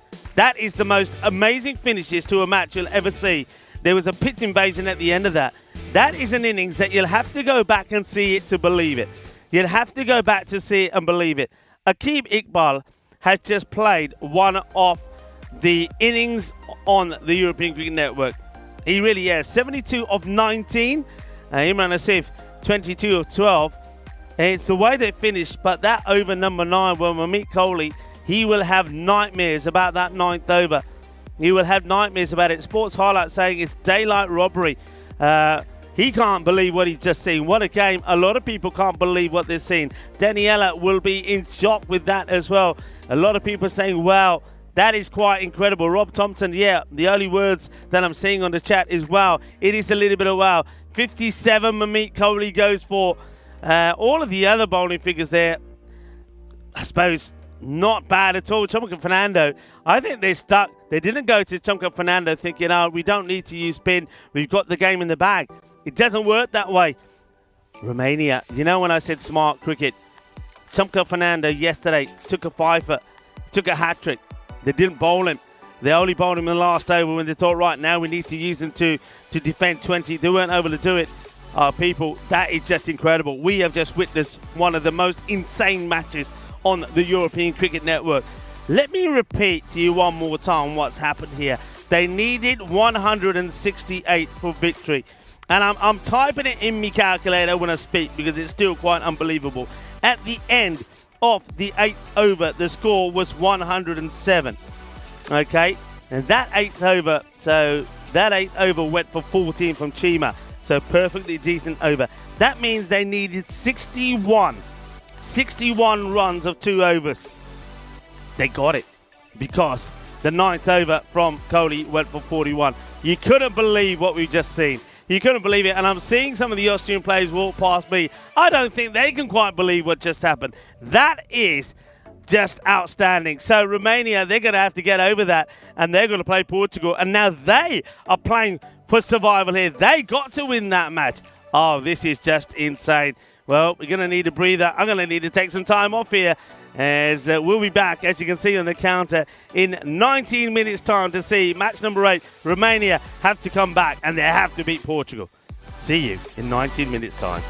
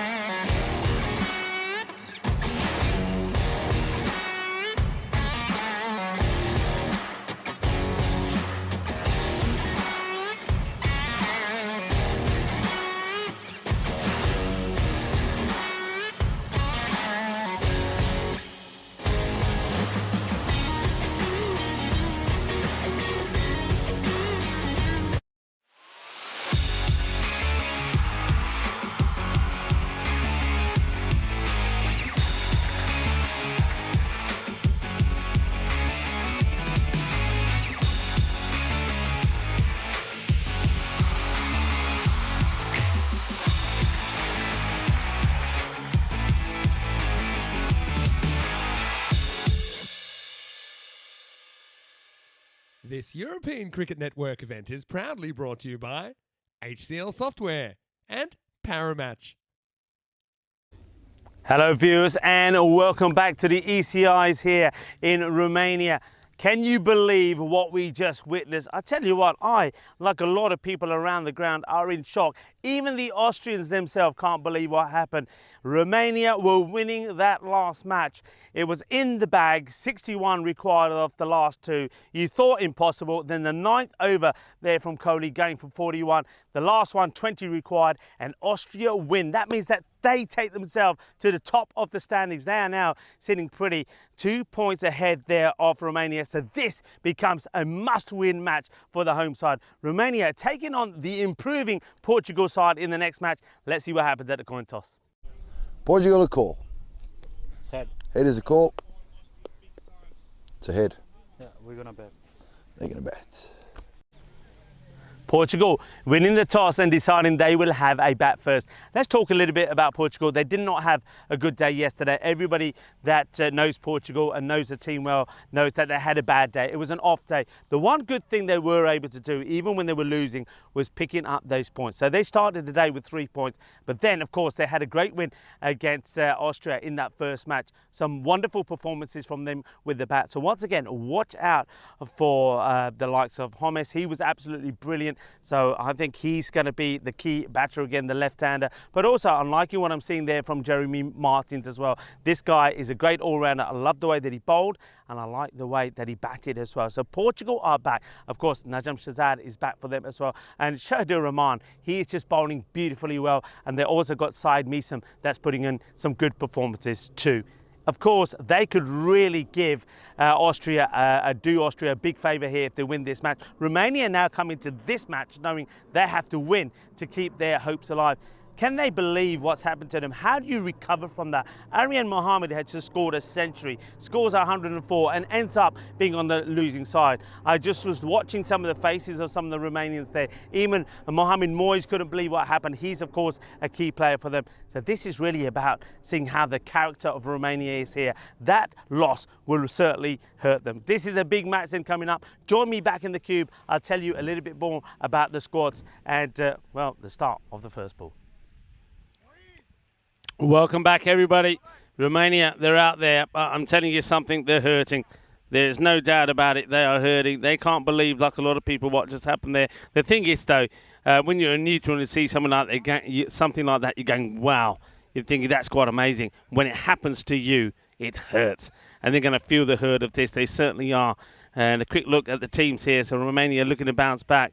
And you can see that, well, Kohli, he really is going to bounce back. Ricky Gill is in the side this time. Aryan Mohammed will start. It looks like he's recovered from that bit of heat stroke after his mammoth inning. Scores the century, ends up on the losing side. 66% to 34 in favour of Romania in this one. I suppose you can understand that one. But Portugal, they are coming good. And are they coming good at the right time? And the buzz still around this ground, I have to say, is still unbelievable. And a lot of people, one of the things a lot of people are saying, the ECN does it again. Oh, doesn't it? Well, let's go again. Gadaka will bowl the first. It's played away for a single. They stick with Amir Dar at the top of the order. Dar batted very well in that last match as well, that win against Austria. It took a very good catch from Asif to remove him. Here we go. Portugal are now believing they have a chance. They're only 3 points behind Romania. Okay, so the points here. We'll talk about the points in a moment, and just wait for the standings will come up at the end of the over. But I'll talk you through the way things looking at the moment. Okay, so here comes to Sean Gomes. That's a beautiful shot. Shows you the maker's name as he plays this down the ground. And Sean Gomes, I call him Gomes a lot of the times. That's the Spanish in me. I like to say the old Gomes or Homes. And I think Gomes is what he prefers, Sean Gomes. So plays that nicely. 4 runs. He was in scintillating form as well. 40 or 14. Jeremy Martin's in good form as well. But can some of the other batters now find their belief again? So the table's the way they stand. Austria with that win. Well, I was expecting it to be, and everybody was expecting to be, that's played away. That's 4 runs. That's beautifully placed and timed from Gomez. Lovely shot. And times the ball to perfection, doesn't it? So we were all talking about Romania being on 12 and Austria will pick up a point and be on 10. It actually works the other way around because of the way the match went. So Austria go back to winning ways after 2 wins, 2 losses and a win. They're on 12. Romania are in second, and of course the net run rate is a big plus for Austria. So they are second, 2 points behind Austria. Portugal now, they are on 6, 4 points behind Romania. So if they can get a win here, well, can you imagine if they take all the points here? They then move to 10. And then the last match that we will play will be the all-important one. That could be winner takes all between Austria and Portugal. So what I like, there's always something to play for. This one, that is wide. Katka just gets this wrong. So yeah, so Romania win here, then they go back top, having played a game more. But Austria then have the right to reply with a win against Portugal. If they beat Portugal, they will be the winners of this tri-series.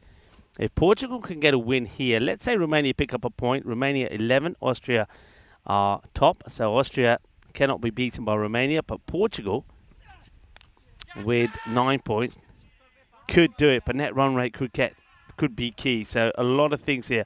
I think one thing Portugal know, that if they really want to stand a good chance here, not only do they have to win, they've got to try and take all the points. Well, let's leave that table talk for later, because there was a lot of table talk from me in the last match, thinking it was going to go the way of Romania, and what a twist. I've never seen a match that has twisted so much, and that takes me back to Skander Sufika's innings against Spain at the ECC, when Spain looked like they were going to win, and Skander came out and he smashed it all over the place and got the Netherlands to win.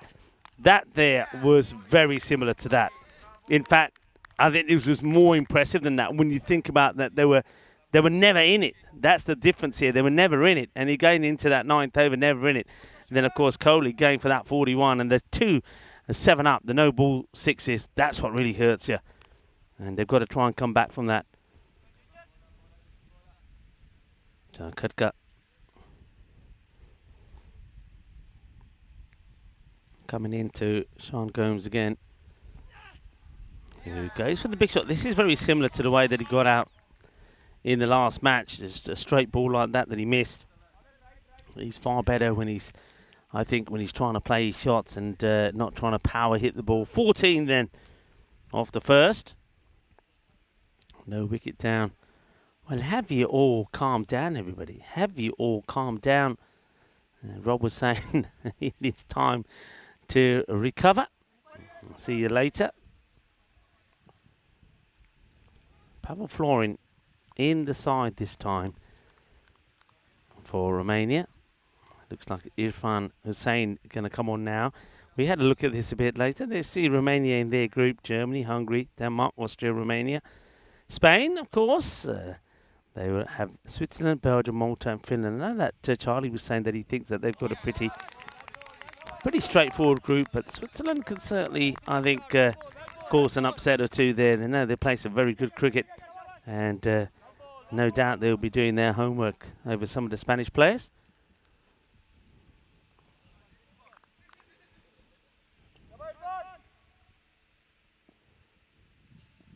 Amidar plays and misses in that first one. And this is played away, it's in the air, and it's been very well taken. That is a wonderful catch. That really is. That's splendid. So Dar goes early. Has no control over this, but what a good catch that is. He's made that look so simple. And he comes across and takes it. I think that's Chima. We'll get confirmation from the scorers, but I do think this is Chima. Well, that's a wonderful catch, and I'm pretty sure Pavel's going to enjoy this celebration. Yeah, yes. Come on, he says. Well, that's what they need now, don't they? They need, they certainly need some ups. It is Chima that takes the catch. So Hussain gets the wicket of Dar. So this time Dar not able to go big. Just a 1 of 3. New batter. It's taken a long time to get in there, by the way. It's got to just hurry up a little bit. I think that will be probably Jeremy Martins that comes in.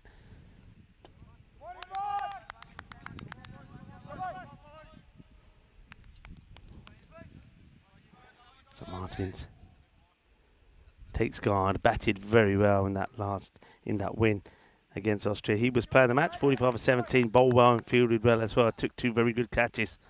He's a very good addition to the Portuguese side.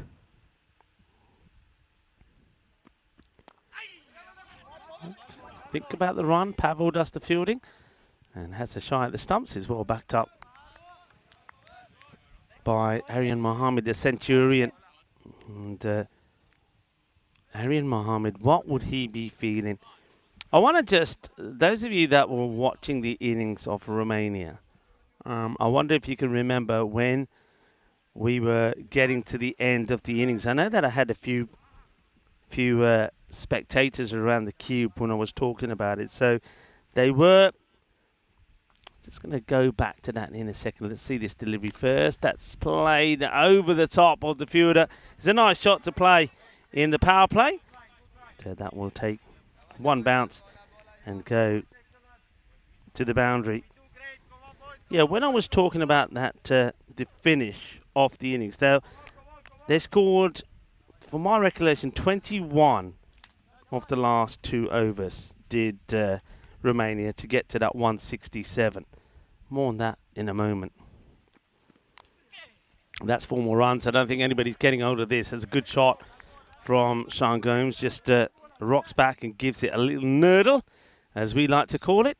Yeah, so going back to what I was talking about. And then remember that Chumka Fernando was out there, and Fernando was making a conscious effort to get Aryan Mohammed on strike so he could complete his century. And I said at the time that if it goes to the wire and let's say Austria win with a ball to go or so, they'll look back at that and say that in the effort, as this one also gets played away, well, it's a great dive there from Pavel Nelson. Pavel Nelson, because he has the number 111 on his back. But I said at the time that if they lose the match in the last over with a ball or 2 to go, they'll look back at that little passage of play, the last 2 overs where they scored only 21, and say we put too much focus on an individual getting a landmark rather than us getting an extra 10 to 12 runs on the board. Am I right, people? Is that what happened? Did Romania think they had enough runs on the board and were thinking, let's just get Aryan Mohammed to a century and we've got enough runs? Because I do think that Chumka Fernando probably, there was 3 to 4 balls where he could have gone big shots and just pushed for a single to get Aryan on strike. And we know Fernando himself is more than capable of hitting boundaries. You make up your own mind. I know what I'm thinking. I'm thinking should always be team score first. That's a delightful shot. That could be 6. It is 6. It goes all the way. Kinna Sona Shaka Lagia Shaba Shaba. And I know that that's one thing that certainly when I've been playing and when I've been coaching, I'm saying, look, forget individuals. I don't mind if he's on 92 and you're on strike and you can clobber the ball and hit 6s. Well, hit 6s. Because so many times we've seen on the network where you've tried to get another player or a player or another player to get a century and it hasn't happened and it ends up being dots and whatever. Catching opportunity and well taken. That's a very good catch. Chumka Fernando, the man we're talking about, who was out there with Aryan Mohammed, when he doesn't make any mistakes with the catching. And Jeremy Martins is going to be a disappointment for him. And he's going to be gone 7 or 3 balls. Good catch from Chumka. Chumka Fernando takes the catch, and Kadka picks up the wicket, the left armour. So the second one goes, and it's time once again for Najam Shazad to come out there. Yeah, what's your thoughts on that, people? Did anybody else feel the same? Did other people think that they were making too... I mean, of course, it's nice to see a player get a century. You want to see that. But at the same time, at the expense of him getting the century, you don't score another, let's say, 10 runs. Or whatever. If you went for the runs, you wouldn't have lost that match, would you? You wouldn't have lost the match. I mean, that's one of the ways of looking at it, of course. Another way of looking at it is that Kohli shouldn't have bowled those 2 no balls. So, but it just, you got to do the simple things right and think about team and not individual. That's what I'm saying. A big appeal. And umpire says not out. I'd like to see this one again, actually. It's definitely worth seeing again. Najam Shazad. Let's see where this one is. That's too much. That's too much. It's a very good call from Andrew Begg. That one really does move quite viciously. Not out. Good call.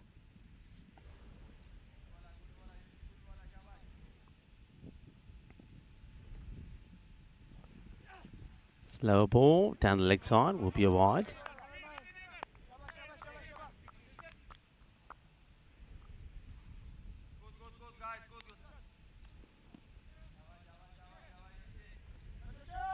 Shaba. Thing is, that's sport, isn't it? Anything can happen in sport. Well bowled. Yeah, Ghulam Mustafa is saying Austria needed 61 for the last 2 overs. How they made it? Well, go back, and those of you, and tell you what, if there's people that missed that match and you know they missed it, tell them to go back and watch it. Tell them to go back and watch, particularly from, let's say, from the last 5 overs. If they ain't got time to watch the whole thing again, it's quite remarkable. It really is. It's right back. It's got to be the great escape of cricket, I think. Austria, the great escape of cricket. Never seen anything like that. You can, I've touched upon the fact that the big effort was made for Aryan Mohammed to get his century, and maybe Chamlaka Fernando didn't play his normal game, and he could have ended up with 10 to 12, 16 runs more on the board rather than pushing the ball around for single to give Aryan the strike. They scored 21 off the last 2 overs, but with a man who's in and in his 90s, you think that probably should be more. Could be that. But of course, so many things you could look at. That's not a good ball, and that'll go to the boundary. 4 runs. It's on the leg side. Bad end to the over, really, from Khadka. The spell goes for 26, picks up a wicket. And that over just lets himself down with that last ball. It go for 12. And the score at the end of the power play, 39 for 2. Just going downwards, 14, 13, and 12. 11 for the next one, anybody? Thing is, they've lost Jeremy Martins. That means that, of course, Sean Gomes again, becomes vitally important. And of course, the captain, Najam Shazad, out there with him. Shazad didn't quite click in terms of hitting the ball well in the last innings, but he was there to get a good partnership going for Portugal. And that's what he's looking to do here again now, just get that partnership going.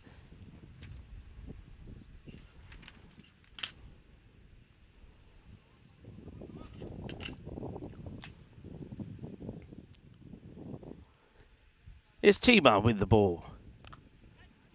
And fortunately for the batter, the jam doesn't really get good contact here. We'll get a single, hands the strike back to Gomes. Gomes will say thank you, but at the same time, he'll be saying, I want you and some other people to play some shots themselves. I don't want all the pressure here in trying to get all the runs. And Ivan B saying he just watched the last 2 overs of the previous game. Staggering finish. It was, wasn't it, Ivan? Ivan, I don't think there was any issues there with the no balls, right? I think there were correct calls. I know 1 or 2 people are probably saying, oh, were they? I think the umpires were spot on. They were too high and they were called. I don't think there was any issue there. Peter Venderston. Hello, Peter. How are you? You're saying poor bowling, and that's 6 runs. That's a very good shot. So Sean Gomes is a 360 player, isn't he? He's playing shots all over the place at the moment. Has to keep his calm and his composure, and more importantly, rely on his timing. That's his strength, timing. He's not. I don't think he's one to try and muscle it all the time. Yeah, it happens though. It happens. That hypersonic over, 41 coming off that 9th over. That's why we say on the network, what happens in the 9th? They're liking this. And they're liking it. They're appealing from all over. And they're giving this now. I hope this wasn't to do with the excessive appeal, because the umpire spent a long time, and I didn't like the way that a fielder come right in from the point area, right in front of the umpire, and appealed as well. Umpire's taken a long time to process this, has given it in the end. Let's have a look. Does he get anything on this? And let's see. Oh, I suppose once again we're only guessing here. I suppose you're saying there is probably a little bit of glove on that. They're liking it's going out. Look at the umpire here. He's thinking about it, and then there's somebody's come across from the point here. I think that might have been Coley, and I hope the umpire wasn't intimidated with that. He's now saying that that was also the one for the over. I don't think it was. I don't think that was over the shoulder. Yeah, just when I see decisions like that, I think that the umpire has been done by the appeal. I really do. I'm not saying he didn't touch it. I'm saying that it looked like the umpire was probably not giving that and only gives it because the appeal and gets right in his face. I think that might have been Mamit Kohli that came in and was screaming at the umpire. He's been given though, and Rio Imran comes out, plays it straight to the fielder. In comes the throw, and oh, well, he was gone for all money. He hadn't even bothered to run, and he will get there. Well, that's not the way to do it, is it? You still got to try. Rio Imran, look at this. He's not even running.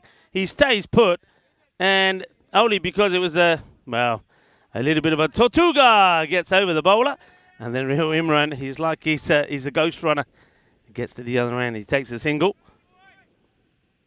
47 for 3, Rio Imran, and also you got Rana Sarwar. They're two men that have always put good combinations in together. That once gets played away, it will just be a single easy pickup there from Irfan. And no Sarwar this time in the side for Portugal. That surprises me because they didn't really use him as a batter in the last one. But you have got Misam out there, you've got Gondal, Praveen is there as well, Shadil Rahman. They're stuck with Amandeep Singh as the spin option.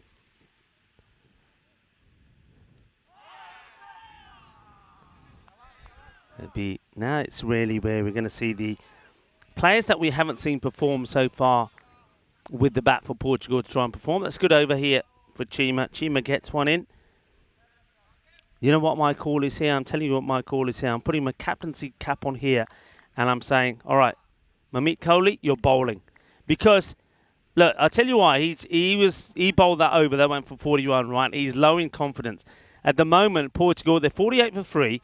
You got two new batters out there who haven't got clicking. He needs confidence, Kohli, at the moment. You got to give him the ball and say, here you go, bowl. And if it doesn't go well, all right, doesn't matter because you're still pretty well fixed in this game. Let's just say they get going big here now. They go after Chumka Fernando. Then you go back to him. He's under pressure. So I think you've got to use him now rather than hold him back. That's my thinking. But they are going with Chumka Fernando. It's that last over from Chima. A good one. Went for 9. Tossed up. Hit in the air and gone. Catch taken. And there's the man. That's Kohli. And he doesn't seem to be showing any signs of what happened in the last match. Well, I'm asking Kohli to be bowling.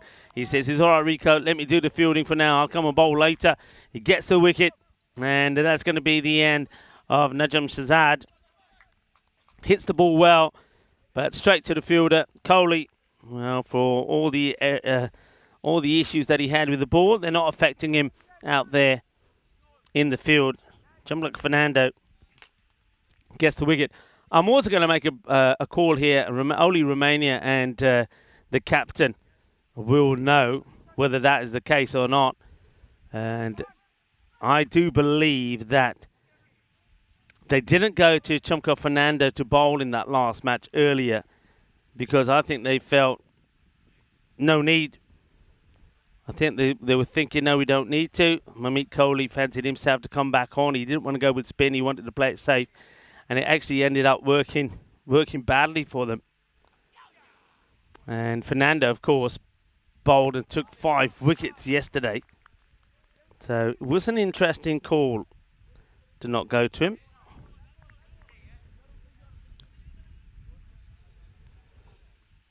But they do go to him now this time. I can understand that. I think if your seamers are working, you've got the game in the bag, you're thinking, why would a try spin? Because you're worried that what happened to him could happen as that has been crunched. That's a good shot from Rio Imran. It was joined out there by Praveen Singh.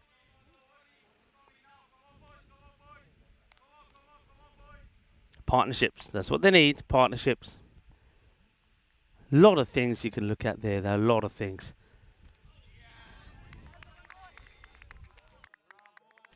Just want to see this take actually from the keeper. I don't know if you get a chance to have a quick look at it. To see where his gloves are here. Be interesting because it... Oh, that is close. That is big. I think we've just got to keep an eye on the gloves there of the keeper. So, oh, somebody almost goes over. Well, if you're going to go over, that's a good place to go over. That's where the ambulance is. Yeah, I didn't like the way that last one was taken by the keeper, I have to admit. We've got Praveen Kumar is behind the stumps because of, I suppose, still the fatigueness of Aryan Mohammed. That's going to be 4 runs. It was a bit of a crocodile type fielding. It's time for drinks, 65 for 4. What we can do is remind you that tomorrow we kick off in Hungary. Now, Vinny Sandu was taking the train to get to Budapest.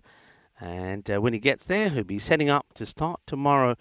And we've certainly seen some thrilling action in Hungary. We're going to start off, of course, with 12 days of the European Cricket Series. Budapest Zalmi. Well, we saw Bucharest Zalmi here. Zalmi didn't go too well here in Romania. Let's see how they get on in Hungary and Budapest. Taking on the Royal Tigers.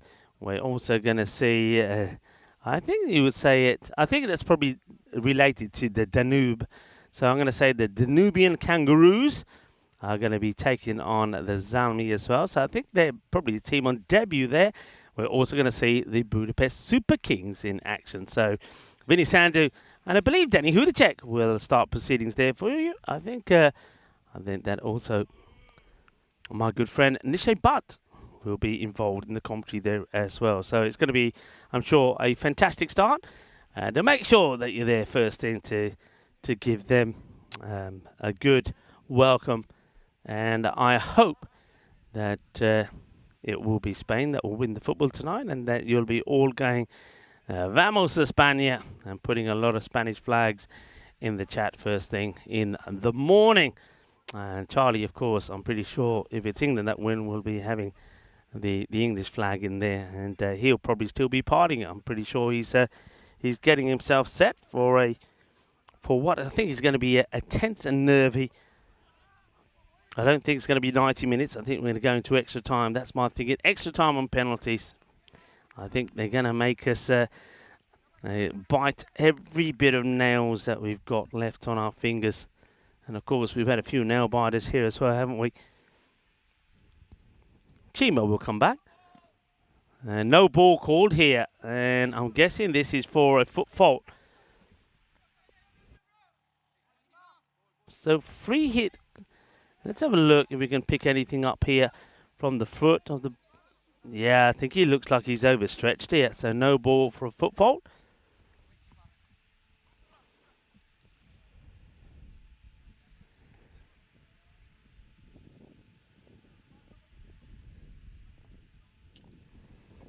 Free hit coming up then.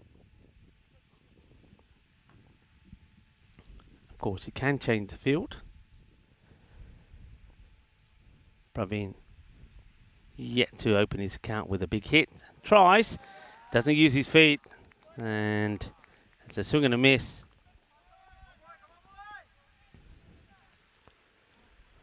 Welcome to everybody in the chat as well. Helix joins us. Hello, Helix. And Terry Richmond saying he's off to bed. It's been a long day. Well, sleep well, Terry.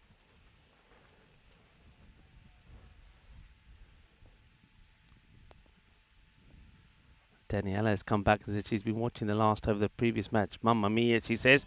Well, mamma mia to this one as well as that one. We'll go for a big 6. Nice shot there from Rio Imran. And he gets another one away.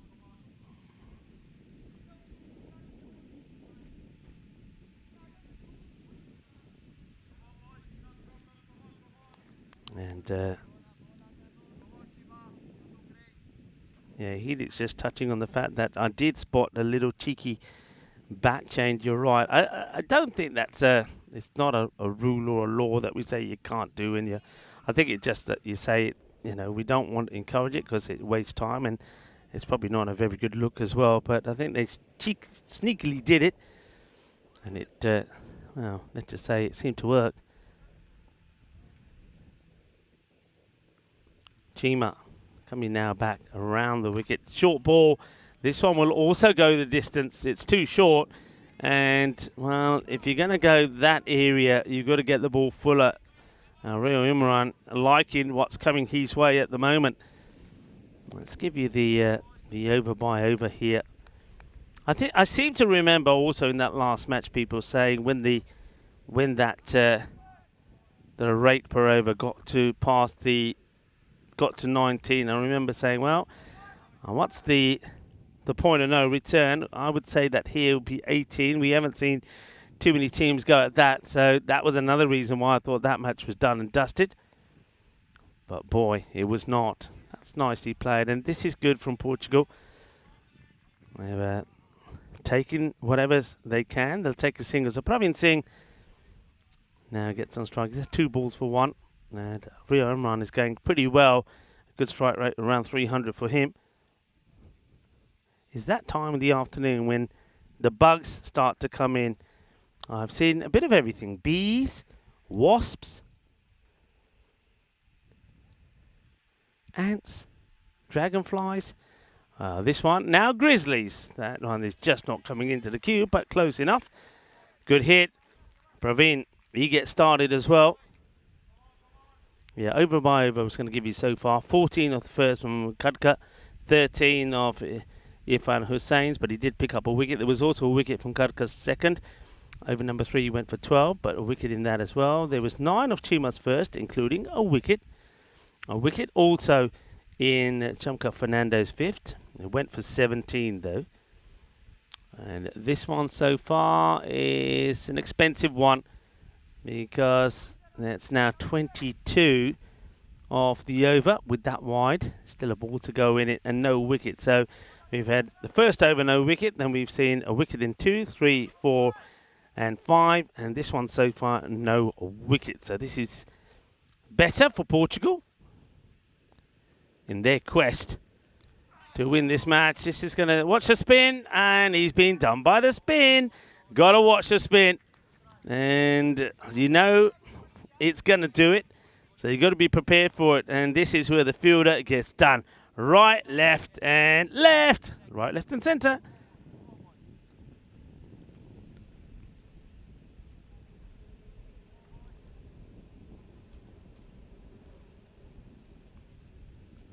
Peter Vanderston saying must be very hot. It is, Peter, it is. The only advantage that I have with Charlie not being here is I could aim all the fans right at me, but having said that, it's not really helping. If I told you that around me now, and this is no word of a lie, around me now I'm counting, at a guess, 18. I'll tell you after this ball, because it's Janitha Fernando who will get worked away by. Rio Imran is playing this shot so well. It's quite superb what he's doing at the moment. They're just not bowling well to him. And he is just saying, well, look, if that's what you're going to bowl, I'm just going to keep playing these shots. And that's beautifully played. So, yeah, what was I talking about? Right, around me at the moment then, I have about, I've just a good count of them, 18 dead mosquitoes. They're just dead lying there on the desk. I'm actually trying to sort of whoosh them away with James Pond, just getting rid of them. There's 2 dead, I'm quite sad about this, 2 dead bees, and I mean bees, not wasps. About 3 dead wasps. And I couldn't tell you about, let's just say, hundreds of ants. Catching opportunity. Should be taken. Chima wipes his hands, takes the catch, gets the wicket of Imran. Just change in direction from Janitha Fernando. Doesn't give him any width. So Rio Imran trying to go down the ground, but he's not going to succeed. 36 he gets to. And, well, I'm talking about all the dead bugs around me. Well, the batter has to go down as well. And that's going to be the end of Rio Imran. 5 sixes and 1 4, 36 of 12. Easy catch taken by Chima. Made it look easy. Like the way he just took the opportunity while the ball was in the air just to wipe his hands and take the catch. And it's Danita Fernando who takes the catch. Praveen's still there. Hasn't really got going. Amandeep Singh joins him. You can hear Romania saying, one more, one more. So, yeah, all of those dead bugs. It is be kind to bug day today, by the way. I'm not doing anything about the bugs. I can tell you that. It's the heat. They are just falling like, well, literally like flies in this heat. Goes for the big shot. Won't carry to the fielder. And Chamkala Fernando will have to just watch the spin and get it into the gloves of the keeper. So it's, yeah, extraordinarily hot at the moment. Well, Ravan, I tell you what, somebody will do the favour and ban you. Goodbye. Any of the moderators, can we please make sure that people like Ravan are no longer on the chat? If you don't want to support the European cricket and what it stands for, Ravan, well, we do not want to entertain you. So goodbye and enjoy the rest of your life. Adios. Would somebody do the favour, please, and get rid of him?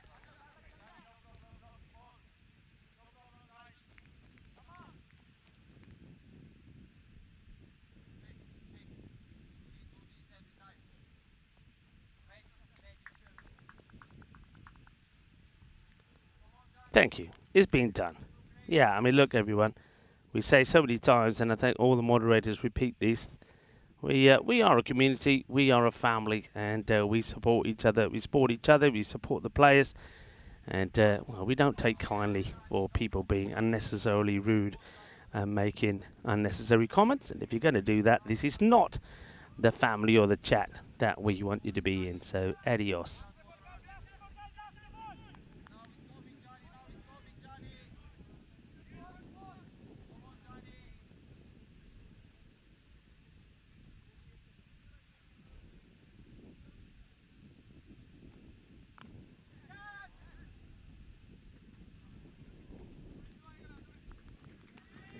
Six runs, smashed away. And Praveen Singh now has to take over, has to take control. After some good batting there from Ria Imran. One goes, another one has to take over. The 100 has also come up now. And I suppose in this, the 7th over, if you can get another boundary in here, then you are looking to go past that 150 score. Romania. It's all about the character that they're going to be able to show when they get out there with the bat. Oh, wow, that one hits him hard. You know, he's disappointed that he's missed out on this, but that could have hurt him. It really could have. Just watch this one. This gives you a good idea where this one strikes him. I think it probably gets him on the leg. Oh, maybe not. Maybe it does get him on the body. But he's trying to, well, it was trying to send it to the moon, wasn't the end of the over. And 7 completed, 109 for 5.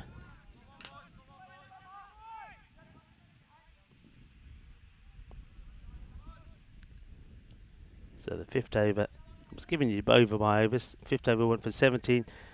Chima, that one went for 26. That hurts. And that's when the score rocketed into the 90s. Jonathan Fernando, 18 off that one. Did pick up a wicket. Back to the spin of Chamlaka Fernando. Short. And in the gap. And don't bother chasing it. That's going to go all the way. Of course, like the last match, no Taranjit in the side again here. Also no Ramesh Satheesan. So, 2 key players for Romania not in this side in what is also a key match.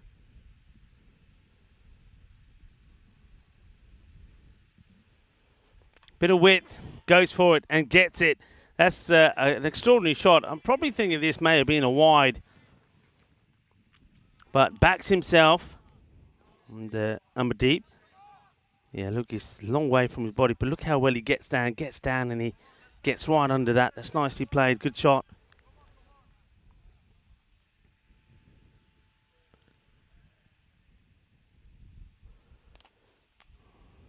Oh, that one. Oh, well watched. This is really good fielding from Chima.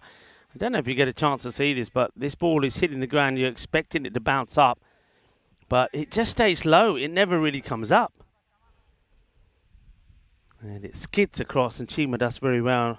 Make sure it doesn't get past him. And that will go all the way. A little bit of width, but it's not the width, it's the length. It's allowing the batters to get under it. So the two Singhs out there at the moment, Praveen and Amandeep, are having a good time. It's now the 120.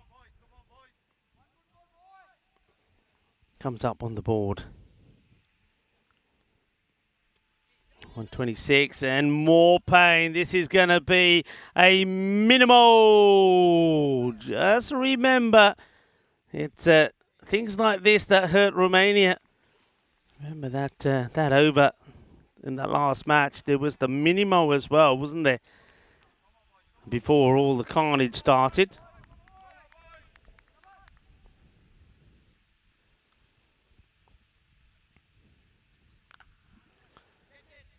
Gone.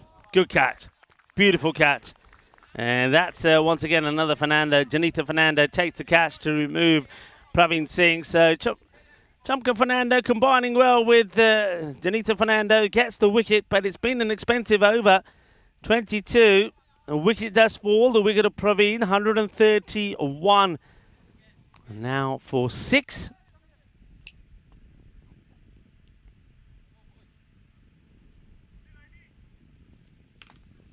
Notice no Kohli. Hasn't bowled himself. Mamit Kohli, the captain. It's all a confidence thing. I said at the time, at the end of the 4th over, when it was 48 for 3, if I was Mamit Kohli, I would have bowled, because it was, you know, they were only going just over the 10. They were going at 12s. Have a bowl, get a good one in, get your confidence back. At the moment, he's got no confidence, and he needs to find that confidence. That is going to be 6 as well. So new batter comes in, Suman Gamiri. Well, we've seen this guy's scored plenty of runs in Portugal. And he comes in and he hits this one for a big 6. So not the over that you wanted. So Chamka Fernando, he goes for 45 of his 2 overs. That one goes for 28. There's a wicket there, but it's not the over you wanted. 137 for 6. Look at the pattern of that innings, by the way. The wickets been falling. I touched on that when we were doing the over per over. So wickets falling, but runs also being scored. And that was the key to it. I've said this before. Sometimes teams put too much emphasis on not losing wickets. And I said this before the start of this this series. And I think I was talking about it when Portugal were batting in the first match.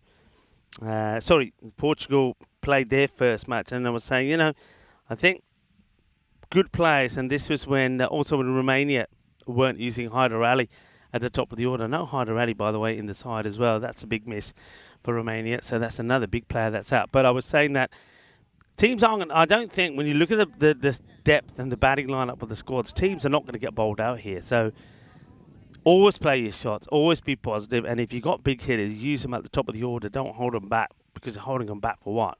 Let them have the luxury of the power play. And I think Portugal are proving that here. Flies and wasps coming from everywhere at the moment. That's a good ball. And Kohli, he is bowling. I just said before the start of this over that we've not seen Kohli as yet. And, well, this is brave from Kohli, isn't it? It shows that he has got guts. It was the 9th over that went all wrong for him in the last match. And it's the 9th over that he's bringing himself on to bowl. And so far, he started well. All right, there was the wide, a single and a dot. Captain coming back. And look at it come back strong for Romania. Good delivery again. If you go back to that over there from Mamit Kohli, if I remember correctly, I think it probably started with a dot, and then I think there was the 5 wides, and then of course once the 5 wides happened, maybe that got into his head, and then we saw the the issues with the 7-ups, the no balls, etc. And he was never able to recover. Also, that is a wide now. The other issue that he had was that the clock was against him as well. So he was trying to get his over in quickly because of the clock. I'm being attacked, by the way, by the wasps. I think because Charlie's not here, they decided, right, no, Charlie, we'll go after Rico. I'm not sure what's going on here at the moment with the bugs. Well, I'm trying to be good because it's International Be Kind to Bugs Day today, but they're not being very good to me. Another good ball. So Coley, couple of wides in there, but what a difference. What a difference a match makes. 41, a hypersonic over in the 9th. The game before to literally give Austria, I'm not going to say that they gave Austria the win, but give Austria the opportunity for the win, because they still need to get 20 of the last. But now here, he's only gone for 3 in 4. And make that 3 in 5. Just give it back to me, he says. I'm back, everybody. I'm back. Zuman looking to play that lofted drive, but it's not the right ball for the lofted drive.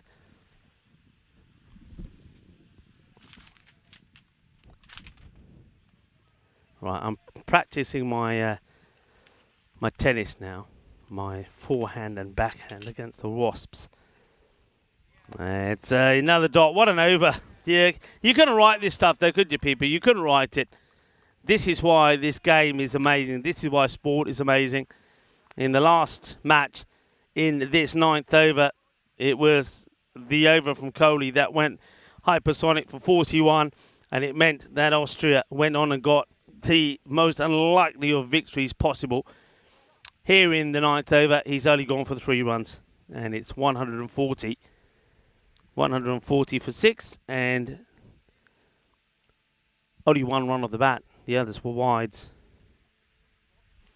Means that the last one will be bowled here now by Janita Fernando. Last time that we'll see Romania in the field. Not a good ball. I think that's still a wide. I think when you see the batter move like this, you've got to go for the stumps here. You've got to just go for the Yorker delivery. Helix is saying, didn't Charlie take all the bugs with him? I wish he had. No, he hasn't. I think that's the reason. That's why they're here. They're looking for him. They're missing him. They're missing, I think the mosquitoes are missing his blood. They want a good feed. It's that afternoon feed time before they have their siesta. Could be another wide. It will be another wide. I'd like to see him come back over the wicket, Danita Fernando. He's decided. I thought it was specifically just to one of the batters earlier that he wanted to come around the wicket, but he stuck to it. For me, I don't like it. I think the advantage he has, he loses. That's been hit hard, and that's going to be 4 runs. That's hurt. That is hurt. And I think this is all about trying to stop this one, and that's Crantarian Mohammed now. He's the centurion of the last match. You don't want him to have a problem. That is clobbered his hand very, very hard. It's 4 runs. So getting closer to the 150, but they'll want 160 here. That's nicely played. It gets past Pavel, and it will be 4 runs. Pavel Florin trying to make the stop, he can't, and now you see Mamit Kohli coming to have a chat. I don't think that's a bad ball, actually. It's a better ball, but I think just go back to coming a left arm over. Clever shot from Mamadeep. So 150 is now up. So are we gonna see another classic chase here? This time from Romania. They'd love to have a good chase of their own. Remember the importance of this match. Romania, if they're to stand a chance, they've got to win it. They're playing their last match. It's been thumped. It's bobbling away. And once again, Aryan Mohammed, he can't stop it. It's going to be 4 more. That's another one that's gone through him. Quattro mas. Lovely shot. Gets down on one knee. Crunches that beautifully.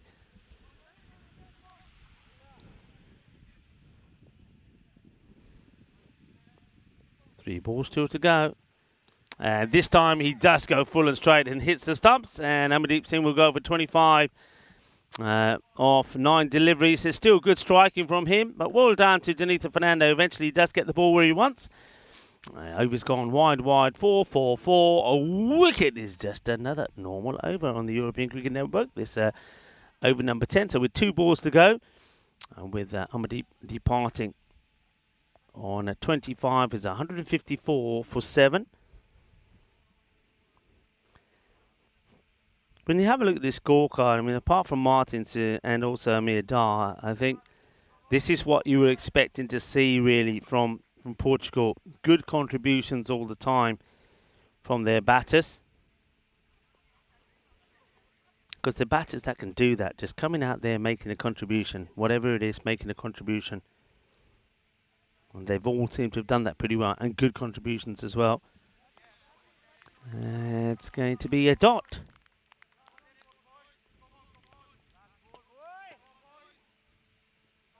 Still going to be a good run chase. It's going to be a very good test of character for Romania, of course, without Taranjit, without Ramesh Satheesan, without Hyder Ali to give them some support at the back. So somebody like Moyes is going to be very, very important. That's been launched, and it's going to end with a 6, isn't it? That's a biggie. So they will get to 160. And I did say that I'm expecting the scores that we're seeing to get higher in the internationals, and that's exactly what happened. And today has been a good example of that. 146 to 131, 167 to 173, and now 160 it will be. 160 for 7. And that means that Romania need to go at 161 to get a win here. And it's going to be a real good test of character from them. Of course, they're wanting the win. They need the win. They are behind by 2 points behind Austria. A win here would take them, if they can get a win by 4 points, 2 point ahead. But that seems very unlikely because they're going to have to go great guns blazing to do that. So the likelihood is if they get a win, if they can get to 161, they do go ahead by just the mere 1 point. Portugal, on the other hand, they know they've got a good chance of maybe getting 4 points here if they can bowl really well. If they can do that, they level and tie with Romania, and then it all goes down to the last one. If they get a win here, then there will be 3 points behind Austria, and the last match could be very important, and it could even go down to net run rate, I suppose. But then, having said that, remember, even if Austria lose and get a point, they won't be caught by Portugal. So Portugal really, I think if they are going to be victorious, they've got to win this match, and then they've got to win the last one and get all the points. That's the way it's looking to me at the moment, as we see. A catch there taken by Chima. That was a nice catch, but Portugal, like I said, what they did do well in this innings is that batters came and they played shots. Saman Ghamiri came out, played one nice shot, but he was probably the one disappointment for me. Saman, he hasn't quite delivered at the level you'd expect him to do so. He gets to I think he just got the 1 boundary here, 1-6. That was it, 6 from 6 actually. And that was a 1 scoring shot. But all the others did well. That's what I liked about that innings. Everybody chipped in, and you'll see that when the scorecard comes up here. So though they did lose Amir Dar early, Sean Gomes once again 34.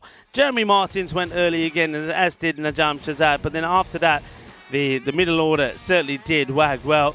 Imran 36 off 12, 5 sixes and 1 4. Then we saw 27 from Praveen of 9, 3 sixes and 2 4s. And Amardeep Singh as well, 1 6 and 4 4s with 25 and 9. And that was the way it went. And Suman, yeah, just for me, 6 balls for 6. It's a little bit slow for him. These are the bowling figures. 2 wickets they were taken by Chanaka Fernando, but he did go for 45. I think Janitha Fernando a little bit expensive as well, 2 for 38. But good bowling at the beginning there from Kodaka, and also there from Chima. Irfan Hussain never came back. His first over and only ever went for 13, never went back to. And Mamit Kohli, well, what a way to come back. Only concedes 3 of that over. The last time he bowled, we know what happened. He went for 41. So we're going to be coming back to the action in about 10 minutes' time when Portugal will have 160 runs to defend. Romania, if they're to have a chance and win this tri-series on home soil. They've got to get a win here.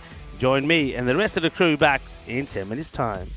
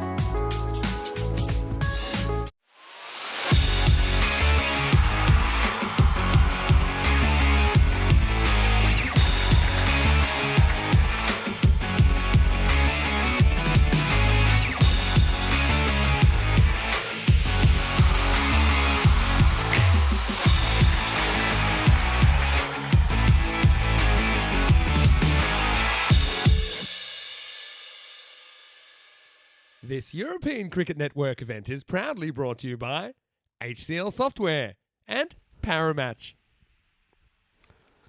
Hello folks and welcome back. We are halfway through match number 8 where Portugal have set a nice target for Romania. Romania, of course, for them, or for both teams actually. Both teams, if they win this match, and depending how they win, Portugal would feel that they need to win it and get all the points to give them a chance going into the last match of this European Cricket International Series between Romania, Portugal and Austria. They'll feel that if they can get 4 points here, that they then have a chance of being crowned the champions. Unlikely after 3 losses out of 3 yesterday.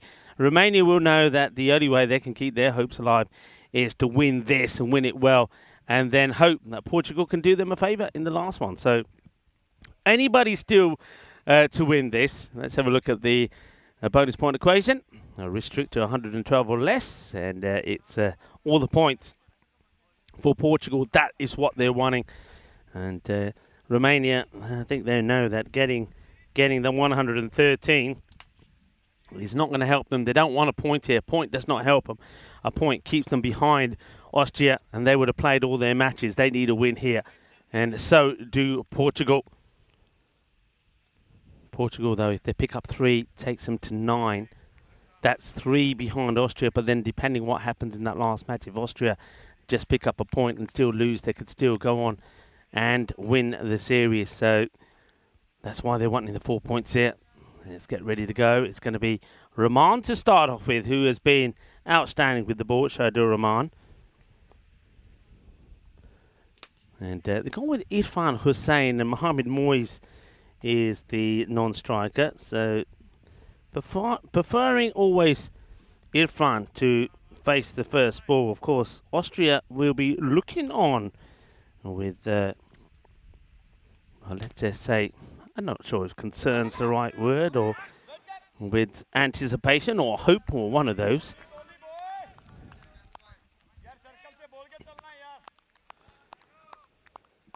Welcome back to everybody. And Chris Smith, he asked me the question before about MSP. Yeah, MSP, I mean, it's a lovely lad, a great player. I think he's a great cricketer. Some people would say that he's probably not perhaps suited to the T10 format. See this ball a bit more in. That's up in the air, and that is going to sail over the infield. And that is going to go, I think, for 4, 1 bounce. Yeah. He's a young player. I just think that they're probably maybe concentrating on him being more a T20 player. I haven't really had a chance to have a discussion too much about some of the other players with the Austrian team. Maybe if I get an opportunity, Chris Smith, I will ask the question. But he's a lovely lad. He's a good player, and we've seen him perform well at this level, at the European Cricket Series level. I don't know if they feel, with some of the other players available to them, that he's as aggressive enough with the bat. This is going to be out, by the way. It will be. It's a simple catch by... well, there's the... well, he doesn't really play ball with the celebration, the Sean Gomes here. Rahman wants to do the Ronaldo celebration, and let's just say that this time Ronaldo gets left hanging. Irfan will get a boundary and then get out. There's a catch taken. So Rahman, the bowler, runs all the way across and says, let's do it. And it doesn't happen. He's been left hanging, but gets the wicket early on. And that's where I think they're missing Taran. Taran has always given them something at the beginning there, hasn't he? He may not always go on to score big scores, but he's always got into the 20s or the 30s. Irfan Hussain hasn't been able to do it at the international level, whereas he did do it on many occasions at the domestic level in that European Cricket Series. So he'll go for 4 of 3 balls. And Sean Gomes holds on to the catch. Rahman gets the wicket.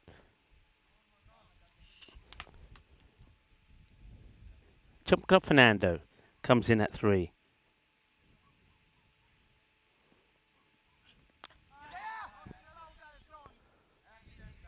will take the single. So Moisey, I mean, credit to Moisey. He's worked hard, hasn't he? 42 in that match against Austria, a one that they'd want to forget pretty quickly. And getting a win here would help them forget that match for sure. He does give you chances, but they haven't always been taken. Let's see if they're able to take it when it matters. So here comes Roman Moisey to face his first. Plays this down. He sort of flat bats it. I'll take the single. Moisey, not saying that he was the only one, but he was bitterly disappointed when they lost that match. I mean, I think steam was coming out the Bears' ears, that's for sure. Interesting how Aryan Mohammed hasn't come out. That's been hit well, and that's going to go to the boundary. Good shot.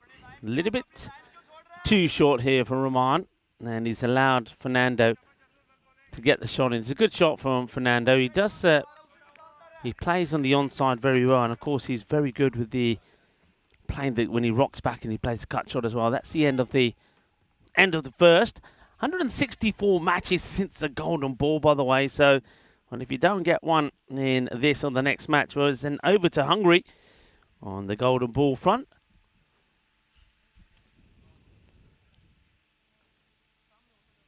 Ten off the first. 1 wicket down. Sort of that's been a kind of a pattern as well, hasn't it? Where there's the power plays have been pretty good score-wise, but there's always has been a wicket or two that fall in the power play. Jeremy Martins marks up his run-up. Having a nice long chat there with his captain, Najam Shazad. Probably thinking about what type of field that he wants to deploy. The sun, for the moment, just goes behind a couple of clouds just to give us a bit of a respite. And just as I say that, I can see it starts to sweep back in from the top of the ground back towards us. Good delivery, nice start. Gets Moyes outside the off. That's where you want to be to Moisey. They know where he likes it. He likes it in the body. He likes to go on the leg side. So good start for Martins. They've got the field. I haven't quite got the field that I would have. I would have my third back on the boundary for the catch. Because he's going to be swinging hard whatever happens. You know, you see what I mean? So for me, I wouldn't be having, I mean, you can see that Sean Gomes is at long off. I would have him up and I would push my third back. Because Moisey, if he's kept outside the off, I don't think he's going to hit it in the off. He's either going to try and get a hold of it and send it over sort of the cow corner area, or he's going to get a thick edge here. Especially the line that's been bowled here by Martin. So a couple of swings and misses in this over. And there we go. That's the shot I was talking about. That's what he's looking for. This time it's a bit straighter. And as soon as it's straight, Moyes is onto it. And he middles that pretty well. That goes to that square leg boundary at a real pace. Watch this. So he does go a bit straighter here. Goes for the stumps. And Moisey, he's onto it pretty quickly. He gets a swivel on that nice, doesn't it? And races through some of the... I think that might be some of the Portuguese squad.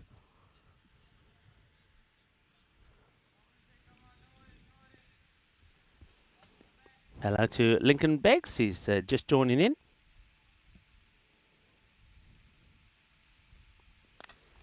Miscue and just out of the reach of Najam Shazad. It's going to be 4 runs, and Najam just looks back and gives a little clap there for Martin. Says, yeah, we almost had him. We almost had him. Yeah, Lincoln Beggs, you're not wrong. It's a very nice ground. It's beautiful. It's by the lake here. It's the Moana cricket ground. And Dave is just touching on what I've told everybody already. Dave, it is, of course, the Fête de la Fédération there in France, honouring the French Revolution. Of course, it is a big holiday. Oh, big swing and a miss. And the day was the predecessors of Bastille Day that was celebrated. It's also, for those of you that are interested, World Nudist Day, where nudists around the world are letting it all hang out, so to speak.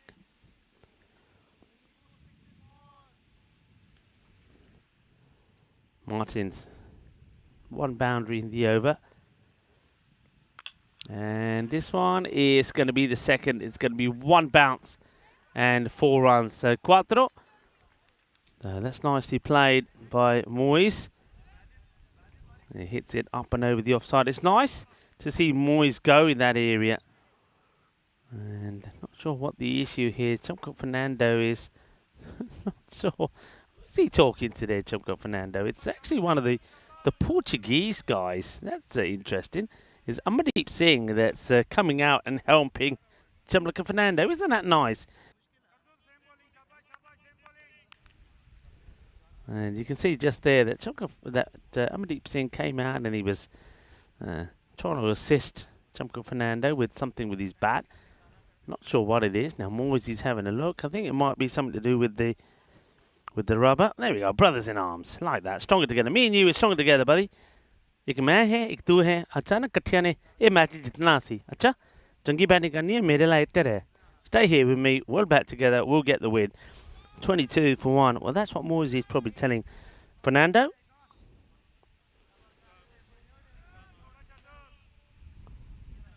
Rahman, they're not going to hold him back. He's going to come back in straight away.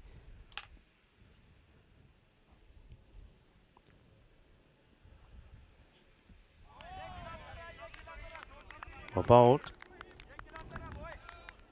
Yeah, this is where I think if you're a left-hander, you come over the wicket unless there's a very good reason not to. Well bowled.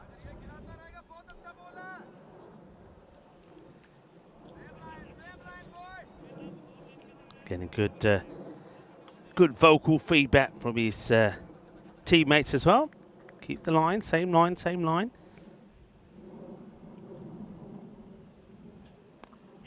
Up in the air and gone. Well, he drops the catch, or drops the cap and takes the catch. And that's the way to do it. You don't mind it when it works that way. Amir Dar holds on to it. And, well, no matter what Moyes was saying to Chumko Fernando, he doesn't listen and he will give his wicket away. He goes for 5 or 4. That's not ideal. Dar takes the catch. Well, drops his cap, takes the catch. Another one bites the dust. All the twos now. 22 for 2 after 2.2. And now, Moyes now will try the same with the next batter that comes in. Sees if he can stay there with him. There you go, look. 22 for 2 off 2.2. Chasing 161. It is now Arian Mohammed. Centurion of the last match, but ended up disappointingly on the losing side. Let's see if he can find that same form in this one. Yeah, starts nicely, just strokes this one down the ground. Sean Gomez will do the fielding.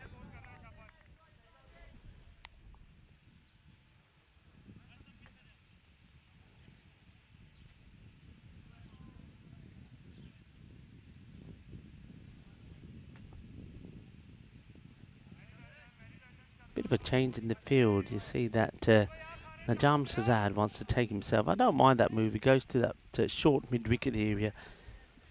So the 2 men back. We are still in the last over the power play. 2 men back on the leg side. Square leg and a wide long on. He goes right across and he gets this on wrong. It's another one that Well, the bear gets one in the gut. Moisey. And a bit of a roar "Arr!" from the bear. Swings and misses at this one.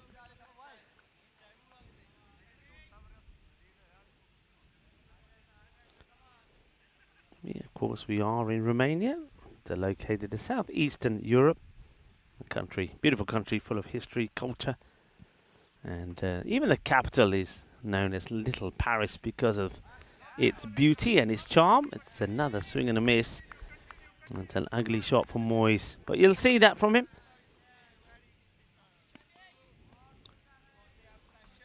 Incredible castles here, of course. You've got Bran Castle as well, which is associated with Dracula in Transylvania. And of course, watch out for the bears. Highest population of bears in Europe, over 6,000 brown bears. That's 60% of the total in Europe.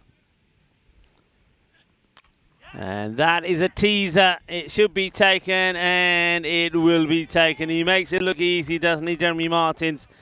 And, well, I was talking about bears. I said watch out for the bears. There's plenty of them. One less, though, out here in the middle in Moravia, because Mohamed Moyes, it's the unlucky 13 for him. 13 of the 10 balls that he faces. And he gets out.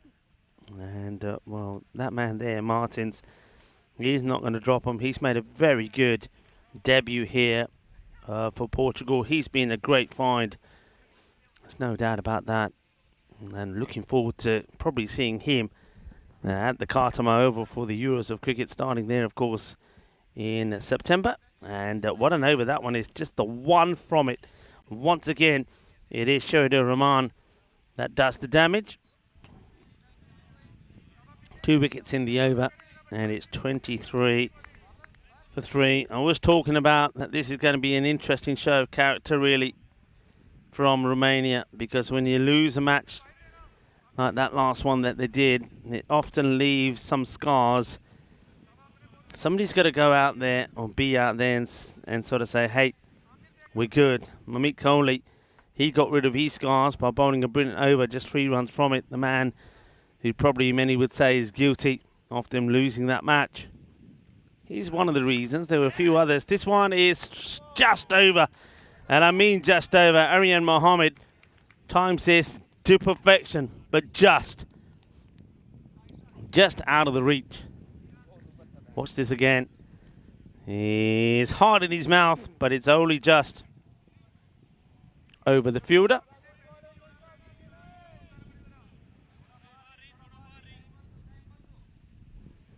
Praveen Singh with the ball.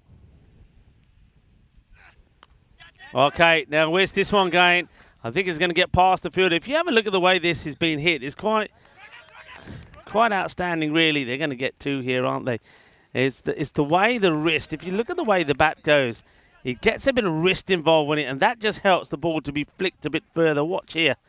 Just watch the last bit here from the wrist when the contact is made, just about there. And as a result of that, he's able to just get enough of that. The fielder chases it, and just here, I think he does okay.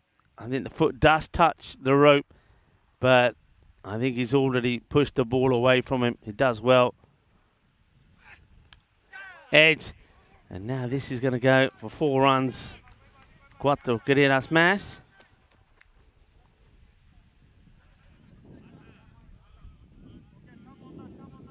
Big edge. That flies away.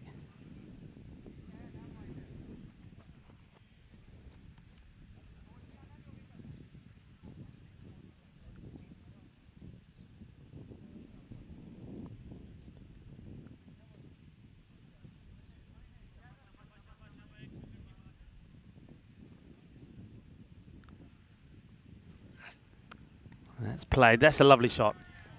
That's a lovely shot. And the thing about Aryan Mohammed is, what I like about his play is the way he's able just to guide the ball around. So it's almost like in his mind, he's got a map of where all the fielders are, the ball before it's bowled. And then you can see there, he plays that shot saying, I know that's where the gap is. Thank you very much. guides the ball around beautifully. Slight change in the field here now.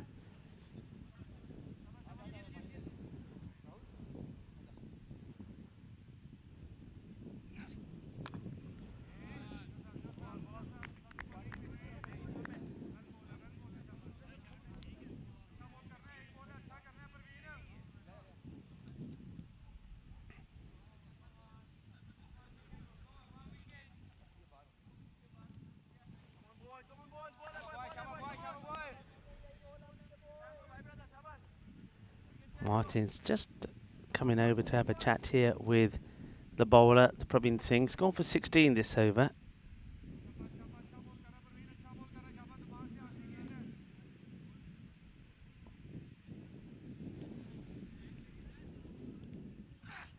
Full toss down the ground. That's going to be 6 more. They're not going to get away with that either. So bowl it from the bat of Harim Mohammed. Well, he's off again, isn't he? The man who brought up a century but ended up on the losing side. Well, maybe he's keen to do it again, and this time says, I want to end up on the winning side. It's an over that they needed after that slow start. So 4 overs in, 45 for 3. They needed a good over. The scores per over went 10, 12, 1, and then now 22. So, game with Praveen, not just caught, I just was watching Praveen the way he's running in. He never really, I mean, he has a run up, but you don't really see him using that run up to really help him with getting the ball to go for any quicker or not. I think it's just all about having a little balance as he comes into the bowling stride. Just, you know, feel good factor about him. Some rhythm is the right word as opposed to balance. It didn't quite work, so now they're going to go to spin. Now, I said last time that you probably don't want Amardeep bowling to the left-hander again because he didn't bowl well to the lefty. It starts to the right-hander. It's a much better delivery. He's not giving width. Yeah, to the left-hander, he was just bowling too much down the leg side and it was easy hitting. So Amardeep makes a good start here.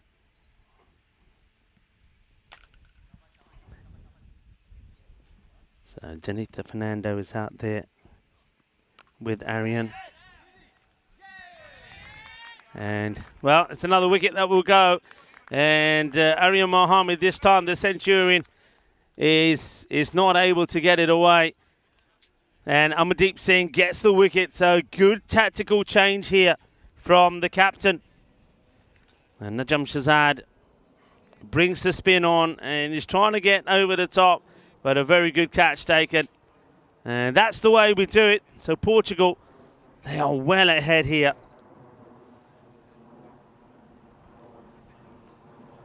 .161 is the target. Another wicket goes. And it's the big wicket, isn't it, Varian? It just goes for the little bit of extra power. But Dar, once again, is in the right place. That's his zone. You saw him take catches there of Rahman. And now he's done it again. And this time it's to Amardeep Singh.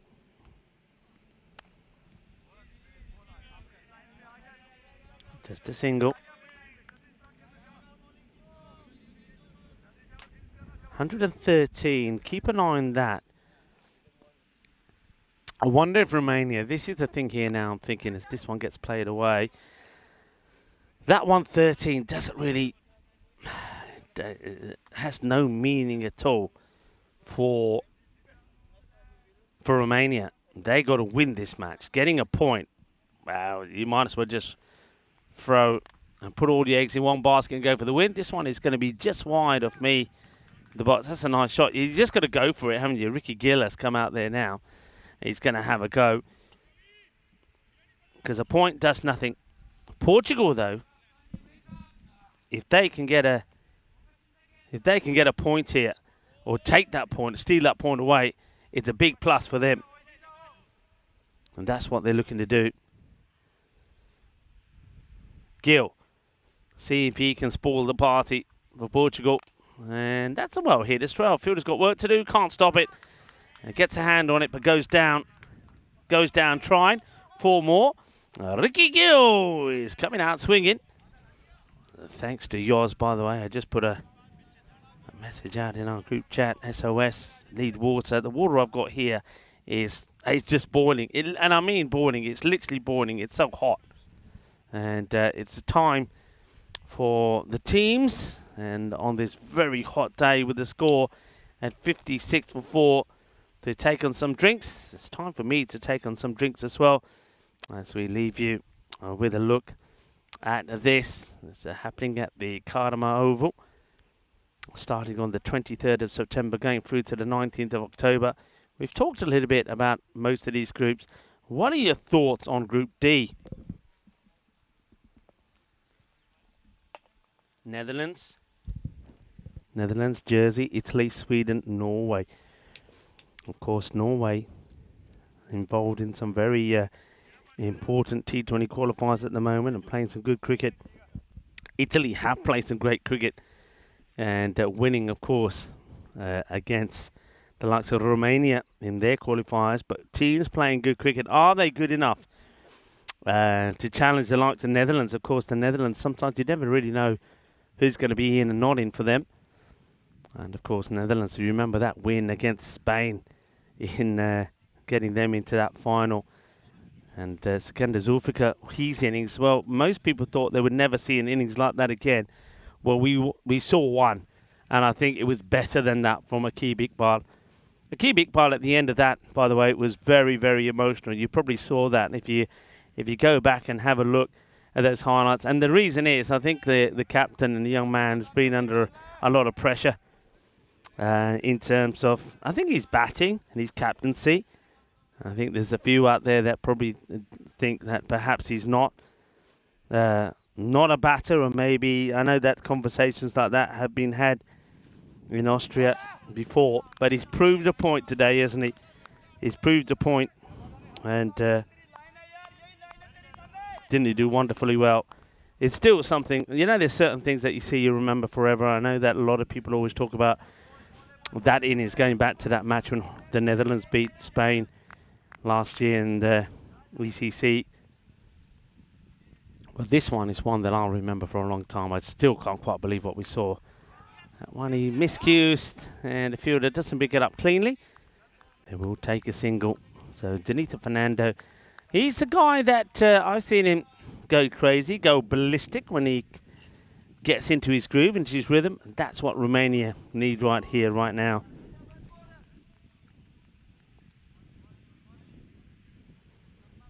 At the moment, they're just not going at the pace they need to be. Struck straight to the field. In comes the throw. Oh, now this is going to be 4. That'll be 4 runs. And it's a great pickup. It's a great throw. Trying to knock the stumps over. If we go side on this, Daniel, I get the feeling that if it does hit, it probably would have been out. Amadeep has a shot. If it hit, it would have been gone. I'm not sure who was doing the backing up. Let's have a look. Ooh, that it actually has hit the stumps. I wasn't aware of that. Now this is interesting. Can we just slow this down? So it does hit the stump. So is it 4 or is it out? Let's slow it down here, frame by frame. I think he's just in. That's excellent work from Spring Media. He's just in. But what a great bit of fielding that is from Amadeep. I mean, all right, it's going to cost them 4 runs, but I think in the context of the game, you have to go for it. You'd probably say that maybe the fielder backing up probably doesn't help the fact that it hits the stumps. And Rahman going with his feet as well, probably needs to go with his hands. So Amadeep saying great bit of fielding, but Ricky Gill survives. Yeah, I think that's one that you say is worth it. You go for it. You get the wicket. It's another batter down. It's hit nicely, but Sean Gomes is doing the fielding. It'll just be a single.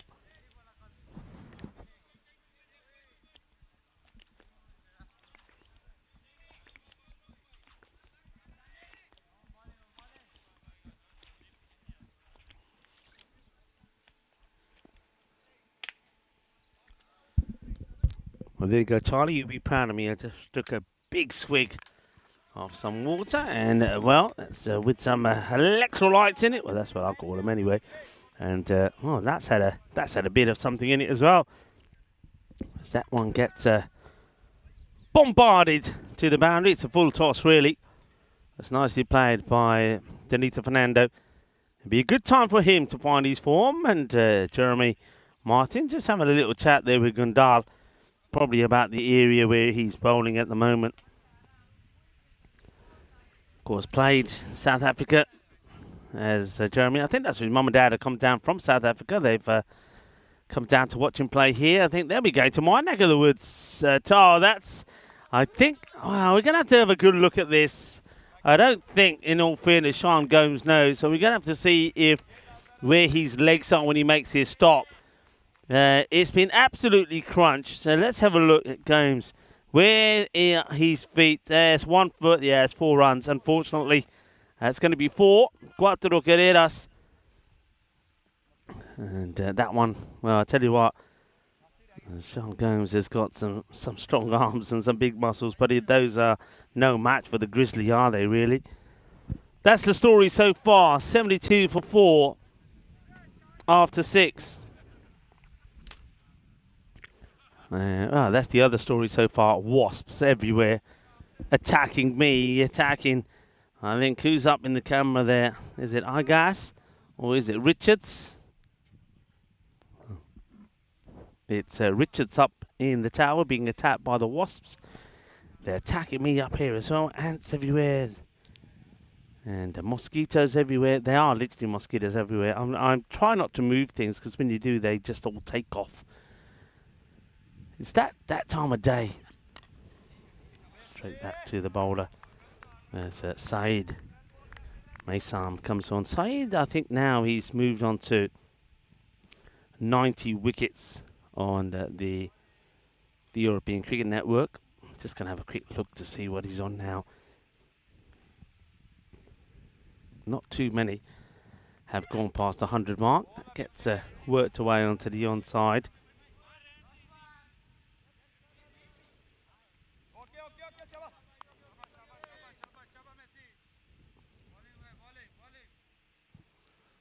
Walks back to his mark, and as he walks back, I can tell you officially, it's 91 now, 91 wickets on the European Cricket Network. Slower ball, well bowled. I'm not sure what happened to Andrew Begg here. Keep an eye on the umpire here. It's like he's going for a wide call. I don't know if you stay on him, and I don't know if he gives the wide or not in the end. I'm a bit unsure. Is that half a wide? Is that half a point? Half a run? Not sure. What's the call on it? I don't think he actually completes the call because he doesn't go around and say to the scorers, up in the air, gear, shaka, lug it, incoming boys. And, Sahil Zadran gets his bit of glory. I think we might have this on camera. Well, it's a good job that it's the Austrian team there, because when there was a Romanian team, they were asleep, and that was where the Moisey with the bear yesterday was asleep. There's Sahil. He literally plucks that out of the hands of Bilal and says, it's mine. That's nicely played. It gets through the fielder. It's going to go into the banner there of the European Cricket Network. That's 4 runs. So Janita just, with every over, starting to find a little bit more rhythm in his play. Question is, now, do I dare say that they're needing to go at 25, so it's not possible? Remember, I did say that when it was Austria that needed to go at 35. Well, it wasn't quite 35, bit of exaggeration, 31. And I said it's not possible. Well, they did it, didn't they? It's going to be called a wide for over the head height, and will be the one for the over as well. Yeah, that's a good call. So, am I feeling safe to call it? Am I? Yeah, I think I am. It was always going to be difficult, this match for Romania, for me. Oh, lodged. Well, some people will be saying, Rika, are you sure? Do you want to have another think? No, I'm sure. End of the over. Gets blasted away. That's big 6 there. Brings 90 up. So 18 come off that one. So side Maysam. The thing is, you've still got some good bowlers to come back here. What Portugal have done is they've used a bit differently to what Romania did in last match. They've used some bowlers that possibly could be risky towards the end. They've used them now. Let's have a look at that last match coming up. Nice to see Basir Khan in the lineup. And let's see how he goes. Zalmi is there, Karambi Singh, Razman is there, Kibik Bal is there. And they've gone back to Kamud Shah. So Safi in the side. Portugal.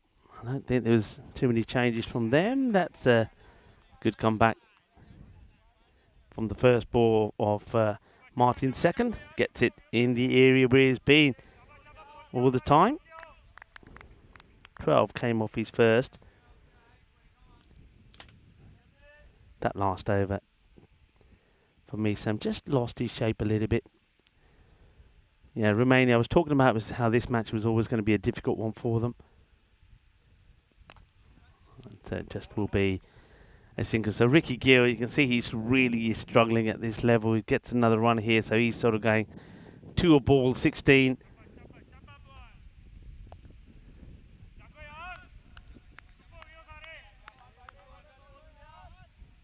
I think this is where I think Romania ideally, you know, of course they started the day without Taran and without Ramesh Satisan, but ideally something like a Hyder Ali here now would be pretty useful, wouldn't it?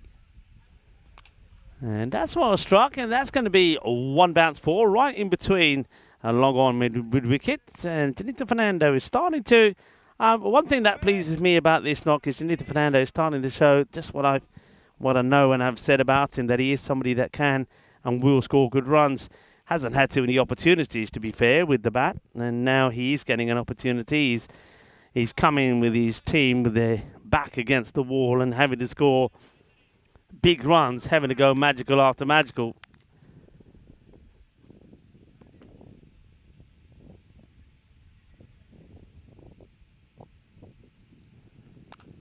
And this one should be stopped, and it will be stopped. Good work from Saeed. Comes across, makes a stop.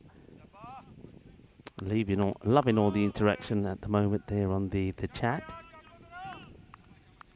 And it is a Sunday. Let us know what you're up to on your Sunday. I mean, some people are probably watching the cricket and at the same time got other things going on.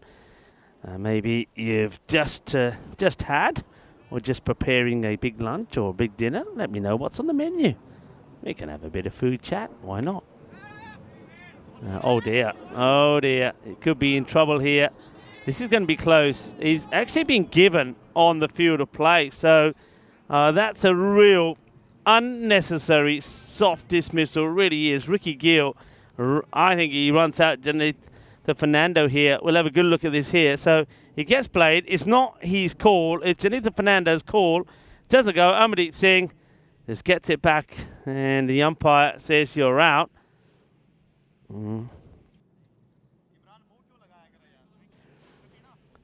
So it's on its way. A new batter comes in. And this is what happens here. So it's a quick throw straight to Martin's hand. And I wonder if we could just slow it down here. Just see how far out he is. He does dive. But yeah, you can see he's well short. And umpire's in a good position. That's very good umpiring as well. And that's not good from Gill, really. He's the one who had to go. And now that's why it's not good, because Ricky Gill, the batter, was struggling. That's now 16 of 10 of 11 balls. And then Janita Fernando, who was starting to get going, and it was his call, by the way, calls it and gets sent back and gets run out on 34 of 12 deliveries. Gill has been joined out there by the left-handed Praveen. Over comes to an end, and Romania. It's well, I suppose quite disappointing really for the home side. 6 off that over, by the way. 6 off the over. The wicket goes down as that run out. So Martins continues to impress. Good spell from him. 2 overs for 18. 6 off that over. That's it. Saeed comes on. They still need that 113 for a point, which I suppose if we have a look at those tables once more, Portugal pick up 3 here. They're still, and if Romania get nothing, or Portugal pick up 4, then it's equals on points, and I guess net run rate will be interesting. Shots like that will mean they get a point, and that's what Romania, that's why it's important they get a point, because getting a point could mean that they still finish second, because Portugal get a win and only get 3, they move to 9-1 behind Romania, then Romania get a point for the point they'll still win the loss, they'll go to 11, so 2 points in it. So even if Portugal were to lose then to Austria and get a point, they couldn't go second, they finished third. So the point means you could finish second, but it has no impact on, they can't go top here, Romania. And they're going to be very, very, very, very, very disappointed. And they, of course, started with a bad loss to Austria, and then they won all 3 of the matches yesterday. But that loss in the first match here today, and the manner of that loss, when you've got the game in the bag, you know you're winning it, you think, yeah, that's it, we're going to get a win here, all good, and then you concede 61. That's right, 61 in the last 2.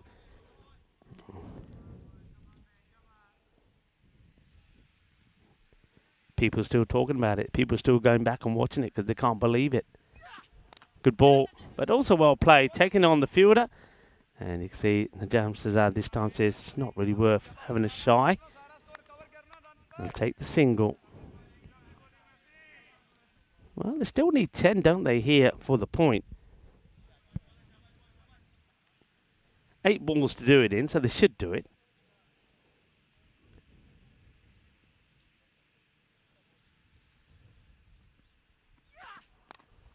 Slower ball, single. Martins comes across, does the fielding. Having someone like Martins in the side as well, and we've seen this a lot. I know that we had it with Hungary with the deploys coming into the side, but having somebody that's played a good level of cricket and a young man, it certainly will add so much value to the Portugal side, just in the way that they go about their own preparations in terms of the way they are in the field, the way the field is set, the way the mind attitude is. I'm not quite sure what's going on there with Suman. What Suman here is, Bubbly's taking the glove off. Looks like he's going to have a throw, and then, well, he's just enjoying himself. He's enjoying life out there. I tell you who's not enjoying life out there is Romania. It's a 104 for 5. It's not a bad over at all. That from Misam. 8 from it. That's all. Last over then. And remember, the big match coming up next is going to be, of course, Austria taking on Portugal. And big because it's everything to play for, I guess. Everything to play for. It's one of those which, once this match is over and we have a good look at the standings, a net run rate will give us will clarify some things as well. That's a dot ball as Gondal comes back. Got to try and get this point here, Romania. Portugal, if they can get all 4 points, is massive. So,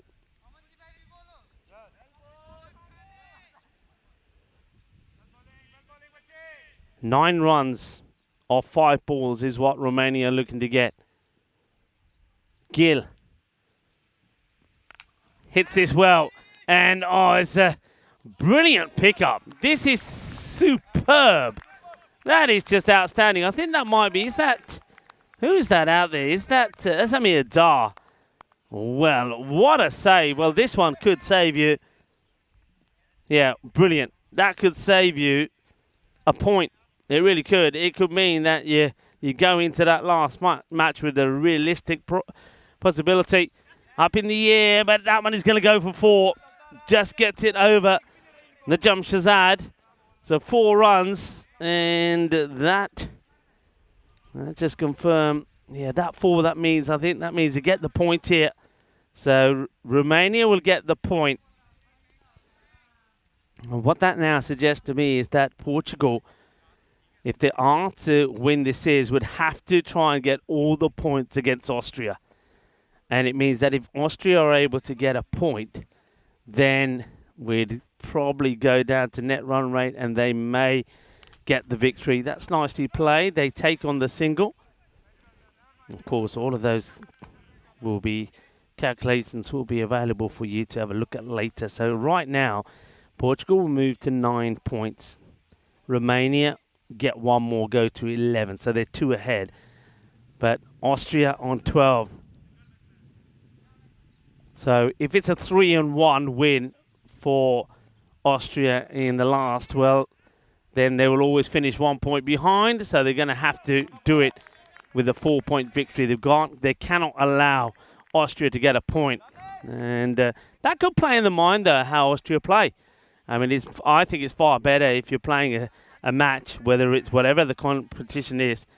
If you're playing and know you've got to win and that's all, and you've got to go for all the points, it's far better knowing that, for example, a draw is good for you, because that's sometimes when you make mistakes. So, yeah, Portugal, don't count them out. A team that didn't look very good yesterday, looked a little bit sorry, looked a bit sad in the field. Look at the way they've come out here today. In fact, we've seen a real change from the way the teams have played. There's been a Jekyll and Hyde about all the teams. Look at the way the field's coming in here, and this is going to be just lobbed over them. It's going to be 4 runs to finish the innings. Romania will finish on 115, but it will be Portugal who make it 2 wins out of 2 in the day after completing the victory and getting their revenge over Austria. They've done the same now here over Romania. The way the table stands, though, it still be Austria top, Romania second, and Portugal third. But we will go into the last match, and the last match really very much a decider. Still everything to play. Austria take on Portugal in the last match of the day, and only the perfect 4 from Portugal will mean that they are victorious here. But Romania on home soil will not be victorious this time around. They did finish well yesterday with 3 wins out of 3, but here today on day 2, they will lose both their matches. So this is it. This is what's coming up next. Austria, you can see that they've got the full strength team out there up against Portugal. And just a quick look there, Dar is still in.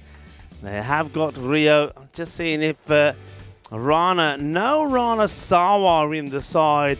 So it looks like Rio Imran holds his place in there as well. And Sean Gomes and Jeremy Martins, and maybe somebody like, for me, in that match, Najam Shazad, the captain, may play a big part. But of course, with the ball, Shahdur Rahman has been outstanding, and he'll be looking to put a good shift in. Once again, let's have a look at the highlights. It didn't start too well, did it?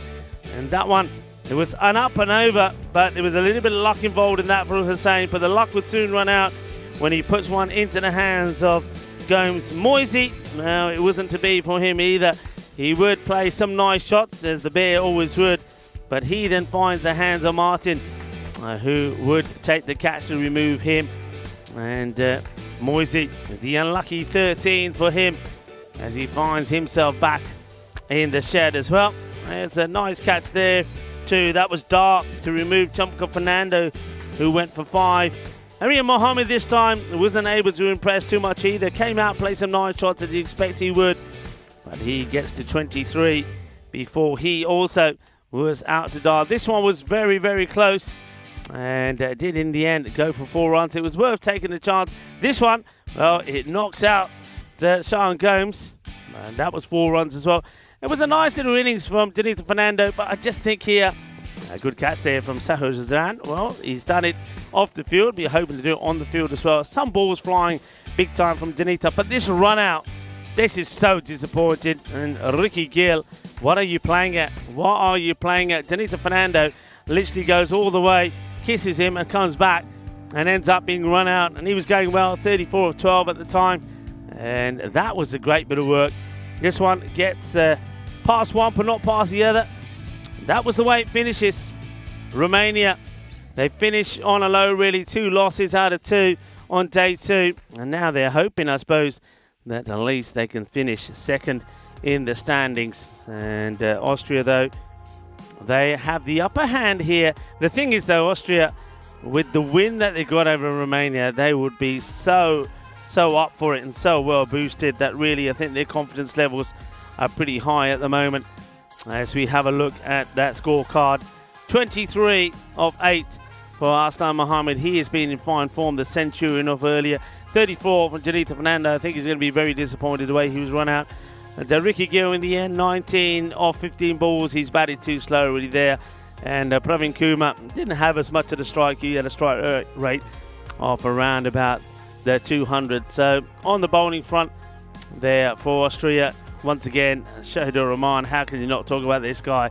He's just been absolutely sensational, hasn't he? 3 for 11 from him. I'm seeing much better.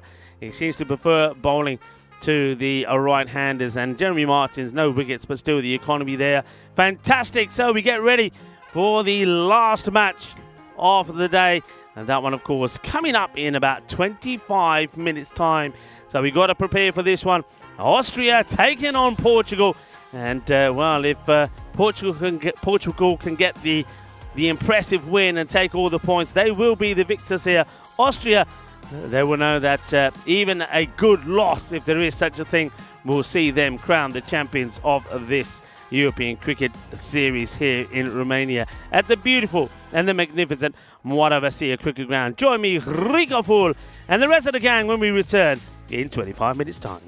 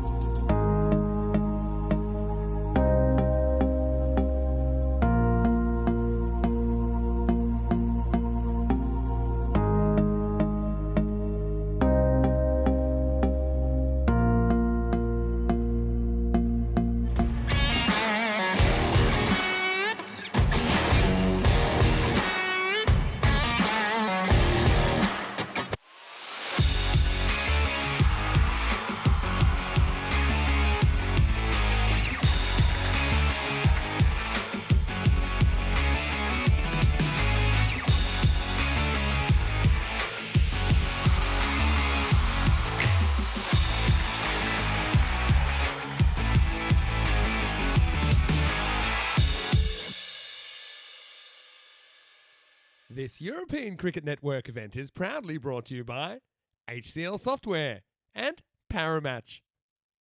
Hello and welcome to match number 9, the final match here in Romania.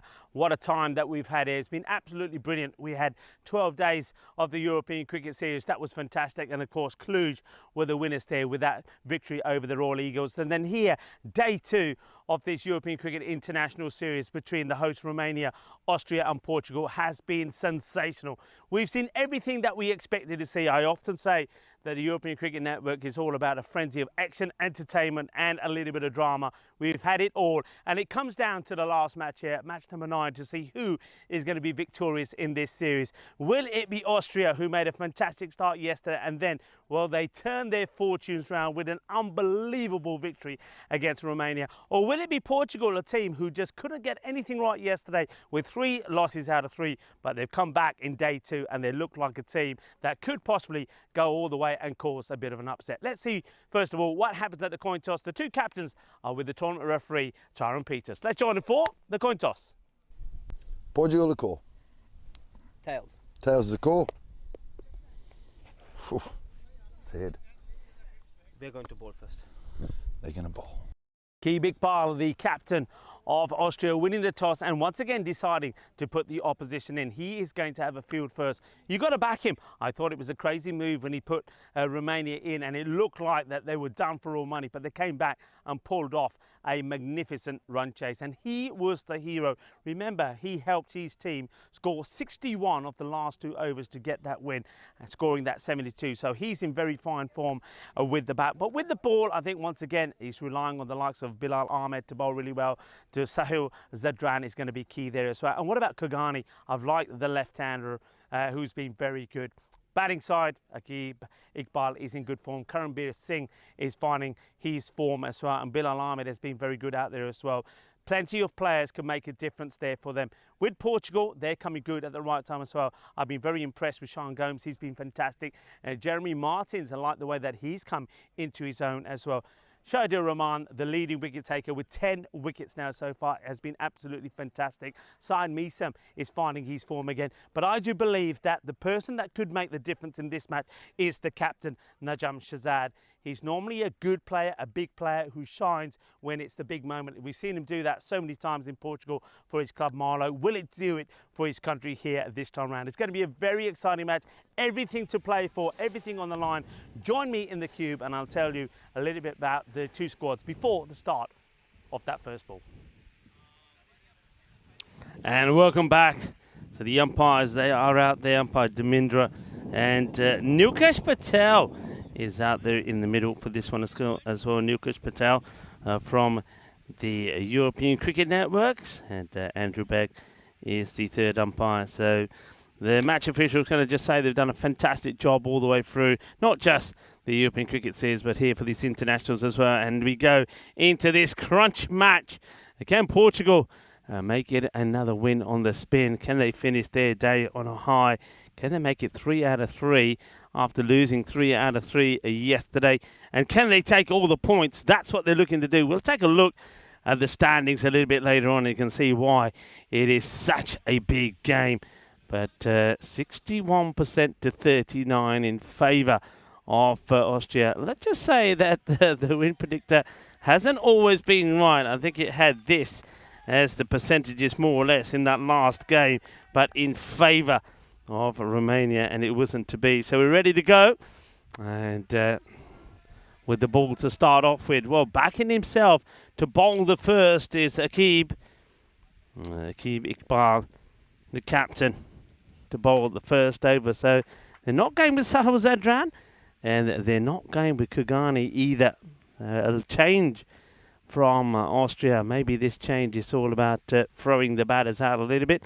Amir Dar will start again with Sean Gomes as the non-striker.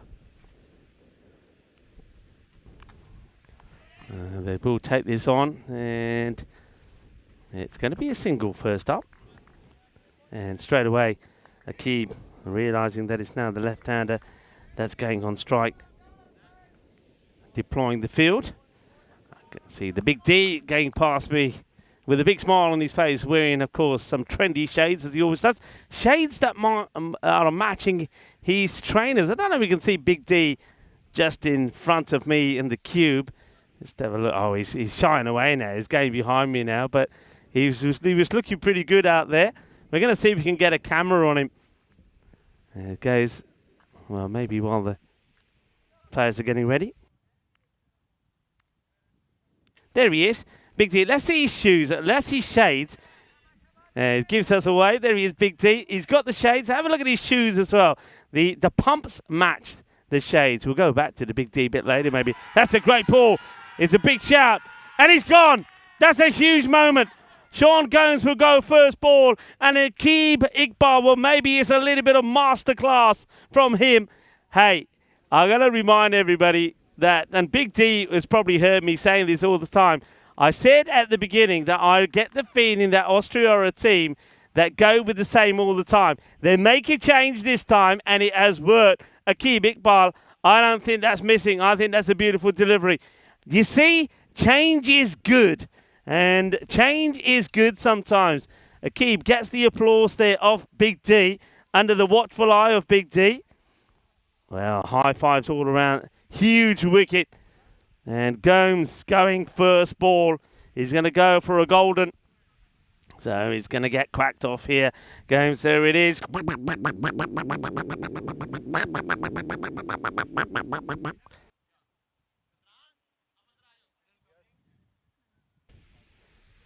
And, well, it's a disappointment there. And, well, I know who's going to be happy. And, yeah. And, back to the action. And that's a leave. It's a dot ball. James Pond sharing some love for everybody as, well, not so much there for Sean Gomes, who goes for the golden. And, of course, wearing the trusted Romanian badge as well. He's had a good time in Romania. There's James Pond. That's a nice shot. Well, you've got to still be brave and play your shots, and that's nicely played. As Jeremy Martins gets his first one away. A little bit of extra width, waits for it, and plays a beautiful shot. 6 runs. Thank you very much. Gomes, of course, in all the matches, has been very good for Portugal. So him going early means that somebody has to step up here. A big wicket, leaving him early.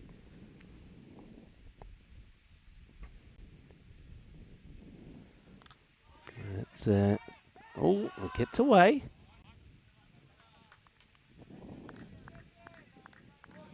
And Dave is saying plum pudding with plum sauce. Nice one, Dave. And nice to have you with us. Hey, Dave, how are the celebrations going there in France? I know it's a big day. Of course.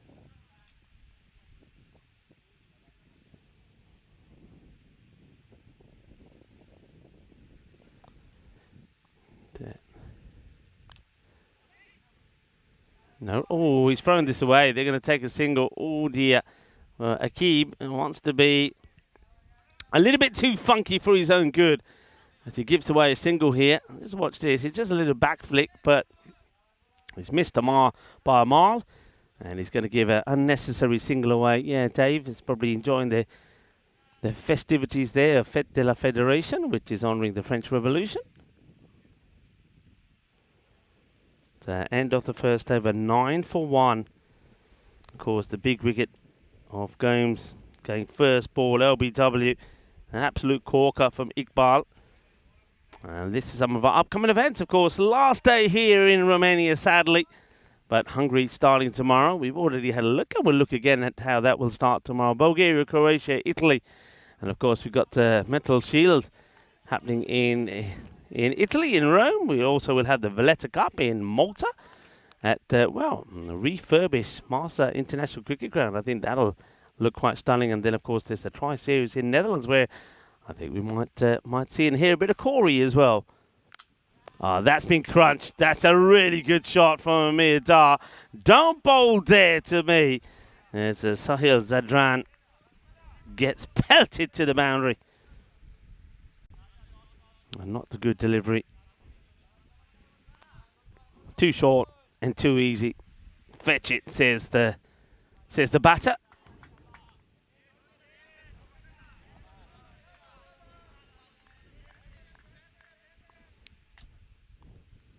Dar showing all these pegs to Zadran, who just loses his touch. This day in history, and back in time with Rico, Ian Bell became the 7th batter to be dismissed for 199 on this day back in 2008. That's going to be a big wide, and of course, to make matters worse on that day, despite that score, England couldn't win this Lord's Test against South Africa after declaring on 593 for 8. Kevin Peterson got 152 and Stuart Broad 76 at number 8. South Africa did fight back. That's a good shot. That will go all the way. Bolle, bolle, bolle, kina zona. Shaka Lagia. Nicely played.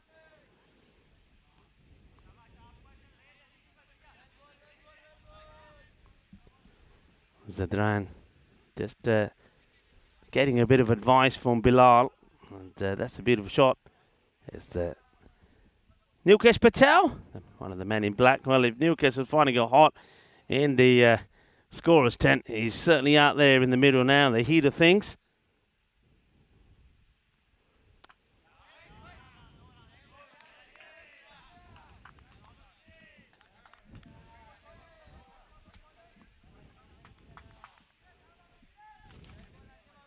Plenty of noise out there. Well bowled, well bowled. It is like a final, isn't it, this? It is like a final. Of course, you can understand why.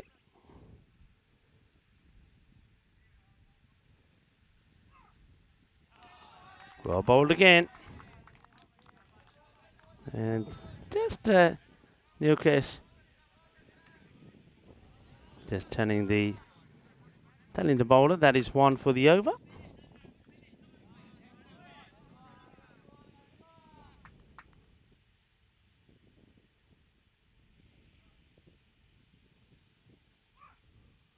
Oh, well bowled. Good areas. Very good areas from Sahil Zadran.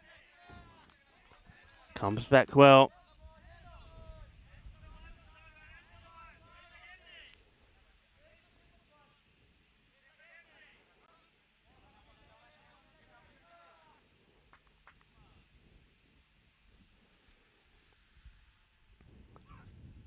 This one's going to be too wide, yeah. Just falls over here as well, if you, and not in literal terms, but in his banner. Just the way he follows through here, Sahil Zadran, you know that one's not right. He's trying to put a big effort in for the last ball of the over. The over started, there's a couple of boundaries in there, 6 wide, 6. He's come back well with a couple of dots. Can he finish the over well? He's not going to, that's just been helped along. It's going to be 1 bounce, 4 runs. So 18, well, that doesn't help matters. Aqib just has to put a few extra yards in as he kicks the ball a little bit further up the hill. Would have been a wide, but he's drawn into the shot. Amir Dar, no danger, nobody out here. And Aqib, well, that's a good half volley. Well, let's hope that Spain will be doing a bit of that, hitting the ball in the back of the net later on tonight. And that's the way that it's looking here. So this is why it's so important. So Portugal, the only way you feel that they could win this outright is to get all the points. If they get all the points, they go to 13, and Austria stay where they are. You just get the feeling that the way that the net run rate is, that if Austria pick up a point here, then it can't be possible if they pick up a point. So got to win, and got to win big, and that means that for me, that they've got to be looking at a score maybe around that 180 mark. That's a nice shot. Well, that will help. Nicely played. It's not the first time that Jerry Martins has gone this way as Aqib Iqbal comes back. He wants to now make a change in the field here and give himself some support in that area. And that's a good call from the captain.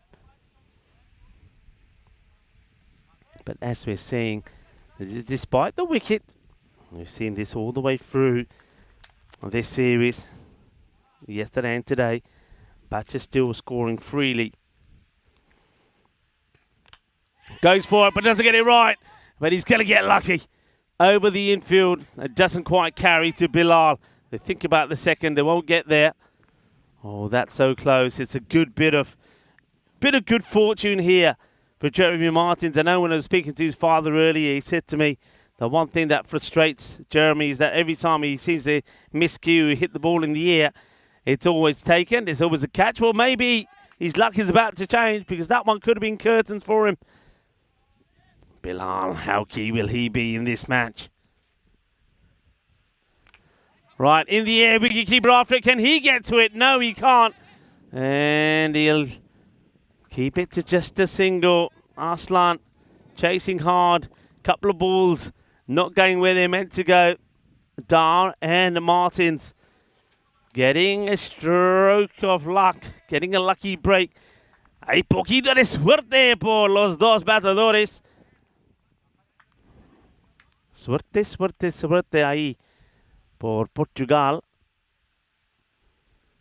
And that is crunched, and that's gone a long way. Wow, has gone a long way up, and now comes down.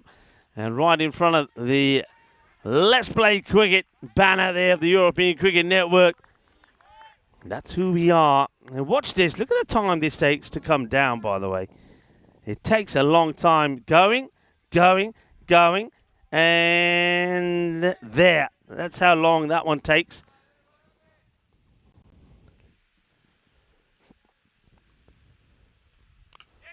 Slightly slower delivery. And well watched, well played. Takes a single. That's the key, isn't it? That is the key. Rotate. No dot balls. So Portugal, despite that early loss of the in-form Sean Gomes without scoring. How many times did that happen, folks, there? How many times in the day has there always been a batter that's gone first ball? Royal Duck, Golden Duck. Short, goes for it, and Asif, who has taken some great catches here today, almost sends Dar back, but this one goes to hand. And Dar getting dropped on 19 by Asif. And just can't get there. He needed to sort of get off the ground, didn't he? Couldn't get there. And down it goes, Nilkes Patel. That happens right in front of him. This is the end of the power play. 41 for 1. It's gone 9, 8 and 14 at the moment. Now, I wonder if, I was going to say I wanted to go to spin straight away. They will. So, Bilal Zalmi gets the ball. Has a look around at his field. So, power play done. And Akib is straight down the ground. Where's Karambir Singh, by the way? I'm trying to look out for where Karambir has been put at the moment. I see him. He's to my right. So the two men straight. Akib Iqbal, Karambir Singh. Looks like Sadran is being put there in mid-wicket.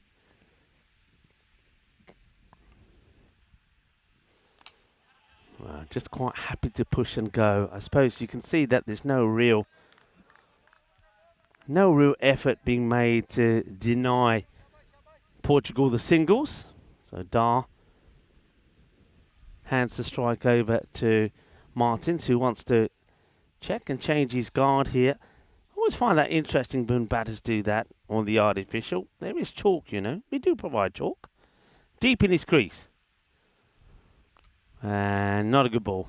Not a good ball at all. That's going to be 4 runs. He's deep in his crease, and Bilal just fires it down the leg side and becomes an easy hit for Martins. Once again, a little bit of respite from the weather as the sun disappears behind some clouds. And looks like there's still a fair bit of movement behind the bowler. You can see there are a lot of players and spectators up there. It's a better ball. Goes to Karambir, who makes the stop.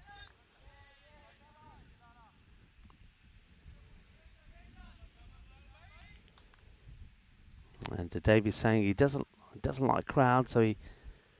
Oh, shot!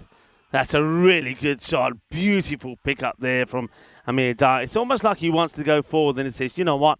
I'll rock back and play this instead. And he thinks about it and says, no, actually, that's the better shot. And he nails it. Sweet out the middle. Yeah, so Dave saying, yeah, he looks to stay where he is. Yeah, Dave is right. He's saying about the football. Yeah, Ravi Pancho. Hello, Ravi. He's saying, who are you supporting tonight? Spain? I'm a Ravster, you know I'm supporting. And got to be supporting Spain. I've spent 23 years out there. Now this is probably a catching opportunity. And it's been held. And he doesn't have to flick it back. That's Sahil Sadran. Karanbir Singh was there ready for the flip back if he wanted to do it. But he holds on to it and he does a little bit of dandy dancing on the rope. Well, I remember the young Ravi Panchal in his day taking catches like this. Oh, what a good catch that is, and an important one. Amir Dar goes for the big shot. 27, but his ball number 13, unlucky for some. That will see Dar go. Goes for 27 off 13. Zadran is dancing on the line. Takes the catch. Zalmi takes the wicket. Well done for Zalmi. Yeah, I mean, it's got to be. I've got to root for Spain. I've been out there for a long time, of course. I live in Spain. Daughter was born, well, more or less born out there, which is Sonia. And a lot of Spanish friends. So, and of course, having seen Spain successfully win on 2 occasions and also win the World Cup, celebrating, of course, got great memories there. But of course, I won't be too disappointed if England win because, well, it's got to kind of come home sooner or later, hasn't it? As they say. Fair to say that England haven't played their best. I just find the English supporters and the English press quite amazing, actually. I think I was talking about this when Charlie was here. Won't dwell too much on the football because the cricket is happening and it's quite important this match. And that's 4 more runs. So we saw Imran Rao, who batted very well in the last match. Comes out there and he plays this away for a boundary. Imran, of course, made 36 of 12, so we know what he can do. Yeah, it's that the amount of stick that England have got all the way through. Of course, in the group stages, didn't play really good, attractive football, though they got results and draws. They're being selected, and obviously, I don't approve at all at what some of the supporters were doing while throwing stuff at them or whatever. That's awful, should never happen. But basically, they made their feelings felt. So did the press, and then to me, I think the best they played was in some of the football they played against the Netherlands, which they won against, again, the penalty. A lot of people will talk about that. All I'm trying to say is they haven't played at their best, but I've said all the way along, and Charlie would, and I think all of the viewers here that have been here in Romania would know that from day one I've said England will win. I just feel that they're a team, they're playing badly and winning. Everybody's going against them, and I just knew that they'll get better. They have got a little bit better, and that they'll play their best football probably in the final, whereas Spain, who have been brilliant, have the young Spanish team all the way through. I've loved the football they played. I love their resilience. I think they're probably, a lot of people will feel they're probably due a blip or a bad performance, and it might come in the final. I hope not. I'd love to see them win. But at the same time, I think England themselves have got a very good chance. But I think the point I was trying to make was that it was all, England rubbish, England this, England that, and now all of a sudden, because they're in the final, everybody's saying that they're great and how Southgate is the best thing since sliced bread, whereas he's not really done anything different. They haven't played much different. They've been very much the same, but now he's almost, if they win the final, he'll be God, won't he? That's sport for you, though. It's funny. This one gets played away, and that's well stopped. But let's see how it goes. Let's see how it goes. Anyway, Rovstar, I hope you're well. When are we going to see you again? Are you in Hungary? Are you in Bulgaria? When are we going to see you next? I think a lot of people are obviously saying Spain probably will go on and win. But yeah, you've heard what I say. I just get the feeling that. And I like, in another way, that's a good delivery. In another way, if it happens, I'll be pleased because I tell you what, it's been a lot of years of hearing it's coming home and it hasn't been. At least when it comes home, it'll be done and dusted and we can hear a different tune to when England are playing in those big tournaments.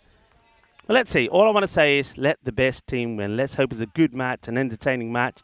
They put on a show for everybody and, yeah, may the best team win. I hope it's not down to a horrible VAR or penalty decision or anything like that, as this one gets carved away through the gap. And while we're talking away, there are runs are also coming. So nicely played away. And loving all of your interaction in the chat, by the way. And this match, though, crucial one. A lot of people tuning in and saying, what's the situation? And well, the situation is quite simple. I'll share the standings with you maybe in a second, as that one is played beautifully, 4 runs. And that will be Quattro Mas. We get to the halfway point and the score moves to 70 off 5. And there's that shot there being played. And people asking about what's the situation. I'll tell you about the situation here. First of all, I want to welcome everybody into the cube. And well, nice to see the likes of Ravi Panchal and a few others are in the chat talking a little bit about the football and a lot of talk about the cricket here. But yeah, I mean, first on the football, yeah, of course, good luck to both teams. I hope it's a great match. I hope the match is played in the right spirit. I hope that the spectators support in the right spirit as well. And it ends up being a fiesta of football. That's what you want. And we certainly had a fiesta of cricket here in these internationals. So the way it's looking at the moment here, Austria are top of the standings. They have 12 points. Romania, who have played all their matches, they have 11. So that's it. They will finish, could be second. Portugal, they're on 9. So if they get 4 points here, they go on and win it. It's as simple as that. They are the winners. If they allow Austria to get a point, then forget it. Austria will go on to win. So it's basically the case of trying to get big runs on the board. They've got 70 here at the moment at the halfway point. That if they go at this rate, it takes them about 140. So you're looking to at that. You're probably looking to restrict. You're looking to restrict the opposition to a score around about 90 maybe. I'll tell you with some of my calculations what it could be. Yeah, about 98. I think that's probably going to be achievable for a point for Austria. Mind you, Austria, if it's 140, they'll be going for the win. I think if it's 160, they'll go for the win. So, but I do think that they need to be looking to get about 180 on the board here, and that then gives them the opportunity to try and take all the points by restricting Austria to a low score. 68 for 2. It is not 70 as I thought it was. Obviously, the score's changed. I think it was given a 6 and then changed. It was definitely a 4, so that's the right decision. And Bilal will come on to bowl over number 6. Down the leg side again. Not a good ball. Bilal had this problem in the last match yesterday as well, where he just got his line wrong and bowled a little bit shorter, a little bit leg side-ish. Okay, this is a catching opportunity. Karambir takes the catch. Wonderfully well done. Bilal, watch out. Oh, well, I thought it was going to hit him back on the head from the celebration there from Karambir and Bilal. Karambir comes in, takes the catch, removes Jeremy Martins for 26. Maybe disappointed there, Martins getting out straight after drinks. Karambir takes the catch. And Zalmai gets the wicket. So the spin works again. Chris Smith saying, looking sharp. Thank you very much there, Chris. And right, so and wicket goes now. The batter comes in. Amandeep Singh also batted very well in the last innings. What they did in that last match, Portugal, when they got to that 160, they had a number of batters that performed. Amandeep got 25. Praveen Singh got 27. Shahan, of course, he's been and gone here already, got to 34. Rio Imran, who's out there at the moment, got 30 odd. So everybody chipped in with some runs. That's what they need to do here. Bilal now bowling to Singh. It's another one down leg side. I'm not sure what the issues is here for Bilal. He just not getting the swivel on the front foot, is he, to get that ball to come across. And he goes shorter. It's going to get through the field. It's going to be 4 runs. Disappointment for the fielder. I don't think you're allowing that to go through. It's yeah, Bilal not happy about it. Singh gets off the mark with just a little guided push. Fielder goes down but can't stop it. You can see a bit of disappointment there also from the keeper. Alston not very happy about it, and that's Jar that lets it go past him. Nah, it's going over the stumps. Tucks him up a little bit though. I think he's a little bit slow reacting to this ball.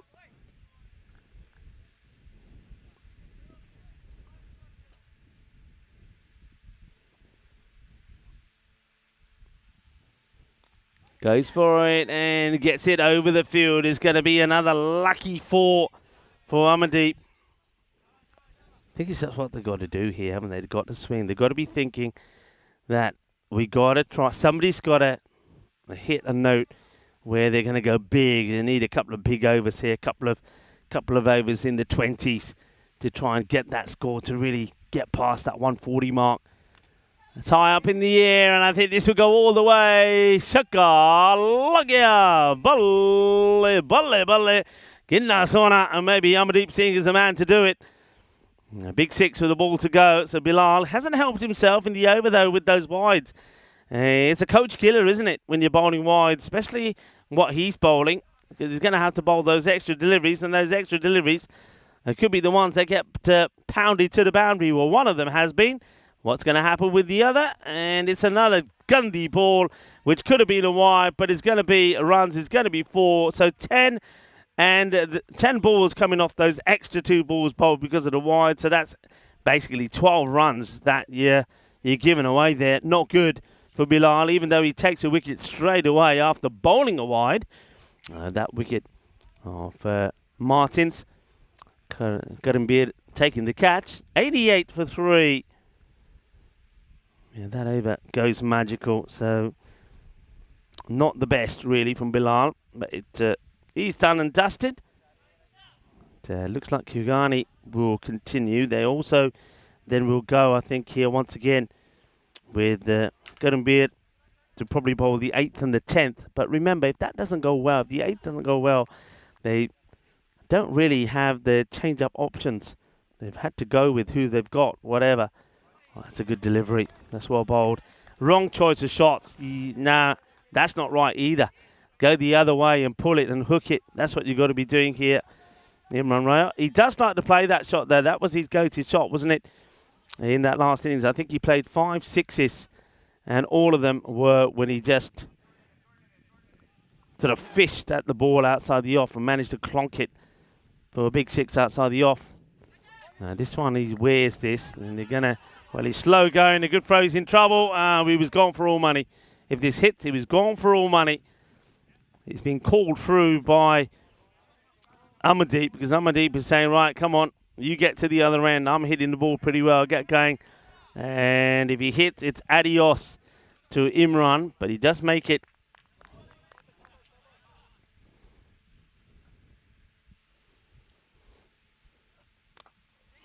It's played out to the fielder who makes the stop. No errors. He's just saying, did you see that one move around? Well, as long as you stop it, they don't mind.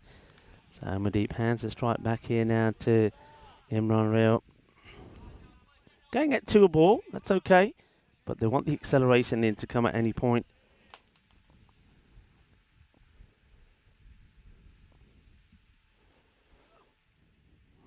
Very clever slow ball from Kugani. They just held back Kugani, haven't they, as well? So they've literally swapped to Kugani with a key big ball. A key big ball opens with the ball. Kugani, they obviously made, or he made a preference perhaps not to open. And so far, it's not worked badly for him. And that's another really good delivery, very well bowled.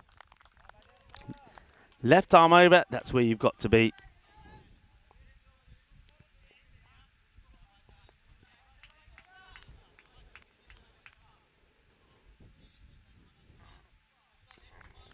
Hello to Monica Ramos. How are you? Hope you are well and enjoying the action.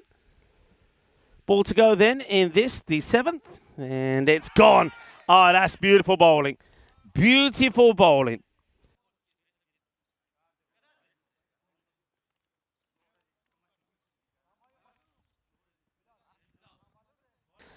It's great bowling. It really is.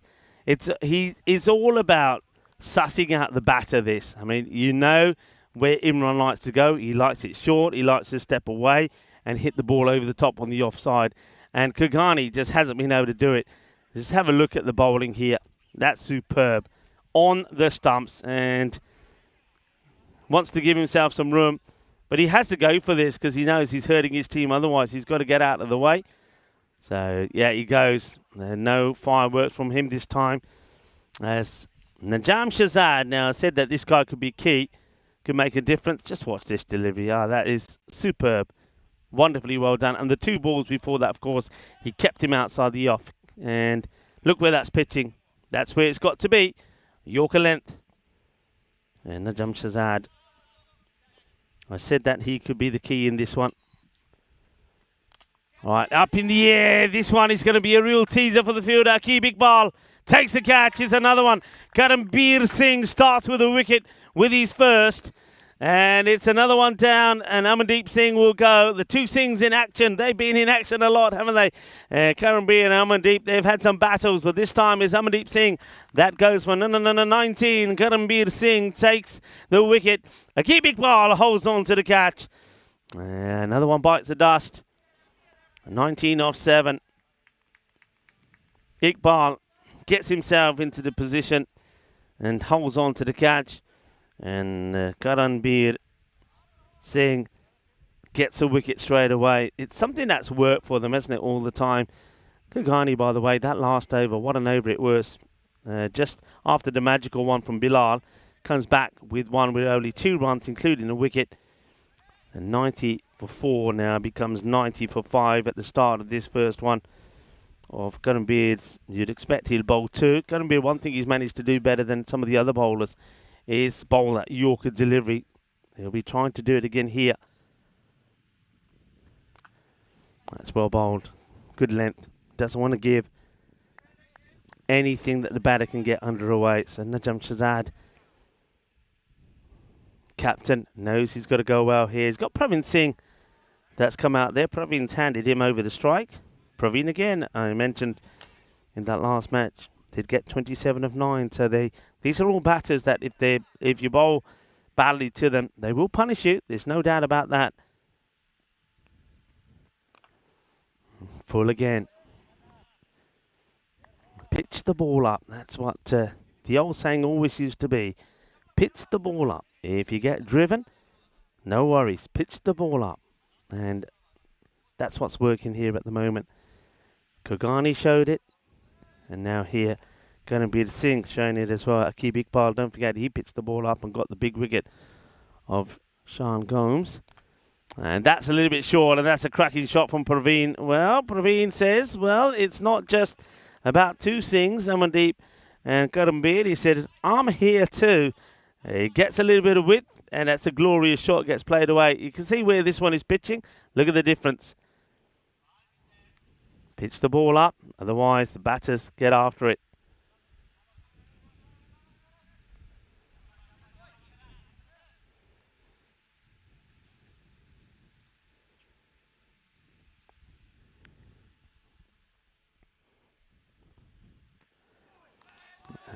That's a comeback. He actually goes with the shorter ball, but it's straighter. So this time round, he's saying to Praveen, all right, you want to get on the front foot. Fair enough. But I'm not going to allow you to get on the front foot here. Thank you very much, Monica. I like to try and sound energetic. In the air, catching opportunity if it carries, but it's going to drop once again in between the 2 fielders. They've had a lot of that, have Portugal in this innings. But Karambir, well done, well bowled. And they're staying in the 90s, aren't they? 98 for 5 after, or 96 now. They get a single there for 5 after 8. Very good over. Just the 9 from it and the wicket. The over before that went for just 2. So here now, I suppose, they've got Sadran who has won, though he was expensive. in that second over. He went for 18. So he's got to get this right, Zadran, and I wonder if he could be another one that sometimes struggles with the lefties. So I wonder if, what options have they got here? Bilal has bowled out, Gugani has bowled out, so they've got to really go with him, and then Karambir to bowl the last. 99 for 5. It's pretty full, but that's a good strike. That's a lovely strike. Goes full, he goes to get the Yorker, but this is the difference between executing it or not, and that's a wonderful strike from Praveen. That's a very powerful shot. Holds the pose and sees it sail over the boundary for 6.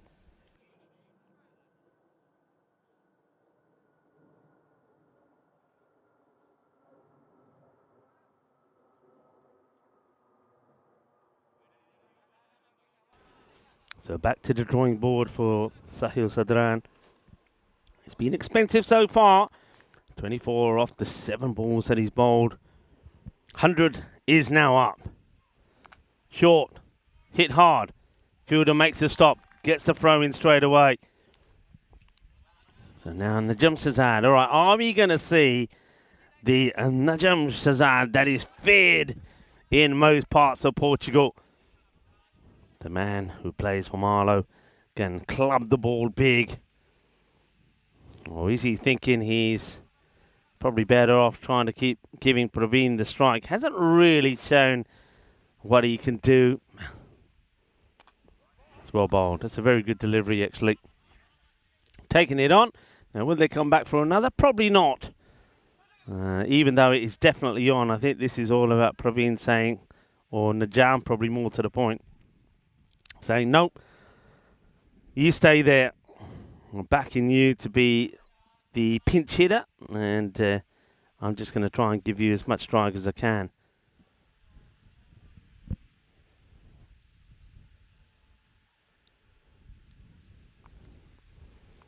It's well bowled. That's a good delivery. Very similar to the one that Karambir got past Praveen as well. It's behind you. It's what I was saying before, that I think Portugal, they needed, for me, around about that 180 to try and challenge. Well, they were liking this. The umpire, well, it's been given. I'm not sure why there was a little look there from Demindra there to Newcash. If you think he's touched it, you give it. I don't think Newcash is going to give you anything from there. It's not his call to make. But a little snick on this, a little bit of the inside edge from Praveen. It gets tucked up again here, Praveen. Tries to work it away. But, yeah, gets the bottom of the bat, bottom edge, straight to the keeper. No mistakes there from Arslan. And, good contribution, and a quick contribution, 15 of 8. Zadran gets the wicket. Also dot ball. Also means new batter. Goes on strike. This now looks like it's Suman Gamiri, who, well, we're used to seeing him at the top of a batting order.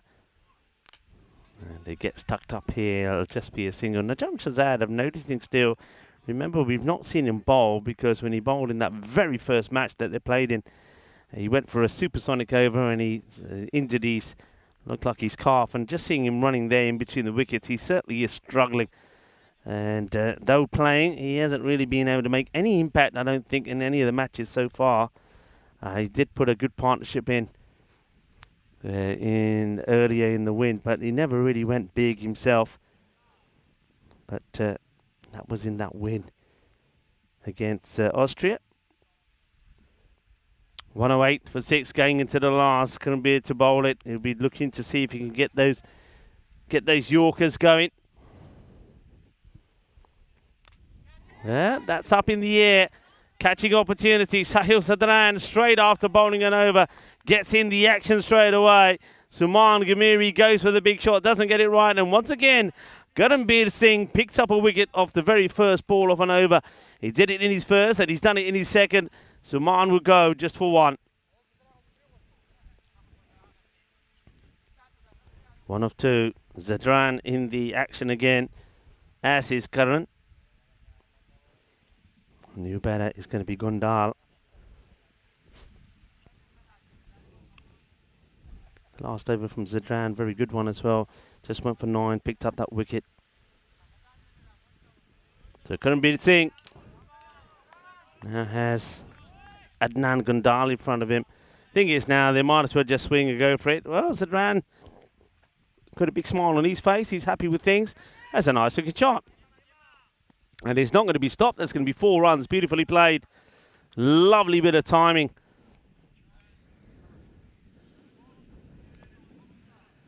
It's a heavy ball that's bowled, so he's going forward.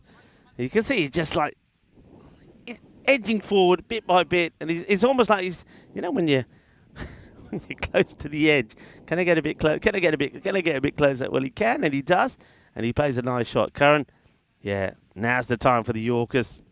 Now's the time to join up the Yorkers. He goes for it, and that's it. Thank you very much, Karan. That's what I'm talking about.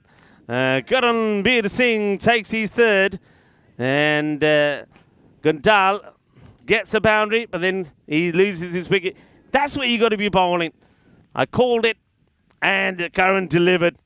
And I've said this before, that if there's one bowler in this international series that is fired in those Yorkers, it's Karan Bir Singh, and he's done it time after time. It's the perfect place to be, and if he bowls that again, I reckon he might even get another. So 3 for 13 for Karan. Portugal 112 for 8.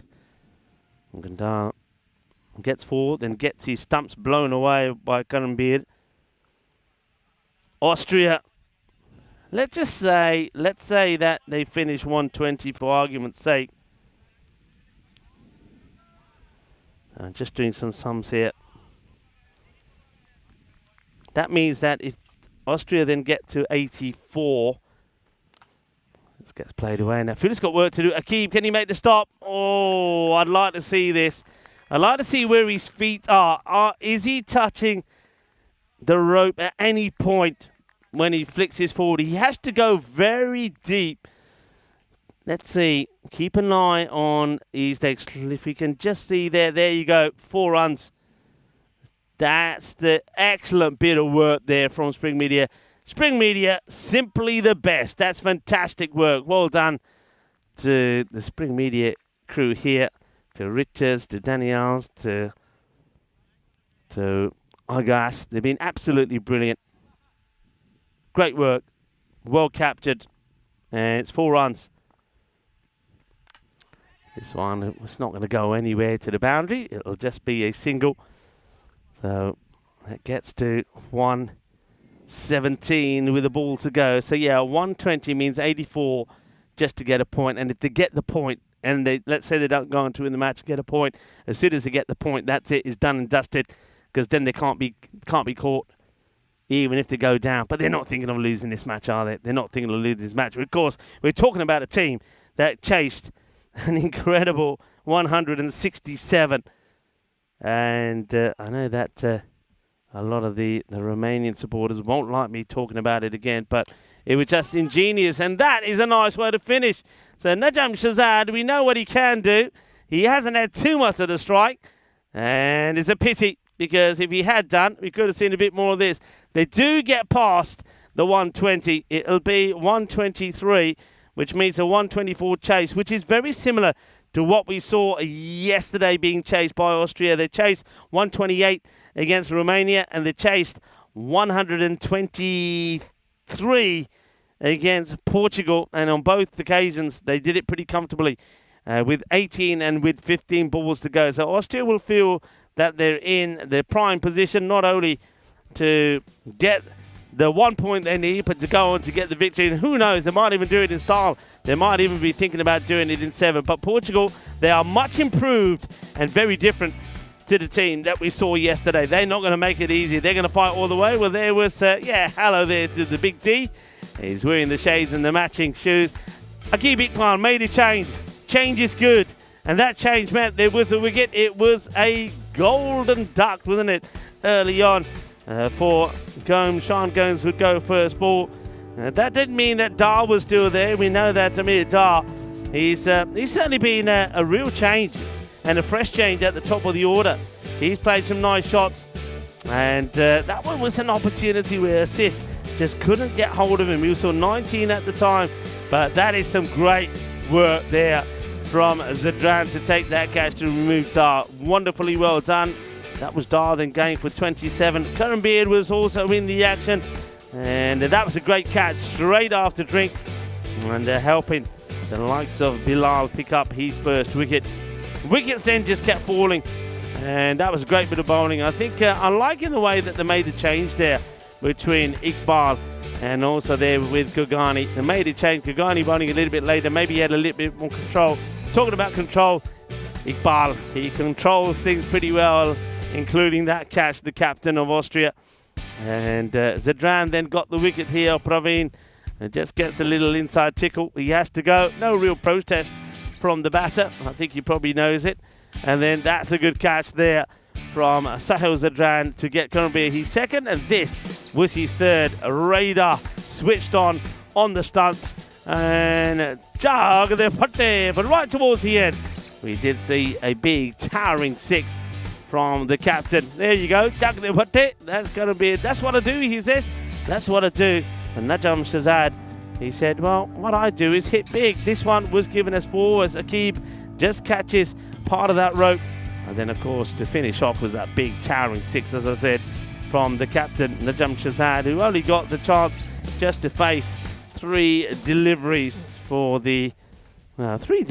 yet he came in. That's the interesting thing. So Najam Shazad, he came in at number 6. But then after him, number 7, number 8, number 9, number 10, that all faced more than him. And he only faced 3 deliveries and he scored 8 runs. So let's have a quick look at that scorecard. Amir Dar, once again, not only the top of the order, but the top run scorer with 27. There was a few other contributions there, 26 from Jeremy Martins, who's improving all the time. But you saw the difference that's made when Sean Gomes doesn't get going. He went LBW, or first baller, from Akib Iqbal, and then we saw a 19 from Amandeep Singh and a pretty healthy 15 of 8 deliveries for Praveen Singh. And on the bowling front, well done against the Karanbir Singh. We'll have to wait and see now where he is in relation to Shahidur Rahman in the wickets. He picks up another 3 for 24. Bilal Zalmi also, he's up there as well. He got 2 for 36 and 1 wicket there from Kugani, but only concedes 13. So we're going to have a quick changeover in this all-important match number 9. It is the last match of this European Cricket International here in Romania. It's also, sadly, our last match in Romania. And I get the feeling we're going to go out with the bang as Austria are looking to chase 124. And if they are to do so, they will be crowned the winners of this triangular tournament, ECI in Romania. Join me back in about 10 minutes' time for the conclusion of this match number 9.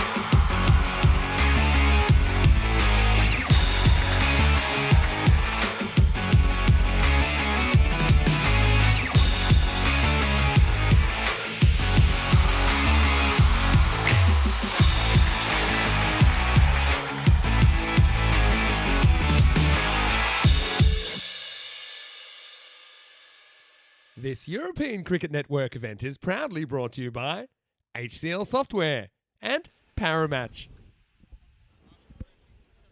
Hello cricket lovers and welcome back to the magnificent Wickets cricket ground here in Romania. Just about 35 minutes outside of Bucharest. We've certainly had a fantastic time here and it looks like it's going to come to a wonderful conclusion, and that is the bonus point equation. And of course, one thing that's very important, if Portugal are to be victorious in this ECI, then they've got to restrict the opposition here, Austria, to under 86. If they can, they will pick up all the points and they will win outright. Austria themselves, if they can get past, as soon as they get past 87, that'll be it.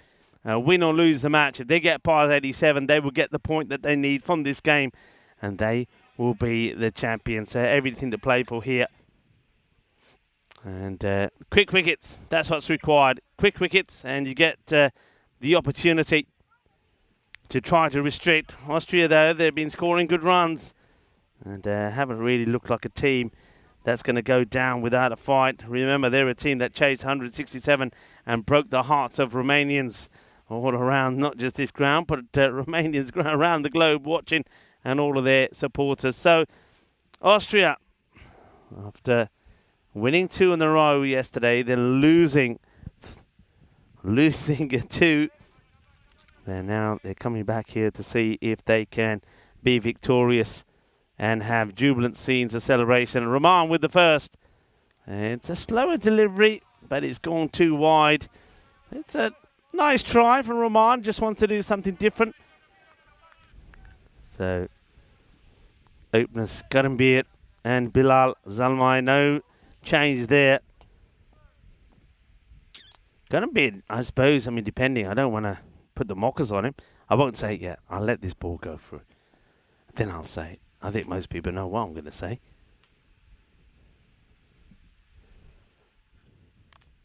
Gets a bit of bat on this. He will just get a single. And now that he's not on strike, I can say it.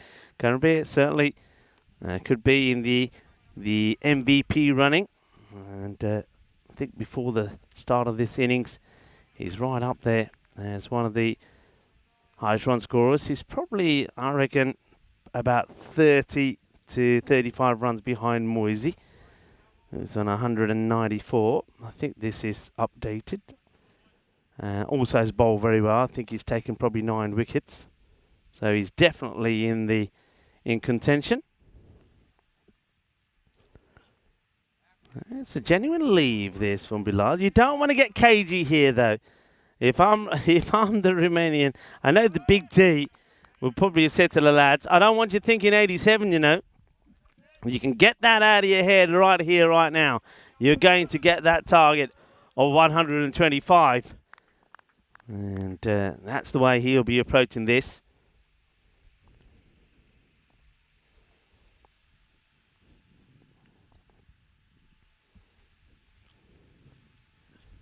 And boom! Shakala gear, and that goes a long way. As Bilal says, all right, Big D, I get the message. And comes down. One thing that Bilal has done that has surprised me and amazed me so much, of all the batters that we've seen, his footwork has been epic. It really has. He's been able to go forward, go back, and crunch these balls all over the place. And he's been such a big addition to this Austrian side. And I know that's the first time we've seen him play the T10 format, and, well, he's taken to it so well, hasn't he?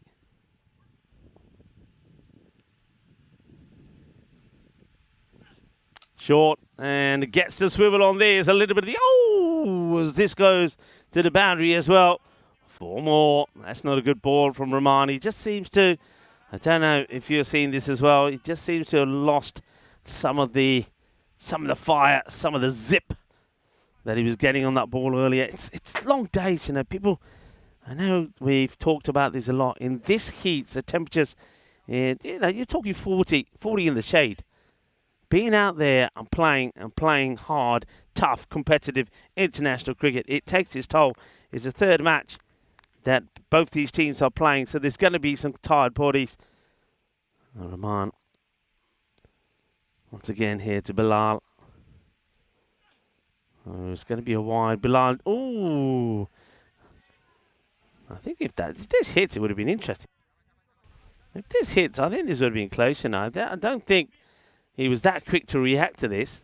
Let's see, he comes down, misses, and yeah, okay, only just gets there in the end.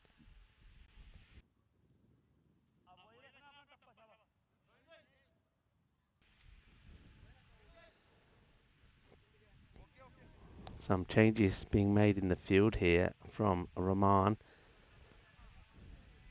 So he's got like a line going from third to backward point to point, cover, extra cover.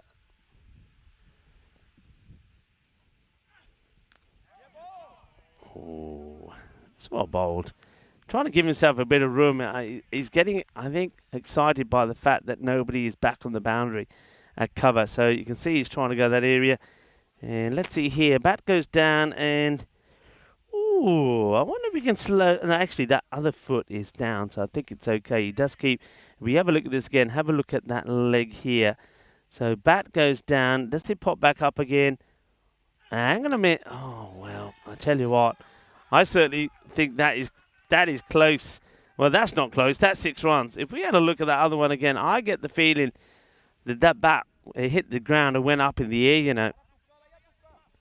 I honestly do, and it's irrelevant now because it's past, and Bilal Zalmai now smashes that one away for a big 6, and that's 19 without loss after the first.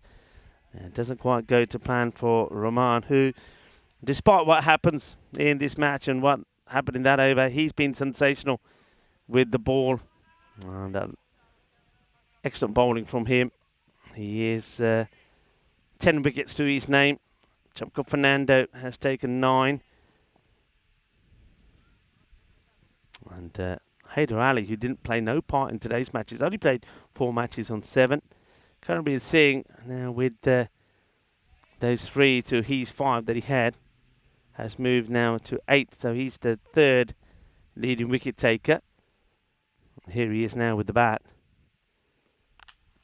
Up in the air, crunched. He's such power.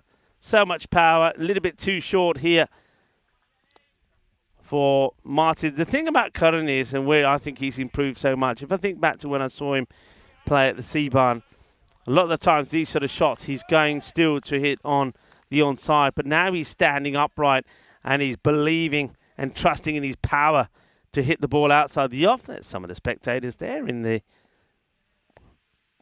standing and sitting in the shade and watching the cricket. He really has developed as a very good player. Slow ball. Does beat Cullen, but Cullen still finds a way to get it past the fielder. Well, that's bad luck, really, for Martins. It's a win, but it still goes for 4. It's not where Curran Beard was looking to play this at all. So that's going to be 4 runs. Austria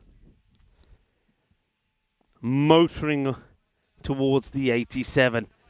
That secures them the win here.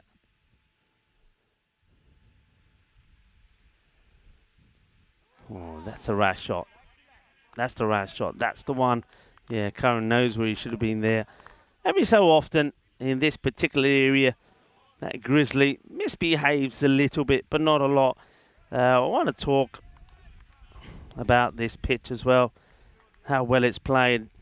The massive shout out and congratulations to the Federation here in Romania for producing such a great wicket.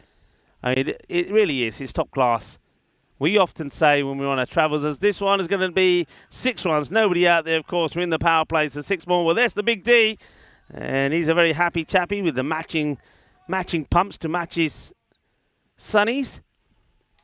Yeah, we always say that we like to be on a ground which gives a little bit something to batters and bowlers. You can't argue the fact that this pitch has done that. We've been to some places which has been dominated by batting, haven't we?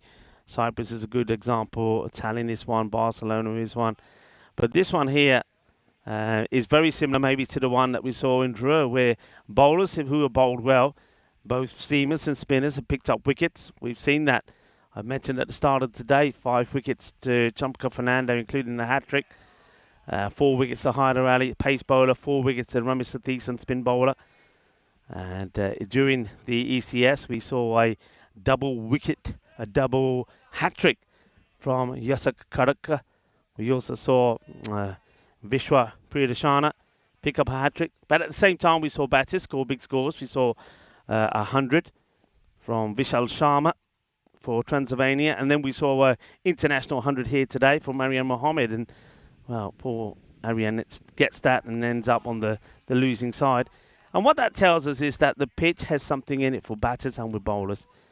Of course, the batters have loved the outfield as well, who's been quick and fast and been beautifully maintained all the way through. And when you look at the aerial shot of the ground that we show you, when you see the drone shot, you'll see that everywhere around here is just dry and burnt. But the ground, this little circle, looks absolutely beautiful. It looks like a bit of an oasis, and that's because of all the efforts that's put in watering the ground at the end of the day to keep it nice and green and fresh. So well done once again to the Federation. I know that Abdul has been instrumental in that, and Gabriel as well. So thank you to them and everyone else that's been at the ground looking after us. That's the situation there. Very quickly, you can see that take a point away from Portugal here. Whether you lose or win, Austria, they will be crowned the champions and the winners. Well, that's a very optimistic shot, but what it does do, it deceives the wicketkeeper completely. And unfortunately, that will go all the way to the boundary. And that will be Bai's. Suman. He takes his eye off the ball. He doesn't expect, or maybe he's expecting the batter to make contact there. I know that he probably doesn't see a lot of it, but he's got to be in the position to stop that. That's what Charlie would be saying. He's got to be across there and stopping it. It was a very ambitious shot in the first place from Bilal. And now some discussion from Najam Shahzad.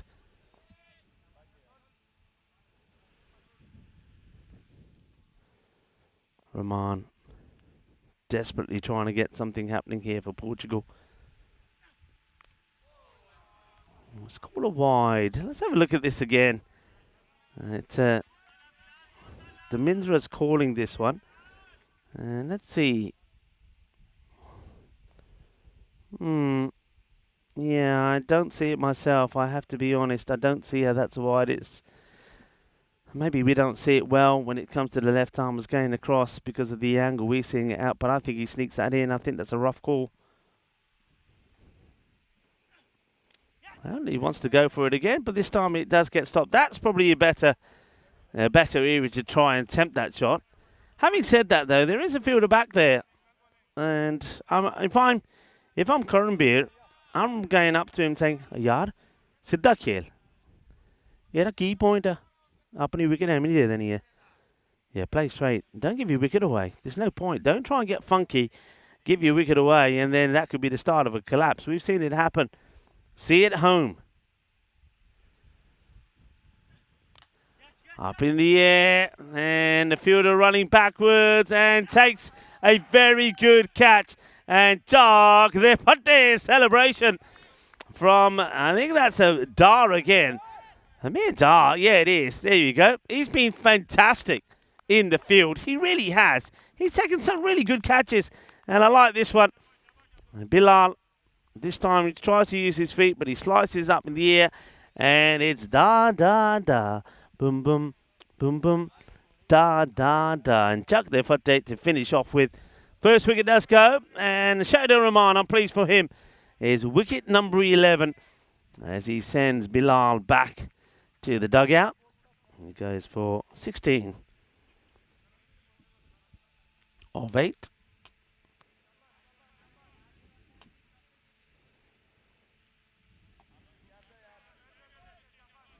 Dar takes the catch, Rahman does the bowling.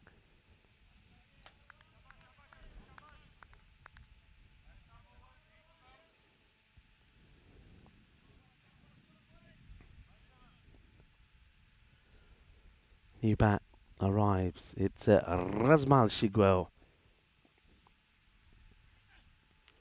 Well, he goes for a big swing here, and Karanbir is going to make him run, and it's going to be a bye that gets taken. Signal there by Umpire Demindra, and then he signals to Newcastle. It's still 2 balls to go in the over. Karambir goes back on strike. Rahman would love to remove both the openers here. Just, standing up. Brave move this from Suman.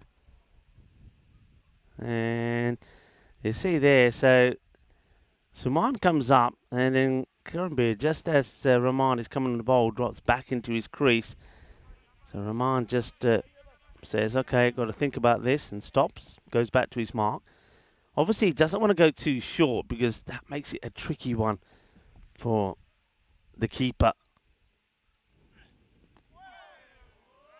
Well bowled. Good areas. A good stop from Simon Gamiri. Interesting, I would have thought they might have just moved the third man a little bit finer if they're going to go with this. But still fighting. I like this from Portugal. They're fighting. They're not giving this up. They're not giving it up at all. Movement in the field. Amardeep Singh goes across into the short mid-wicket area. So one comes across from the offside. Still working, still planning, still plotting. It's good from Portugal. And that is good from Karambir. That is big. It's an enormous 6. And put them up in the air like you just don't get from the umpires. 47 for 1 at the end of 3. And Rahman, the end of his spell. And let's just give him some good congrats for what he's done during this series. He's bowled extremely well. He's always put in a superb effort for his side, putting in one good performance after another. So he brings an end to his spell. He goes for 26, picks up the 1 wicket. Well done to Rahman. Now I wonder if they go back to Martins here, or whether now that the power play is over, they try something different. Maybe a bit of spin.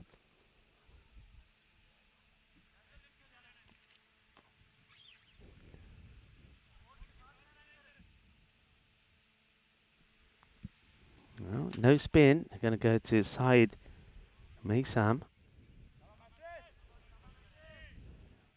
Razmal Shigwell hasn't got off the mark yet. He likes to try to go off the mark on the leg side, and that's why the leg side has been packed with 3 players. Okay, could be gone here. Could be gone for a 2-ball duck. And he will go for a 2-ball duck. That's disappointment for Razmal Shigwell. That basically means that he's only really had 1 score, and that happened in the very first match. Other than that, he's not been able to get going. It's another wicket, though. Another wicket goes down. So 47 for 2. And Saeed Meysam at the start of the 4th over picks up a wicket straight away. And it's, I think I was saying to Charlie that when you can see disappointment. So he's going to get a duck here. So there's Derek. Where's Derek? Normal Derek would come and go.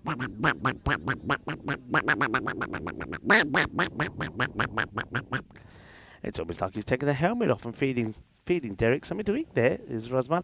Yeah, I said to Charlie that I haven't seen him play well at the Cardam Oval when he's been there a few times. He started really well yesterday with a fine half-century. But after that, he hasn't really... Never really shown any more ability, the true abilities that he has. So disappointing series for him, I would say. And that's a big wide. And now Aqib Iqbal. He's certainly shown people what he can do. That he's, I said before that he's probably had some doubters. And I know, speaking to him personally, he's talked about some of his... let's just say fights or issues with some people who've doubted him in the past, but he's come back well now. Not out, says the umpire, and well, there's a massive appeal from bowler and the keeper. It's not a good shot, actually. Ball probably doesn't come up as much, but you can see that it's nowhere near. And Nilkesh Patel, quality umpire, is not going to be... He's not going to be done by it, no matter how loud the appeal is. If it's not out, it's not out.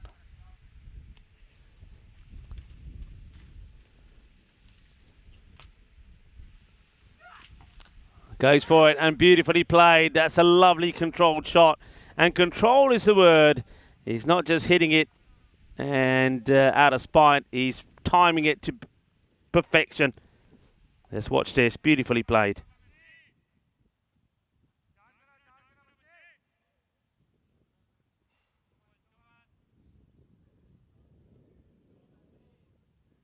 It's already done something quite amazing today that people will be talking about for a long time. And I know that when Vinny and Danny start tomorrow in Hungary, they certainly will be talking about what we've seen here today, or what we saw from Austria when they got that win against Romania. Quite incredible. I mean, we've seen big finishes, but nothing like that. Nothing like that. And I think it's probably, I don't know, Vinny will know, it's probably the most runs scored of 2 overs to win a match. Oh, gets drawn to this one, but it's going to be called a wide. It's not liked by Saeed. Akib, though, he's swinging wild, isn't he? So after playing a controlled shot, let's have a look at this. Yeah, it's a good call, isn't it, from Newcastle? That's what you want to see, that consistency. Ball misses the line, call it a wide. That's now wide down the leg side. I like the way that's Suman is probably thinking, I'll try the appeal, then he thinks, it's Newcastle, it's not going to work, I won't bother.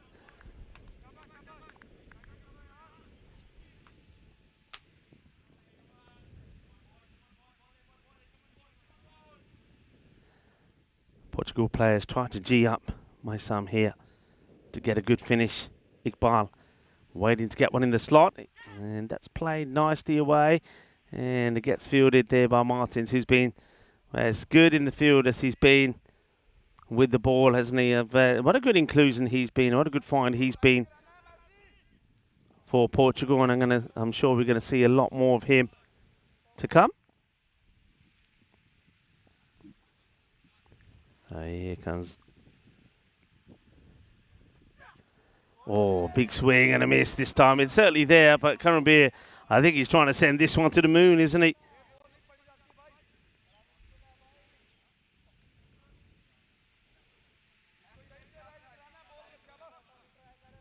Swing and a miss. Karambir. Ball to go then. 10 off the over and the wicket, so it's been good so far. Let's see how he finishes. It's nicely played, and this time they don't want to risk taking the single, so the over comes to an end. It's 57 for 2, and for those of you just tuning in, remember that the target, of course, they're 124, but for Austria, as soon as they get past the 87, then they know that this ECI will be won by them. Of course, they will want to do it in style. They want to do it with a win. That's what makes sense.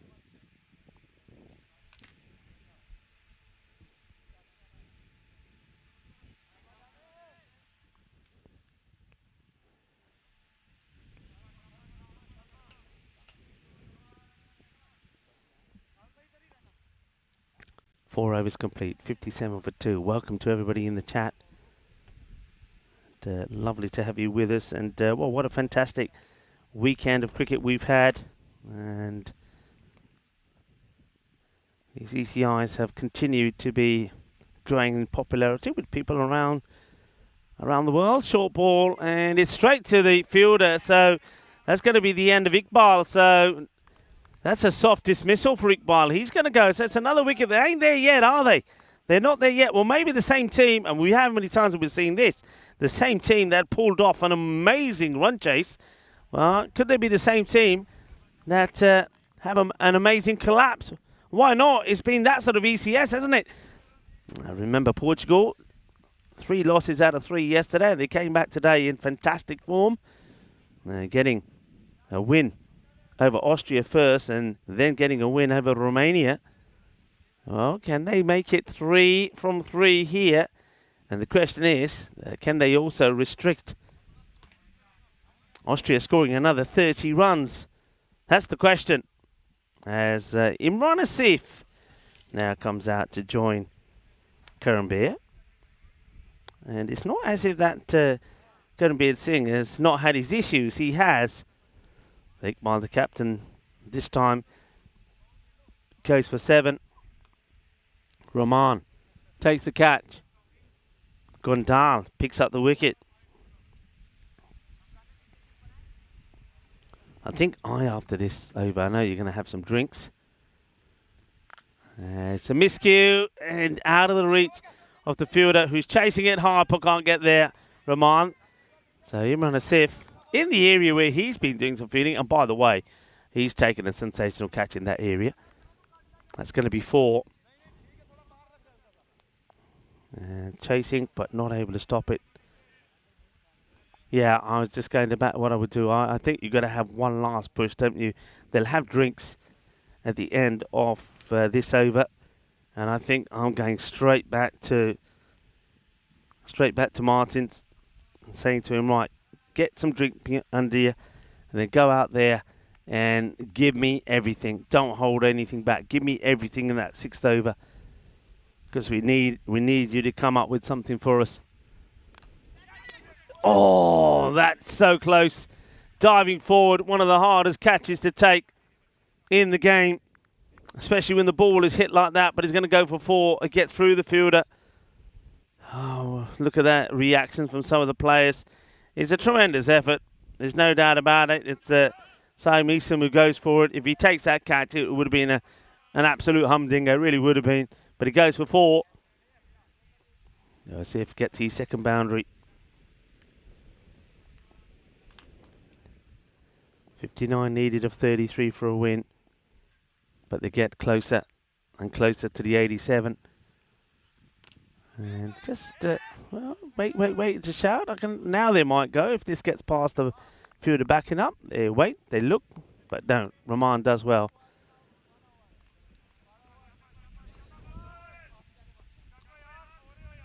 Dave is asking about the football. Yep, I will be watching it. But I have to say, I'm a nervous watcher. I am, and I'm a nervous watcher. So I'll be watching. But I won't be watching. Know what I mean? You know what I mean? I'll be watching and not watching. It's going to be blocked. Well, Chapney Das is saying, please, Rico, Portugal win, please. I wish I had those sort of controls. It would be something spectacular if they did. But look, can I just say to Chapney Das, I think Portugal probably have won the day. Let's put it that way. I know they may not win outright, but they won the day. To come back from the way they performed yesterday, I know there were a lot of things to take into consideration. That's thumped. That's 4 runs. That's a cracking shot from Imran Asif. That's going to go all the way up to the, well, until it hits something that stops it, because it's motoring. It really is. What a cracking shot this is. The end of the over comes up. That takes the score now to 69 to 69 at the end of the over. So, yeah, a few people. So, Chandy, what I would say to you is that as I invite you to come back into the cube, yeah, what I'll say is, yeah, I think really, yeah, Portugal, it looks unlikely with the score 69. They need to get to 87, and then we know it's done as the players take some drinks. But, yeah, Portugal probably not going to win the match. And even if they do go on to win the match, I think it's still going to be, it still is going to be Austria that will be putting their hands on the trophy. But what I will say is, for me, Portugal maybe win the day. We've seen they win 2 out of 2 so far. And what I was about to say earlier was when you consider the issues that they had yesterday, I think they had delays. I'm told they got to the hotel very late. They didn't get too many hours of sleep. And that was reflected perhaps in their performances yesterday. They looked sluggish. They looked slow in the field. They didn't take catches. They didn't stop routine balls. And it wasn't a good day. But they've come back today. And I know that I spoke to the coach briefly, and he said, yeah, we came together as a team. We know what we did wrong. There could be reasons for it, but we didn't make any excuses. We said we're going to come back strong, and we did. So well done to them. So I think they're probably the winners out there today of the 2 teams. Romania, they'll feel pretty flat because they didn't do well today, and also losing that one match. And let's face it, they were so close. They were so close to winning a match, and they should have won a match, which would have meant that they would have been in the same position in the last match as what Austria are in here, just needing a point, get a point, which they did do. They would have been hanging around here to get their hands on the winners' trophy.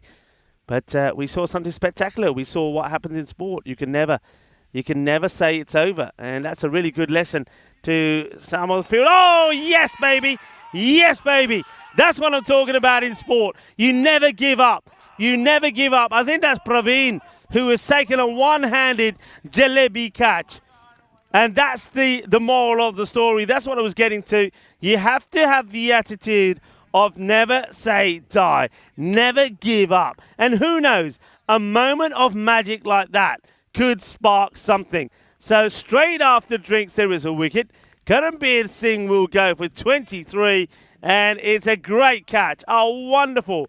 Praveen Singh with a one-handed jalebi catch. That's the end of Karambir. Well, once again, it's Singh-on-Singh action. Karambir Singh hits it, and Praveen Singh, देख लो, jalebi catch भर हो गया. मैं कह दिया उन्होंने मुंडियों ने जलेबियाँ खाया करो, उंगलियाँ चिप कर दिया, कैच भर होना ना. Jalebi catch, everyone. Jalebi catch here in the last match here in Romania on the European Cricket Network until we return the next time. And what a catch, what a moment. Still in this then, so Karambir goes for 23 of 12. Thanks to Praveen's jalebi catch. And that goes back to just what I was talking about, wasn't it? And that's why it's, sport is so wonderful. So as I was saying to you at the time, that going back to that match, it's all the youngsters that are watching. It's the weekend. I know a lot of people watch it. Oh, they just moved him from there. They just moved him from the boundary, Praveen, where he took that one-handed jalebi catch. And now it goes in that area for 4. He couldn't write it. It's a good shot, actually. He picks that up pretty nicely. A nice-looking shot. And that's Kagani, who comes in. He's been good as well, hasn't he? First time I've really seen him play. He's a fine left-arm bowler. He's got some pace, gets that Yorker ball, Yorker length in. And you can see he can do a bit with the bat as well. More on what I was saying after this ball from me, Sam.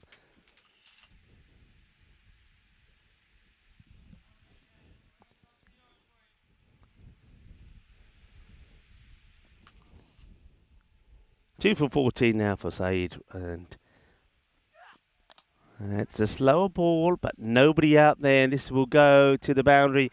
Meesam's another one. I think he's now probably on 92 to 93 wickets on the European Cricket Network, and it won't be long before he ends up in that 100 club. It's only very few people are there. Of course, one bowler from Portugal that's there already is Junaid Khan. Hello, Junaid. I don't know, Junaid always likes to tune in. But yeah, I mean, it's that attitude you have to have in sport. And we've seen it so many times in the Euros of the football. How many times the last kick off the match, and England have done this how many times, where a goal's gone in, you think it's over, and then they score, and that's it. It changes everything. Cricket's the same. Never think a match is done. How many people thought that match with Romania up against Austria, how many people thought it's done? Romania, remember, 167 for 2.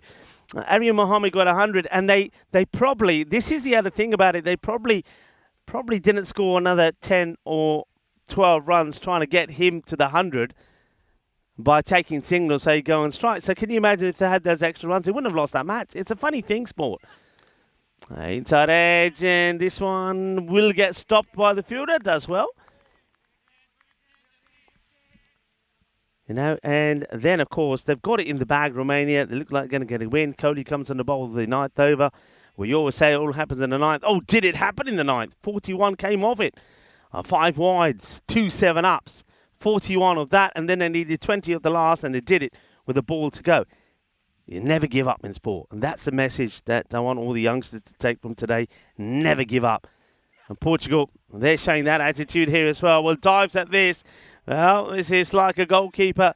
This is like the England goalkeeper trying to stop a shot in the final tonight, but he ends up in the back of the net. That's going to be 4 more.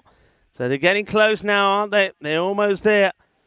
They're almost there, getting to the 87, which assures them that it will be Austria and their captain, Iqbal. Akib Iqbal, who set his hands on the trophy, 83. Ball to go in the 6th from Saeed.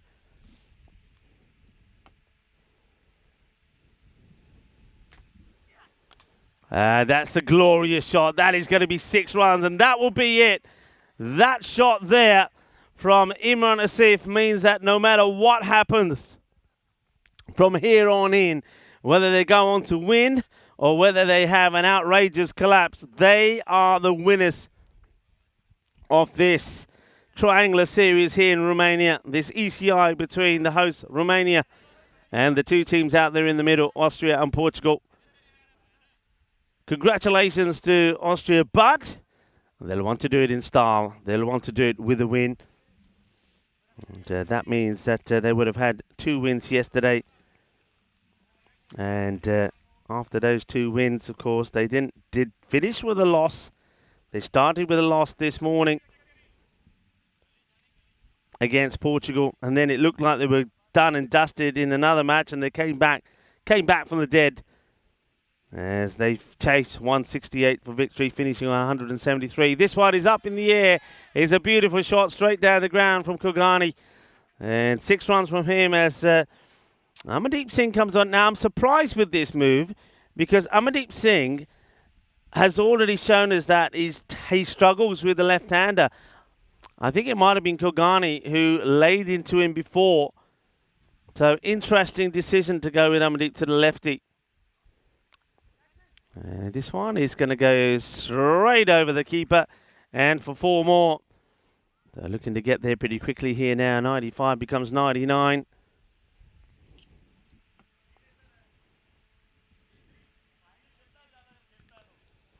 It does look like Portugal will take a point away from this match.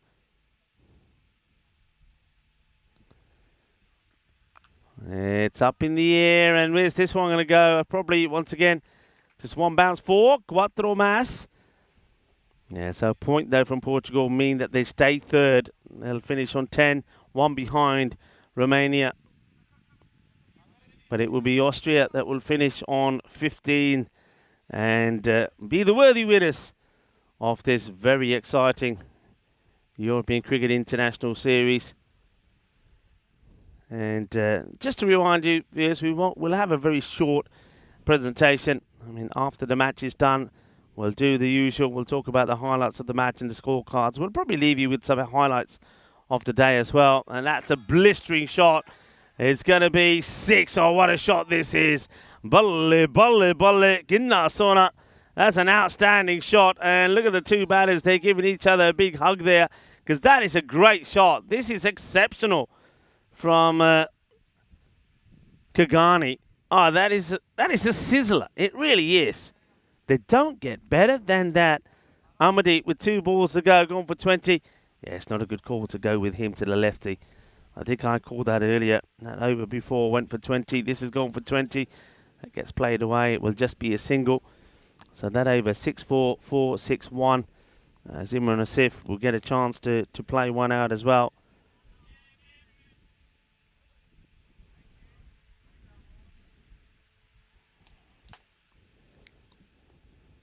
$14 runs in 19 balls for victory. And Portugal, you see there now, just giving a 1%. And that's nicely played. He just fetches this one, gets a bit of width there. And I think this is just all about trying to draw Imran Asif to come down the wicket. But he doesn't. He just stays back and he literally takes it out of the gloves of the keeper, Suman Ghamiri. That's 4 to him. Remember, he could have started. He could have gone first ball, couldn't he, Asif? Not a good over there from Amandeep. Goes for 25. And it's almost there now. Just remind you of what's coming up in Hungary. Vinny Sandhu's there. I think Vinny was doing a little bit of lurking a bit later. Budapest Army will kick off the European Cricket Series in Hungary with the Royal Tigers. Royal Tigers will also take on the Budapest Super Kings. And the Danubian Kangaroos will be bouncing into action as well. Vinny Sandu, Denny Hudicek will be talking you through the action. Martins, defending 10. Up in the air. How far is this going?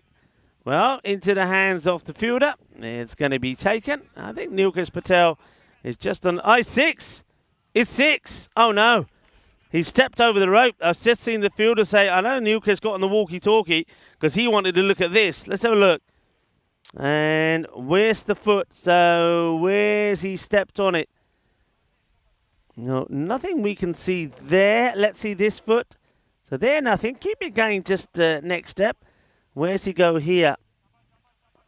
Well, I think he must have. He's walking the rope. And if you walk the rope and literally touch the rope, he's going to be 6. The fielder himself called it. So 6 runs, 4 required. And this could be it. The fielder is chasing the keeper, but it's going to be it. It's done. It's dusted. And it's quite fittingly, it ends up in front of the Stronger Together banner because it is Austria that in the end were stronger together. Boy, were they stronger together when they were up against it. They get the win. They will not only get the win, but that win means that they are going to be victorious in this ECI. They get to the target with plenty of balls to go. So well done to Austria. Victorious here. It's a much better performance also from Portugal. I touched on that already. Maybe they are the winners of the day in a way, considering how things went for them yesterday. It's a big improvement for them. That guy there, Kagani, I tell you what, keep an eye out for him. He is good. And I like the way that he plays. He finishes with a strike rate of 440 of just 10 deliveries, Kagani. He's certainly very exciting to watch. And we're going to see a lot more of him as well, I'm pretty sure. 26 from Imran Asif as well. But handshakes all around. But it is Austria that are victorious. They started yesterday in fantastic form, didn't they? When they won both their matches, first against Romania and then secondly against Portugal by 9 wickets. Then they came unstuck a little bit in the last match of the day when Romania got their revenge. This morning they lost as well, and it looks like they were going to go 3 losses on the spin. That's what everybody was talking about. 3 losses in the spin. Akib Iqbal, why he wins the toss and put the opposition in when they lost the last 2 matches, chasing, etc., etc. And then all of a sudden, out of nowhere, they scored 61 of the last 2 overs, including a 9th over that went hypersonic for 41 of Mamit Kohli and won the match, getting 20 off the last with a ball to spare. And then that set them up for this match. And Portugal, they knew that if they could get a win and take all the points, all 4 points, they would get their hands on the trophy. But it wasn't to be. It would be a good victory for Austria. And I know that they're going to be very happy about this. Remember, all these teams did feature in the T20s as well, the qualifiers. And I know that Romania featured very well in that. So there was always going to be a little bit of spite in these matches. It was competitive, but what I like about it is all these players that they do know each other. And it was competitive, but also it was very good as well.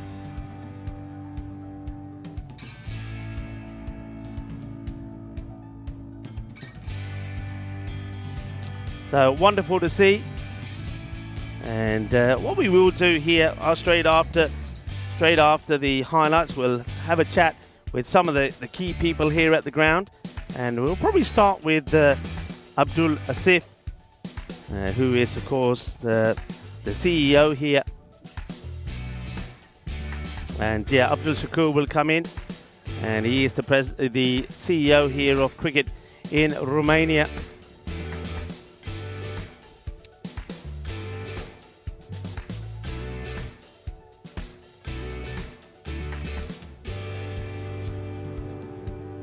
So let's have a look at the scorecard here. So Austria, Karanbir Singh once again. I think I don't think he's had too many failures. He's always got them a start. He's sort of been the Taranjeet Singh, hasn't he, of Austria, always getting a few runs on the board. Bilal Zami have been very impressed with his introduction, scoring good runs And then right at the end there, you saw a couple of Razman Shigwa. I think he'll be disappointed that he hasn't really been able to get going. Just the one score from him. And this time round, Akib himself just got caught at square. But Imran Asif was fantastic. And then Kagani, I think this player, I'm liking the look of this player. He's been pretty sensational. And so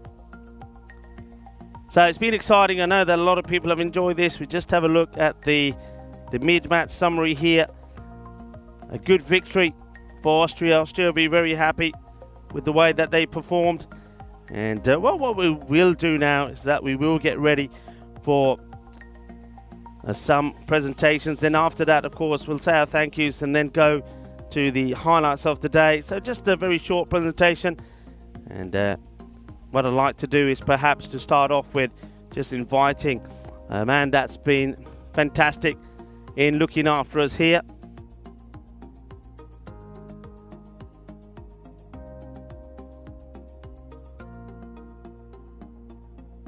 So what I will do is just, well, look at these magnificent views. And the one man we really need to talk about a lot, who's hosted us really well here, is Abdul Shakur. And I have Abdul here with me. So join us in the commentary box. Abdul, welcome. Nice to have you here. Thank you, Rico.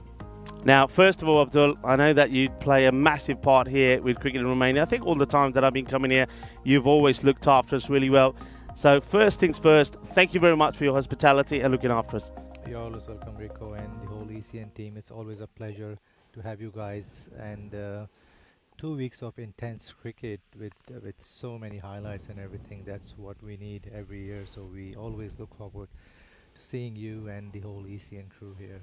Well, you know that we love coming here. I mean, I think Romania is a country that has surprised us all. It certainly surprised me the first time that I came here. And the cricket community here is fantastic. It's growing all the time, not just growing now with men's cricket, growing with juniors cricket, growing also with women's cricket as well. Yeah. Tell us a little bit more about the growth in cricket and what you think is behind that growth at the moment. Well, we are expanding every year, especially with all the expats coming to Romania in the last 3 years. So the number of teams are improving. Every year we have better quality of cricket, more teams, increase in the number of participation. So more people, more cricket. It helps also the junior development because the local Romanian kids are looking up to all these players. Yeah, at the Moravlesea cricket ground, especially when it's on live, YouTube and everywhere. So it's a big motivation for the Romanians also who wants to play cricket. That's what I've liked about being here. I think during our stay here, the number of youngsters that I've seen here, some of them have come over and gone to the magnificent net facilities that you have here. You've had somebody like Alex that's been hovering around, and I know he's been helping us when we need bits and pieces, doing down here, getting us water, whatever. Ever helpful. But very keen young cricketers, and I know that when we've had some breaks, I've been up to the nets and watching them. So that must be very rewarding for you to know that you've got juniors and young players coming up, because of course if you don't have that, then you don't have the future of the game, do you? Yeah, I mean our under-19 team is mostly local kids who are brought up here in local schools, all from Romania.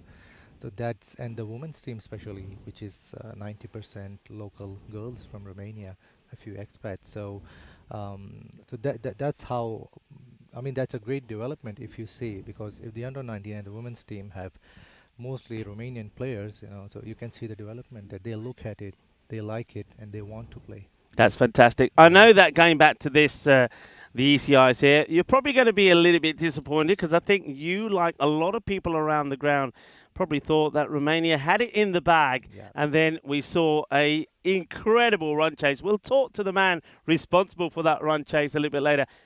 What were you going through when you saw that happen? I had a deja vu because I had a similar game. That's right, yeah. On Thursday, but I think it was exceptional performance by Austria, having 61 runs in 12 balls, and I mean, we thought we were gonna win, and it looked easy. But yeah, congratulations. I mean, bravo to Austria for, I mean, played very well. I always thought it would be close, and it was exactly as expected. I don't think any team dominated.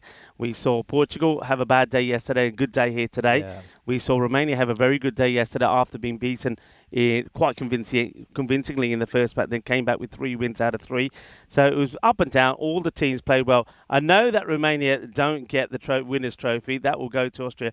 But you do get one trophy, and I know that on behalf of Mohamed Moyes, who was the MVP here. So well done to Mohamed Moyes. He can't be here now. What I'd like to say to Mohamed Moyes, yeah, congratulations, Mohamed, is he was very close, this close to being the MVP in the European Cricket Series as well, which in the end, of course, went to Abbas Hussaini when he scored over 400 runs. That was a superb performance from him.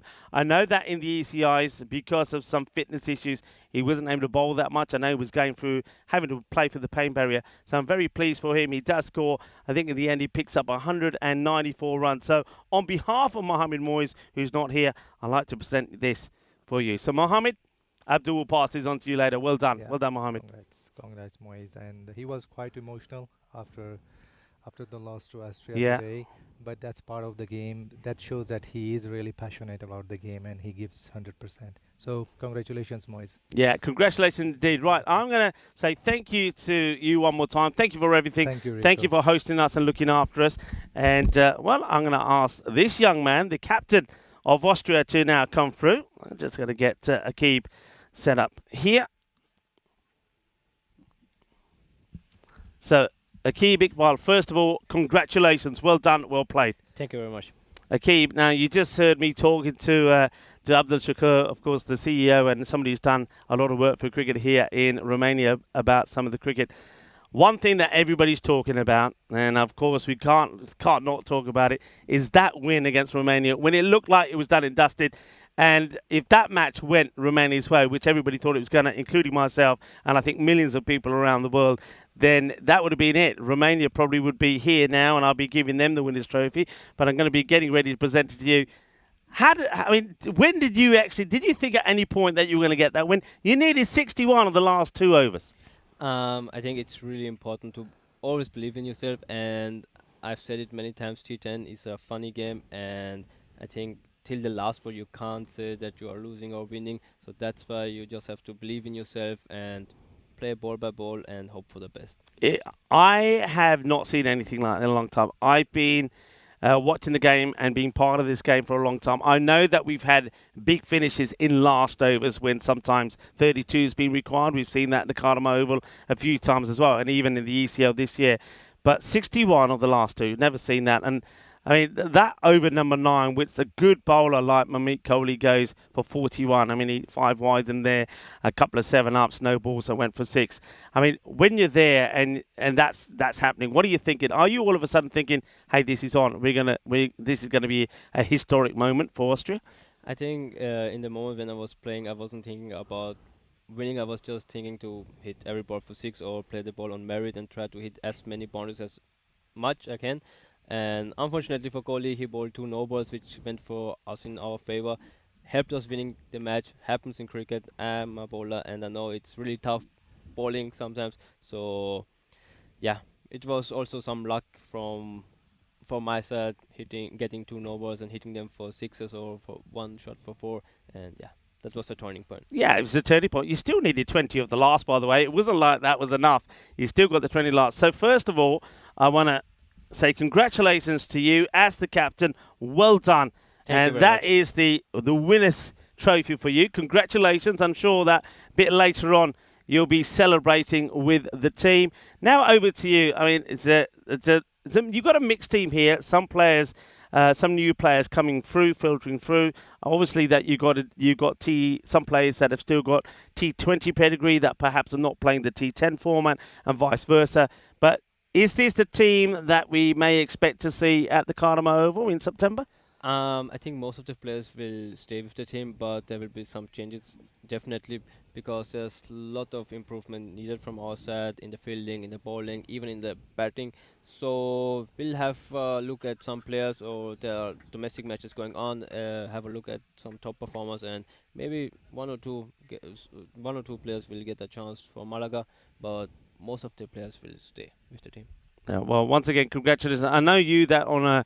I know we've spoken a lot of times on a personal level. Sometimes I had some ups and downs. You had a point to prove today as well, and you proved it. Well done. Congratulations. I know that your team is waiting for you there and waiting for you to go there with a trophy so they can have the photos taken. So I'm going to say, let you go. And once again, congratulations. Well much. done. Thank And, well, savour your winning moment. Thank you.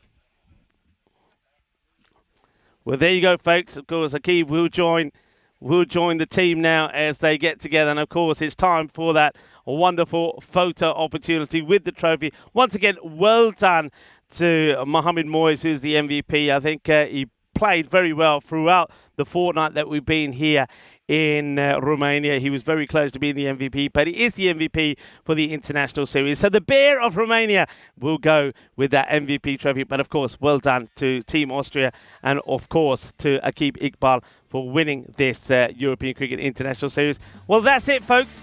That is it from us. I can hear the music playing, and just one more time, of course, it was great to have Abdul Shakur here with me, and I was able to thank him in person. But I want to say some more thank yous. Well done, of course, to our partners. We couldn't do this without them. So, of course, I'm talking about Dream 11 Fan Code, Parimatch, HCL Software. A very big thank you to Locker Lifestyles for providing these magnificent trophies, to Bizaway Travel, and to Grizzly Bear Sports for providing us with the balls. We couldn't do this without you, and we appreciate a lot. Thank you to Spring Media, our production partners. Well done to all the umpires doing a wonderful job, and also to the ECN crew. And, of course, the most important people, of course, all of you guys, our ECN family around the globe, wherever you've been tuning in from. Thank you for your support. Well, time for me to take a little break. I will see you in Bulgaria with Charlie. But, of course, tomorrow is the start in Hungary. And Vinny Sandu and, of course, Danny Hudacek will be there to talk you through the action. So it's adios from me. As I always say, be good, stay safe, be kind, be happy. Adios and see you soon. Bye-bye, everybody.